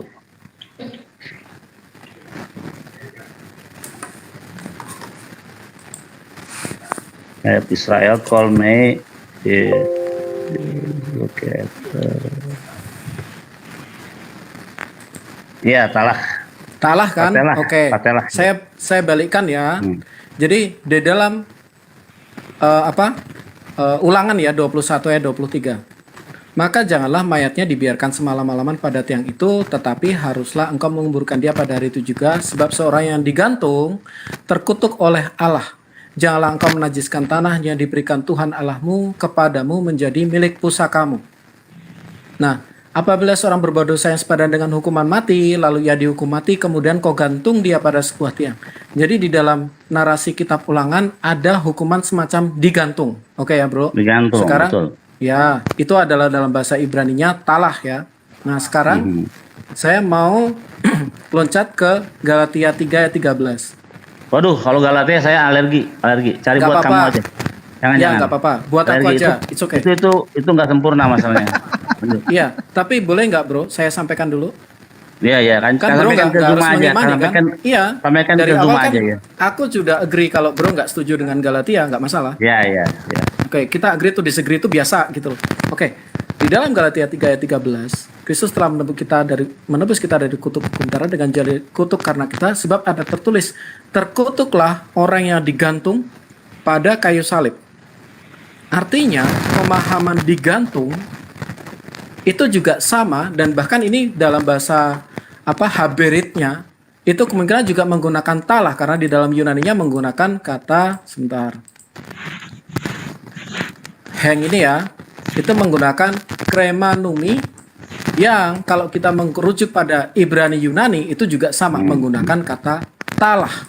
Artinya gini, meskipun Talmud tidak mencatat secara detail bahwa Yesus itu disalib, tetapi ada frasa yang sama bahwa Yesus itu digantung. Nah, di tempat kami pun sama, Yesus juga digantung. Masalahnya apa? Digantung pada kayu salib. Artinya narasi Talmud itu memiliki benang merah yang sama. Memang ada yang digantung. Tadi kan kamu mengatakan, Talmud mengatakan Yesus digantung. Saya minta spesifik ayatnya di mana bahwa ada kata disalib.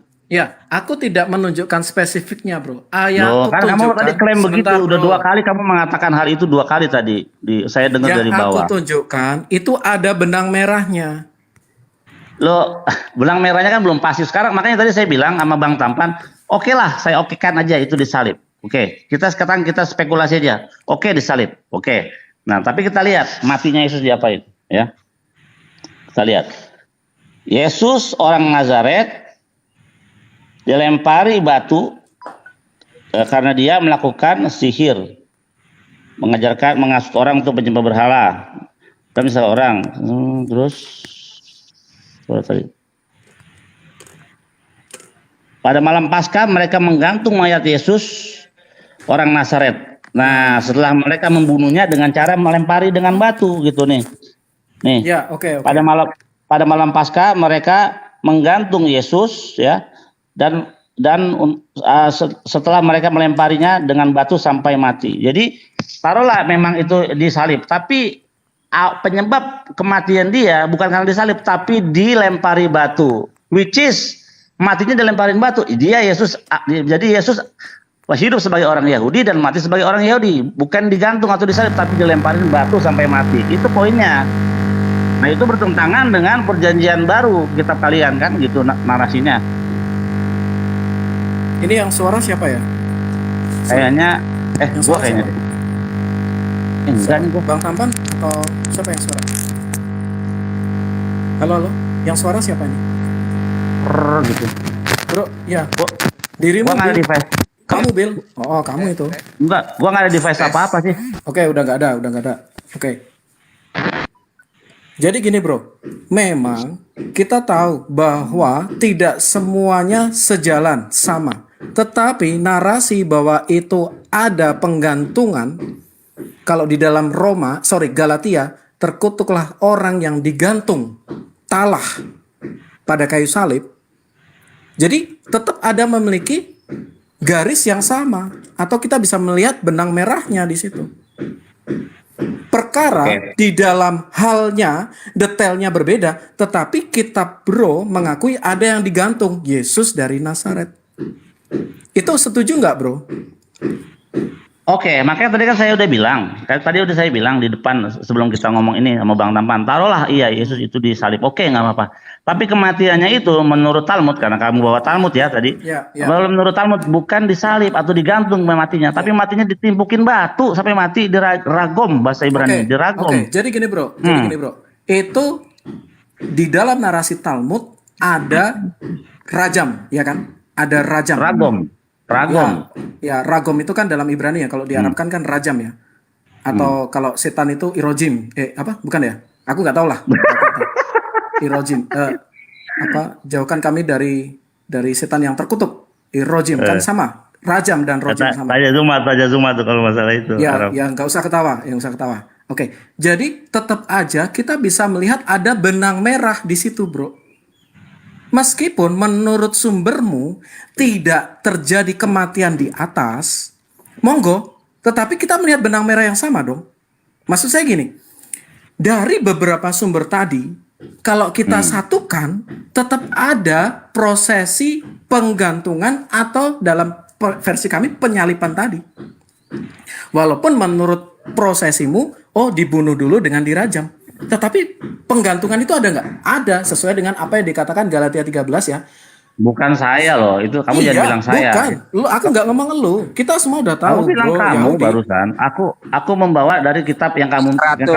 Dalam literaturmu. Ya, aku itu ngomong Dalam dari literaturmu, bro. Saya ngikutin bukan kamu aja, Bang Jack. Kamu kan membawa Yesus di dalam Talmud disalib. Nah, saya meminta ayatnya. Ada nggak benar disalib? Ternyata kan nggak ada ayatnya. Ya. Benar-benar plek gitu Ini disalib. bro, kalau yang plek memang aku ngakui lah. Aku ngakui. Nah, nggak ada.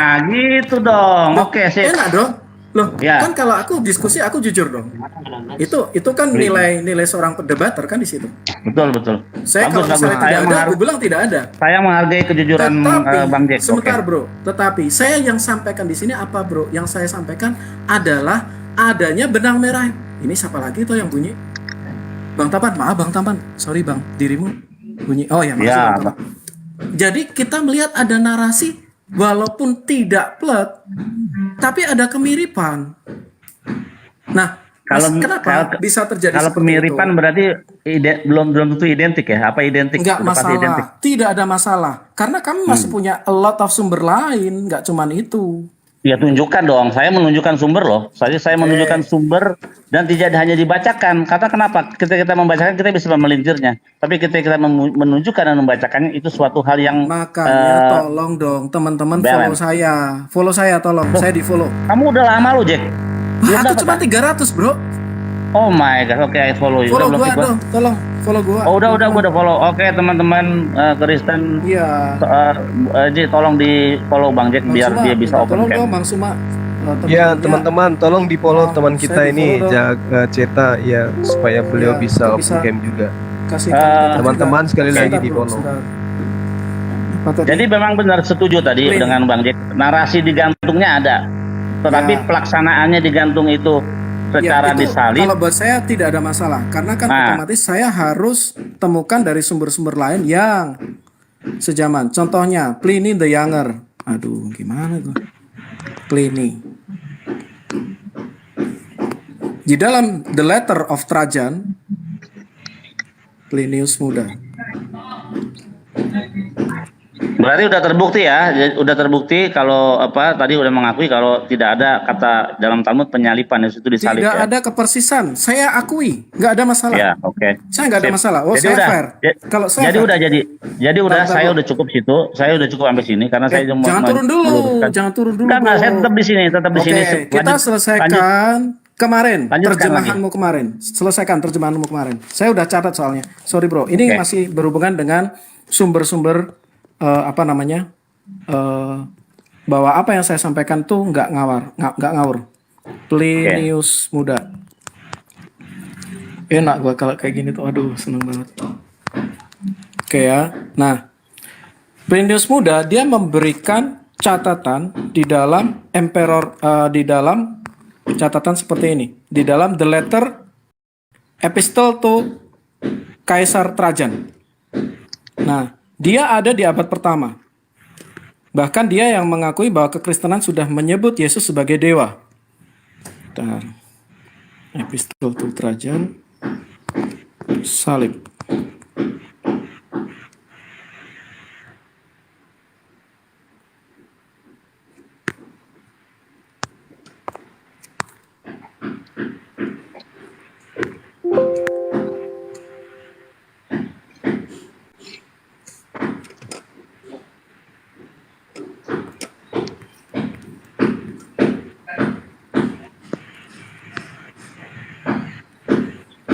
Oke.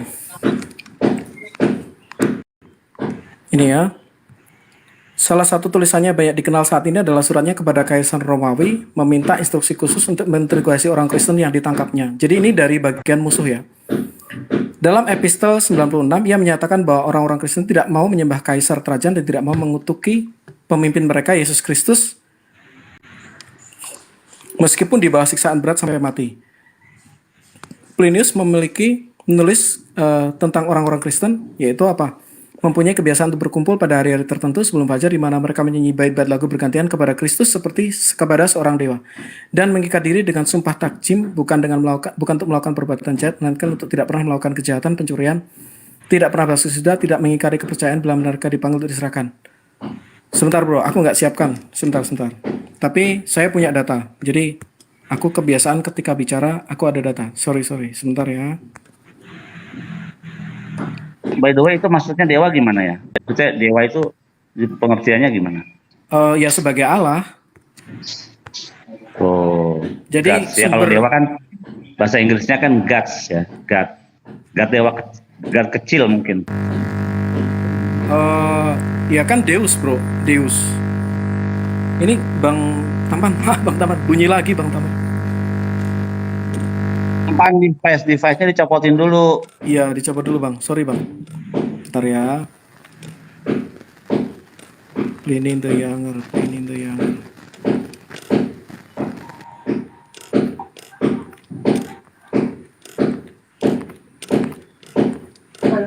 Karena ketika kita berhubungan dengan sejarah, maka di dalam sejarah itu pasti ada yang namanya benang merah. Nah, itu yang kita sambung di sini. Bentar ya.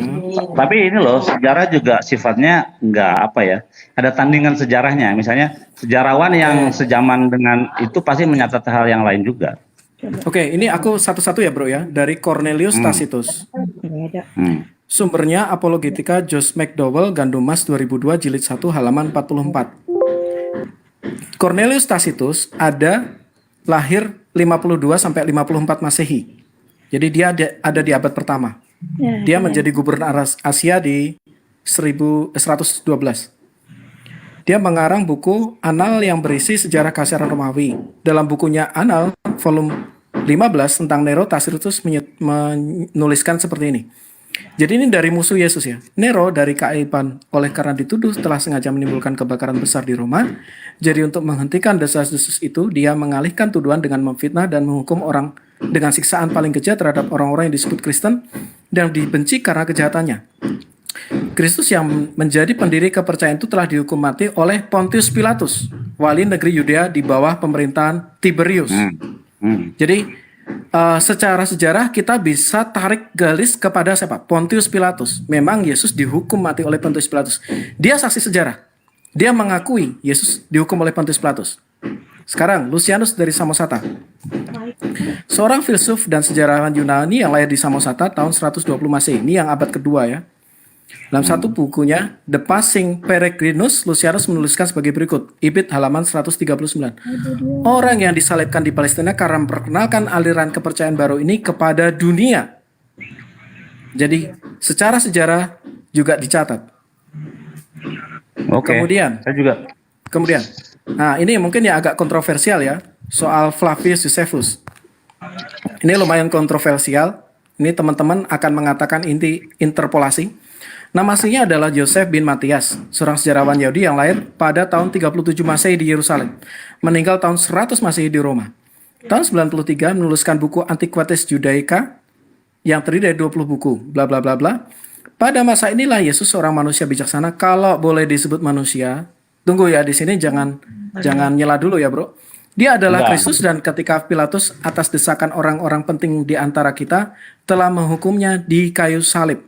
Mereka yang mengasihinya sejak semula melupakan dia karena dia telah menampakkan diri lagi kepada mereka dalam keadaan hidup pada hari ketiga. Nah, frasa dia adalah Kristus ini yang sering menjadi pertanyaan. Ini dianggap sebagai interpolasi. Tetapi yang dikatakan oleh si Yosefus ini, dia memiliki beberapa another book. Nah, di dalam another book-nya dia, bukan terkatakan dia adalah Kristus, melainkan apa? Pengikutnya menyebut dia Kristus. Seperti itu.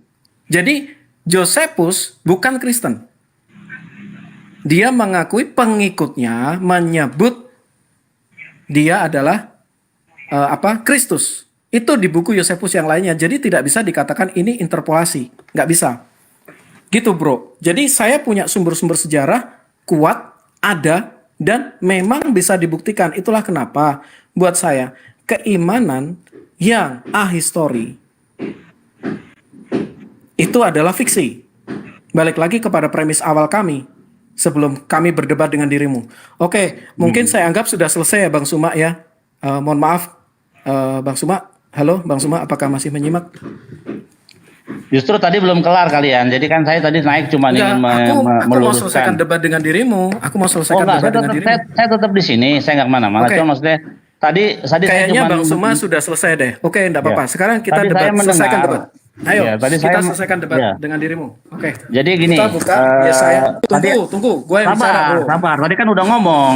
Ini saya masih menanggapi kamu barusan ya. Oke, Kamu bawa silakan. bukti sejarah ya, sejarah semi ya bisa dibilang semi religius lah, tapi enggak karena itu dia dibawa menjadi sebuah keyakinan, diyakini gitu. Tapi kalau yang saya akan bawa ini adalah data benar-benar murni sekular ya, yang ditulis oleh sejarawan yang bernama Max L. Dimon. Tunggu bentar.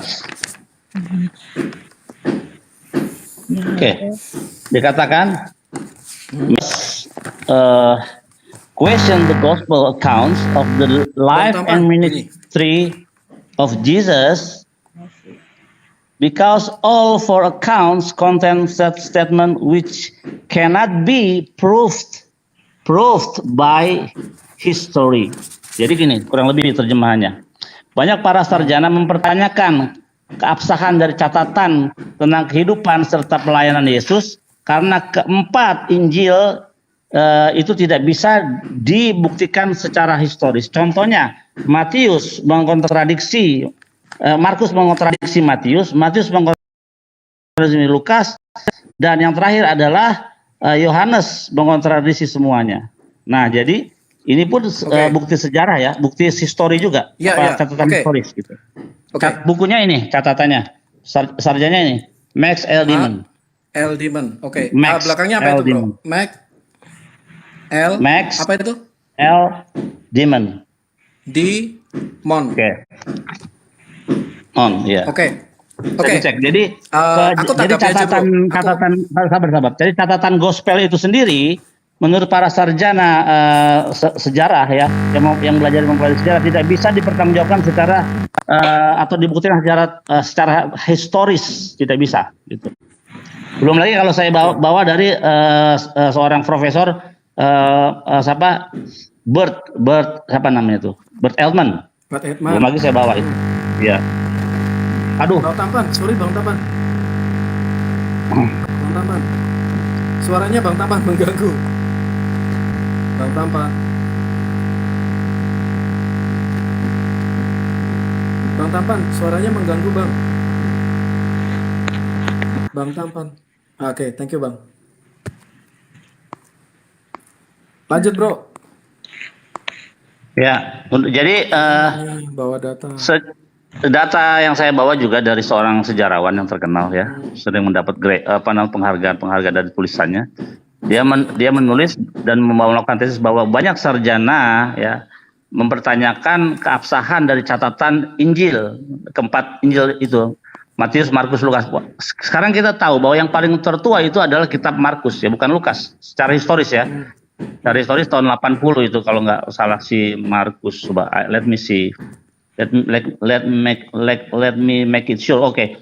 Jadi the earliest gospel, jadi gospel yang pertama atau Injil yang pertama walaupun ditaruh di kedua adalah tulisan Markus yang ditulis tahun 70 Masehi.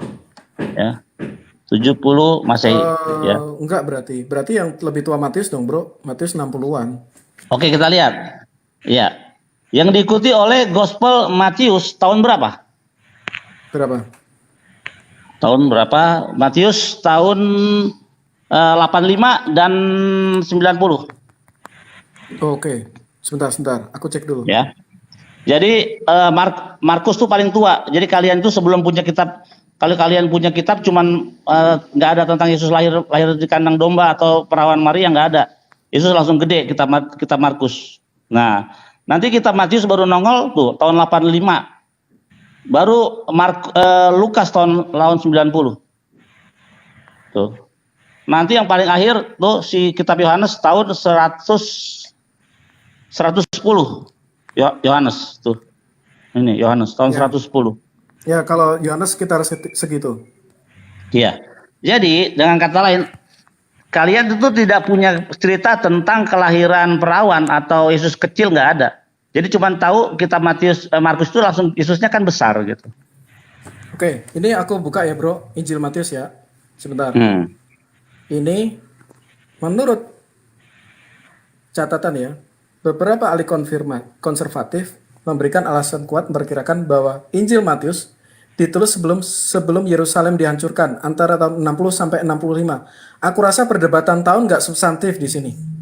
Bro bisa bilang 70 nggak masalah. Ya kan Anda bacanya kan nggak ada tesis atau sarjana. Paling Anda bacanya dari Wikipedia. Betul, saya memang baca dari Wikipedia. Nah, tapi kan Wikipedia ada itu juga. Wikipedia itu semua bisa. Saya kasih catatan dari kuliah saya. Benar. Tapi perlu nunggu dikaji ya. perlu dikaji lagi kuliah Anda itu siapa, profesor siapa yang menyampaikannya kan gitu. Dan perlu ditunjukkan keabsahannya. Iya dong. Iya. Seperti saya menunjukkan. Puji Tuhan kalau kekristenan itu selalu mengkaji diri. Jadi selalu berhubungan dengan historisitas, arkeologi itu diselidiki terus. Bagus. Perjanjian baru. Bentar ya. Oke, tapi silakan dirimu bernarasi dulu sambil aku cari. Silakan. Udah, tadi saya cuma sampai situ aja, Mbak. Iya, masalahnya kan aku nyari kalau Bro nanya tahunnya. Oke. Jadi saya ngomong dulu ya gitu. Iya. Jadi dengan kata lain, kalau namanya gospel itu Injil itu baru ada cuman yang pertama adalah kitab Markus, berarti tidak ada cerita Yesus kecil atau kelahiran perawan itu nggak ada. Karena kita tahu kitab Markus itu bercerita Yesus itu sudah besar. Jadi nggak ada cerita masa kecilnya dia lahir dari. Gini. Cara ngelihatnya seperti ini, Bro. Ada namanya Setelah jadi kanon gitu, setelah jadi bandel gitu maksudnya. Bukan, ada yang namanya hukum ya, hukum. Di dalam hukum itu ada prinsip ulus testis nullus testis. Satu saksi bukanlah saksi.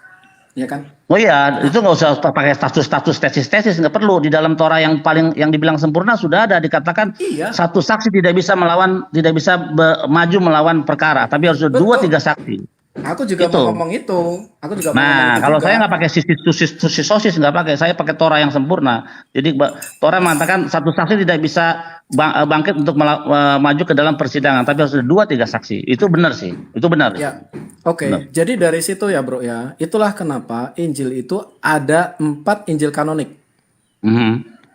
Karena satu saksi aja nggak cukup. Yang menyatakan Yesus disalib itu nggak cuma satu orang. Tapi Matius, Markus, Lukas, Yohanes. Itu 4 saksi. Didukung oleh saksi-saksi yang saya sampaikan tadi. Yang non-Yahudi yang adalah musuh. Even yang dirimu sampaikan tadi, ada benang merahnya sama-sama digantung. Sesuai dengan Galatia 3 ayat 13. Tapi matinya kan dirajam, bukan digantung. Tapi kan ada benang merahnya. Oke lah. Makanya gini Bang Jack. Bang Jack tuh kalau Kristen jangan pakai Talmud dah. Mendengar? Jangan pakai Talmud. Kalau Kristen stay away from the Talmud. Stay away. Karena kalau pakai Talmud, lihat Yesus matinya dirajam kan. Gini lah Bro. Gini. Bro kan tadi udah setuju. Ada benang merahnya tuh. Iya, makanya Iya, tapi kan aku matinya juga sekarang gini. matinya. Makanya saya Makanya kan bilang tadi stay gini away ya, from bro the ya. Talmud. Jangan bawa Talmud deh soal Yesus, pasti kecewa. Ya, Belum ya, nanti oke, di dalam oke. kitab Gitin, Oke, oke. Yesus Yesus Aku direbus tahu. di air tinja. Tahu, Itu aku belum tahu lagi. itu.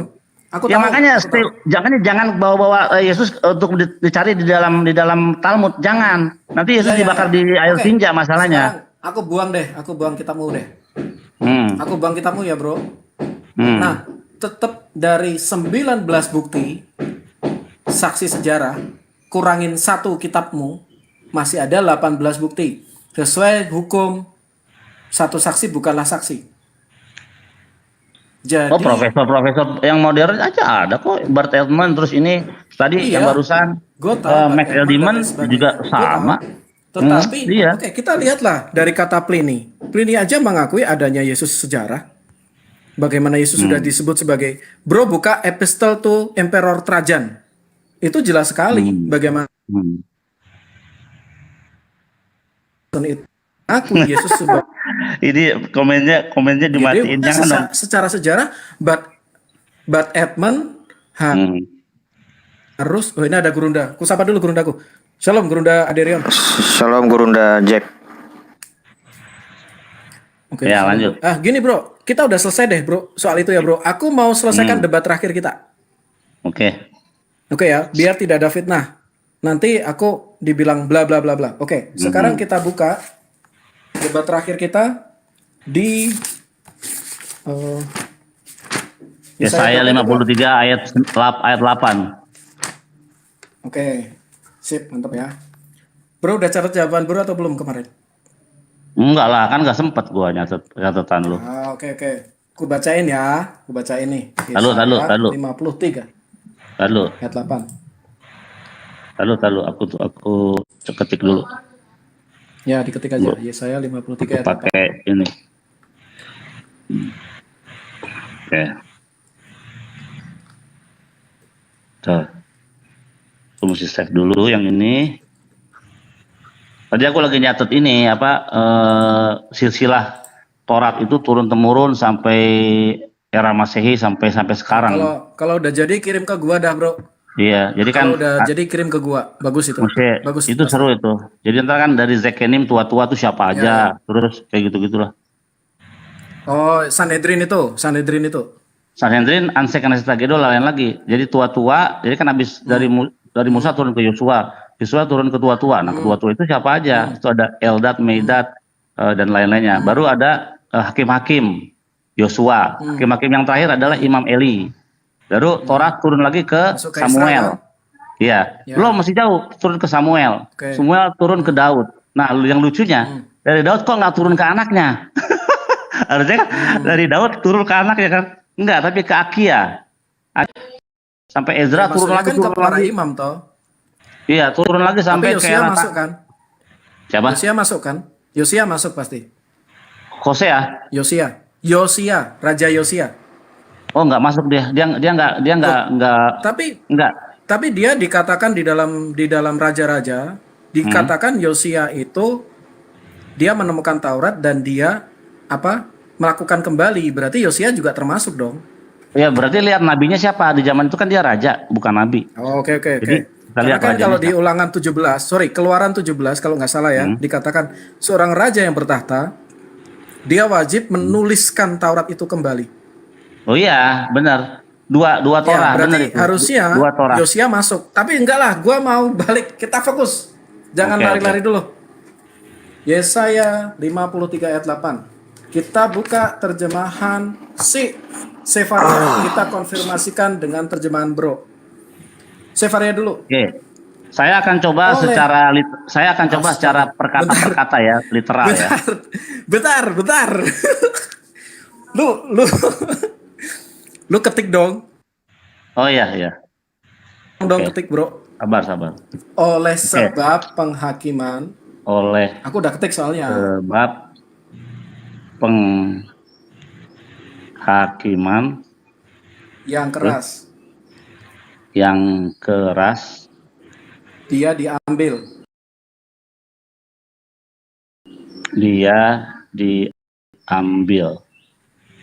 Terus siapa bisa menjelaskan? Tunggu. Siapa Gurunda Adek, bisa jangan turun ya. Habis ini aku mau turun Gurunda. Siap, siap, siap. menjelaskan? Ini Siapa bisa serem nih. menjelaskan? Ini saya 53 serem banget nih. Ya. Oke, siapa bisa menjelaskan keberadaannya, koma? Assalamualaikum warahmatullahi wabarakatuh.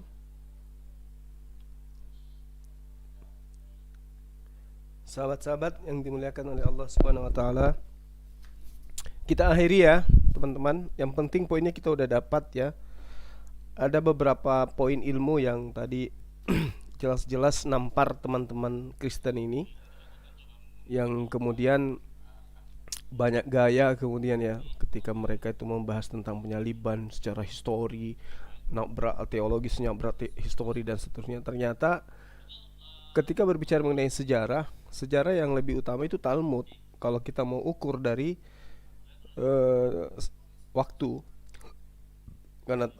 karena Talmud itu adalah berasal dari tafsiran internal Yahudi. Sementara sejarah yang mereka maksud tadi itu adalah sejarah yang ada dalam kitab mereka. Nah, poin yang kita dapatkan di sini adalah bahwa antara kitab Wahyu dan juga bersama dengan versus kitab sejarah itu gugur, hancur berkeping-keping, babak belur dia.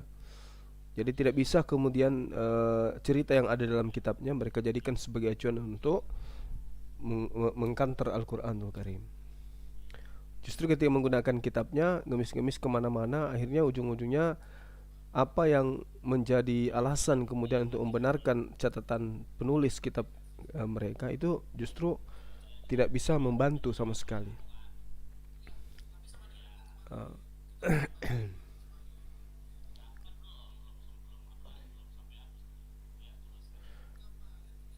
Ya, sehingga saya katakan kepada mereka, terutama kepada siapa namanya itu, Jack Ceta ya, bahwasanya apa yang ditorehkan Al-Quran itu udah final, bahwa Nabi Isa alaihissalam itu diselamatkan.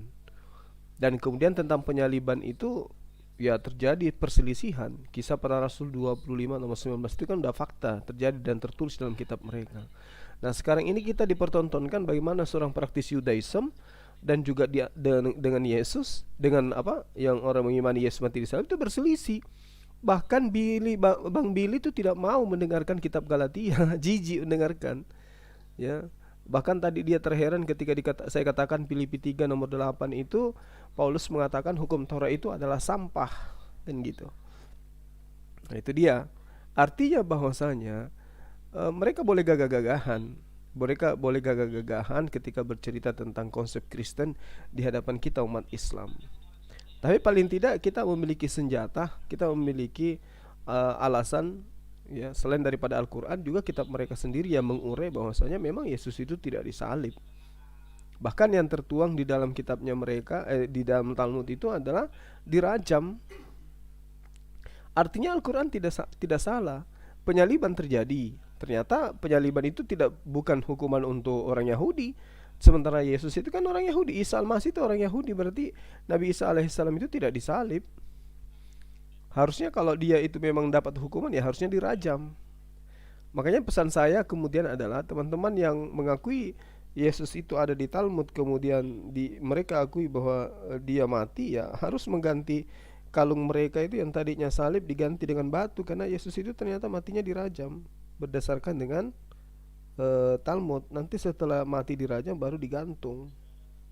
Mereka harus sadari itu, dan mereka harus mengaminkan apa yang tertulis di Talmud, karena mereka selalu menjadikan itu sebagai acuan untuk membantah Quran, kan gitu ya.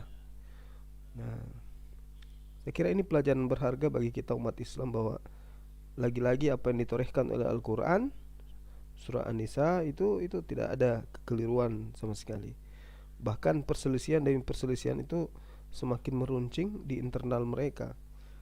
Dalam arti kata internal di sini adalah mereka yang menggunakan kitab ini, termasuk Kristen dan teman Yahudi.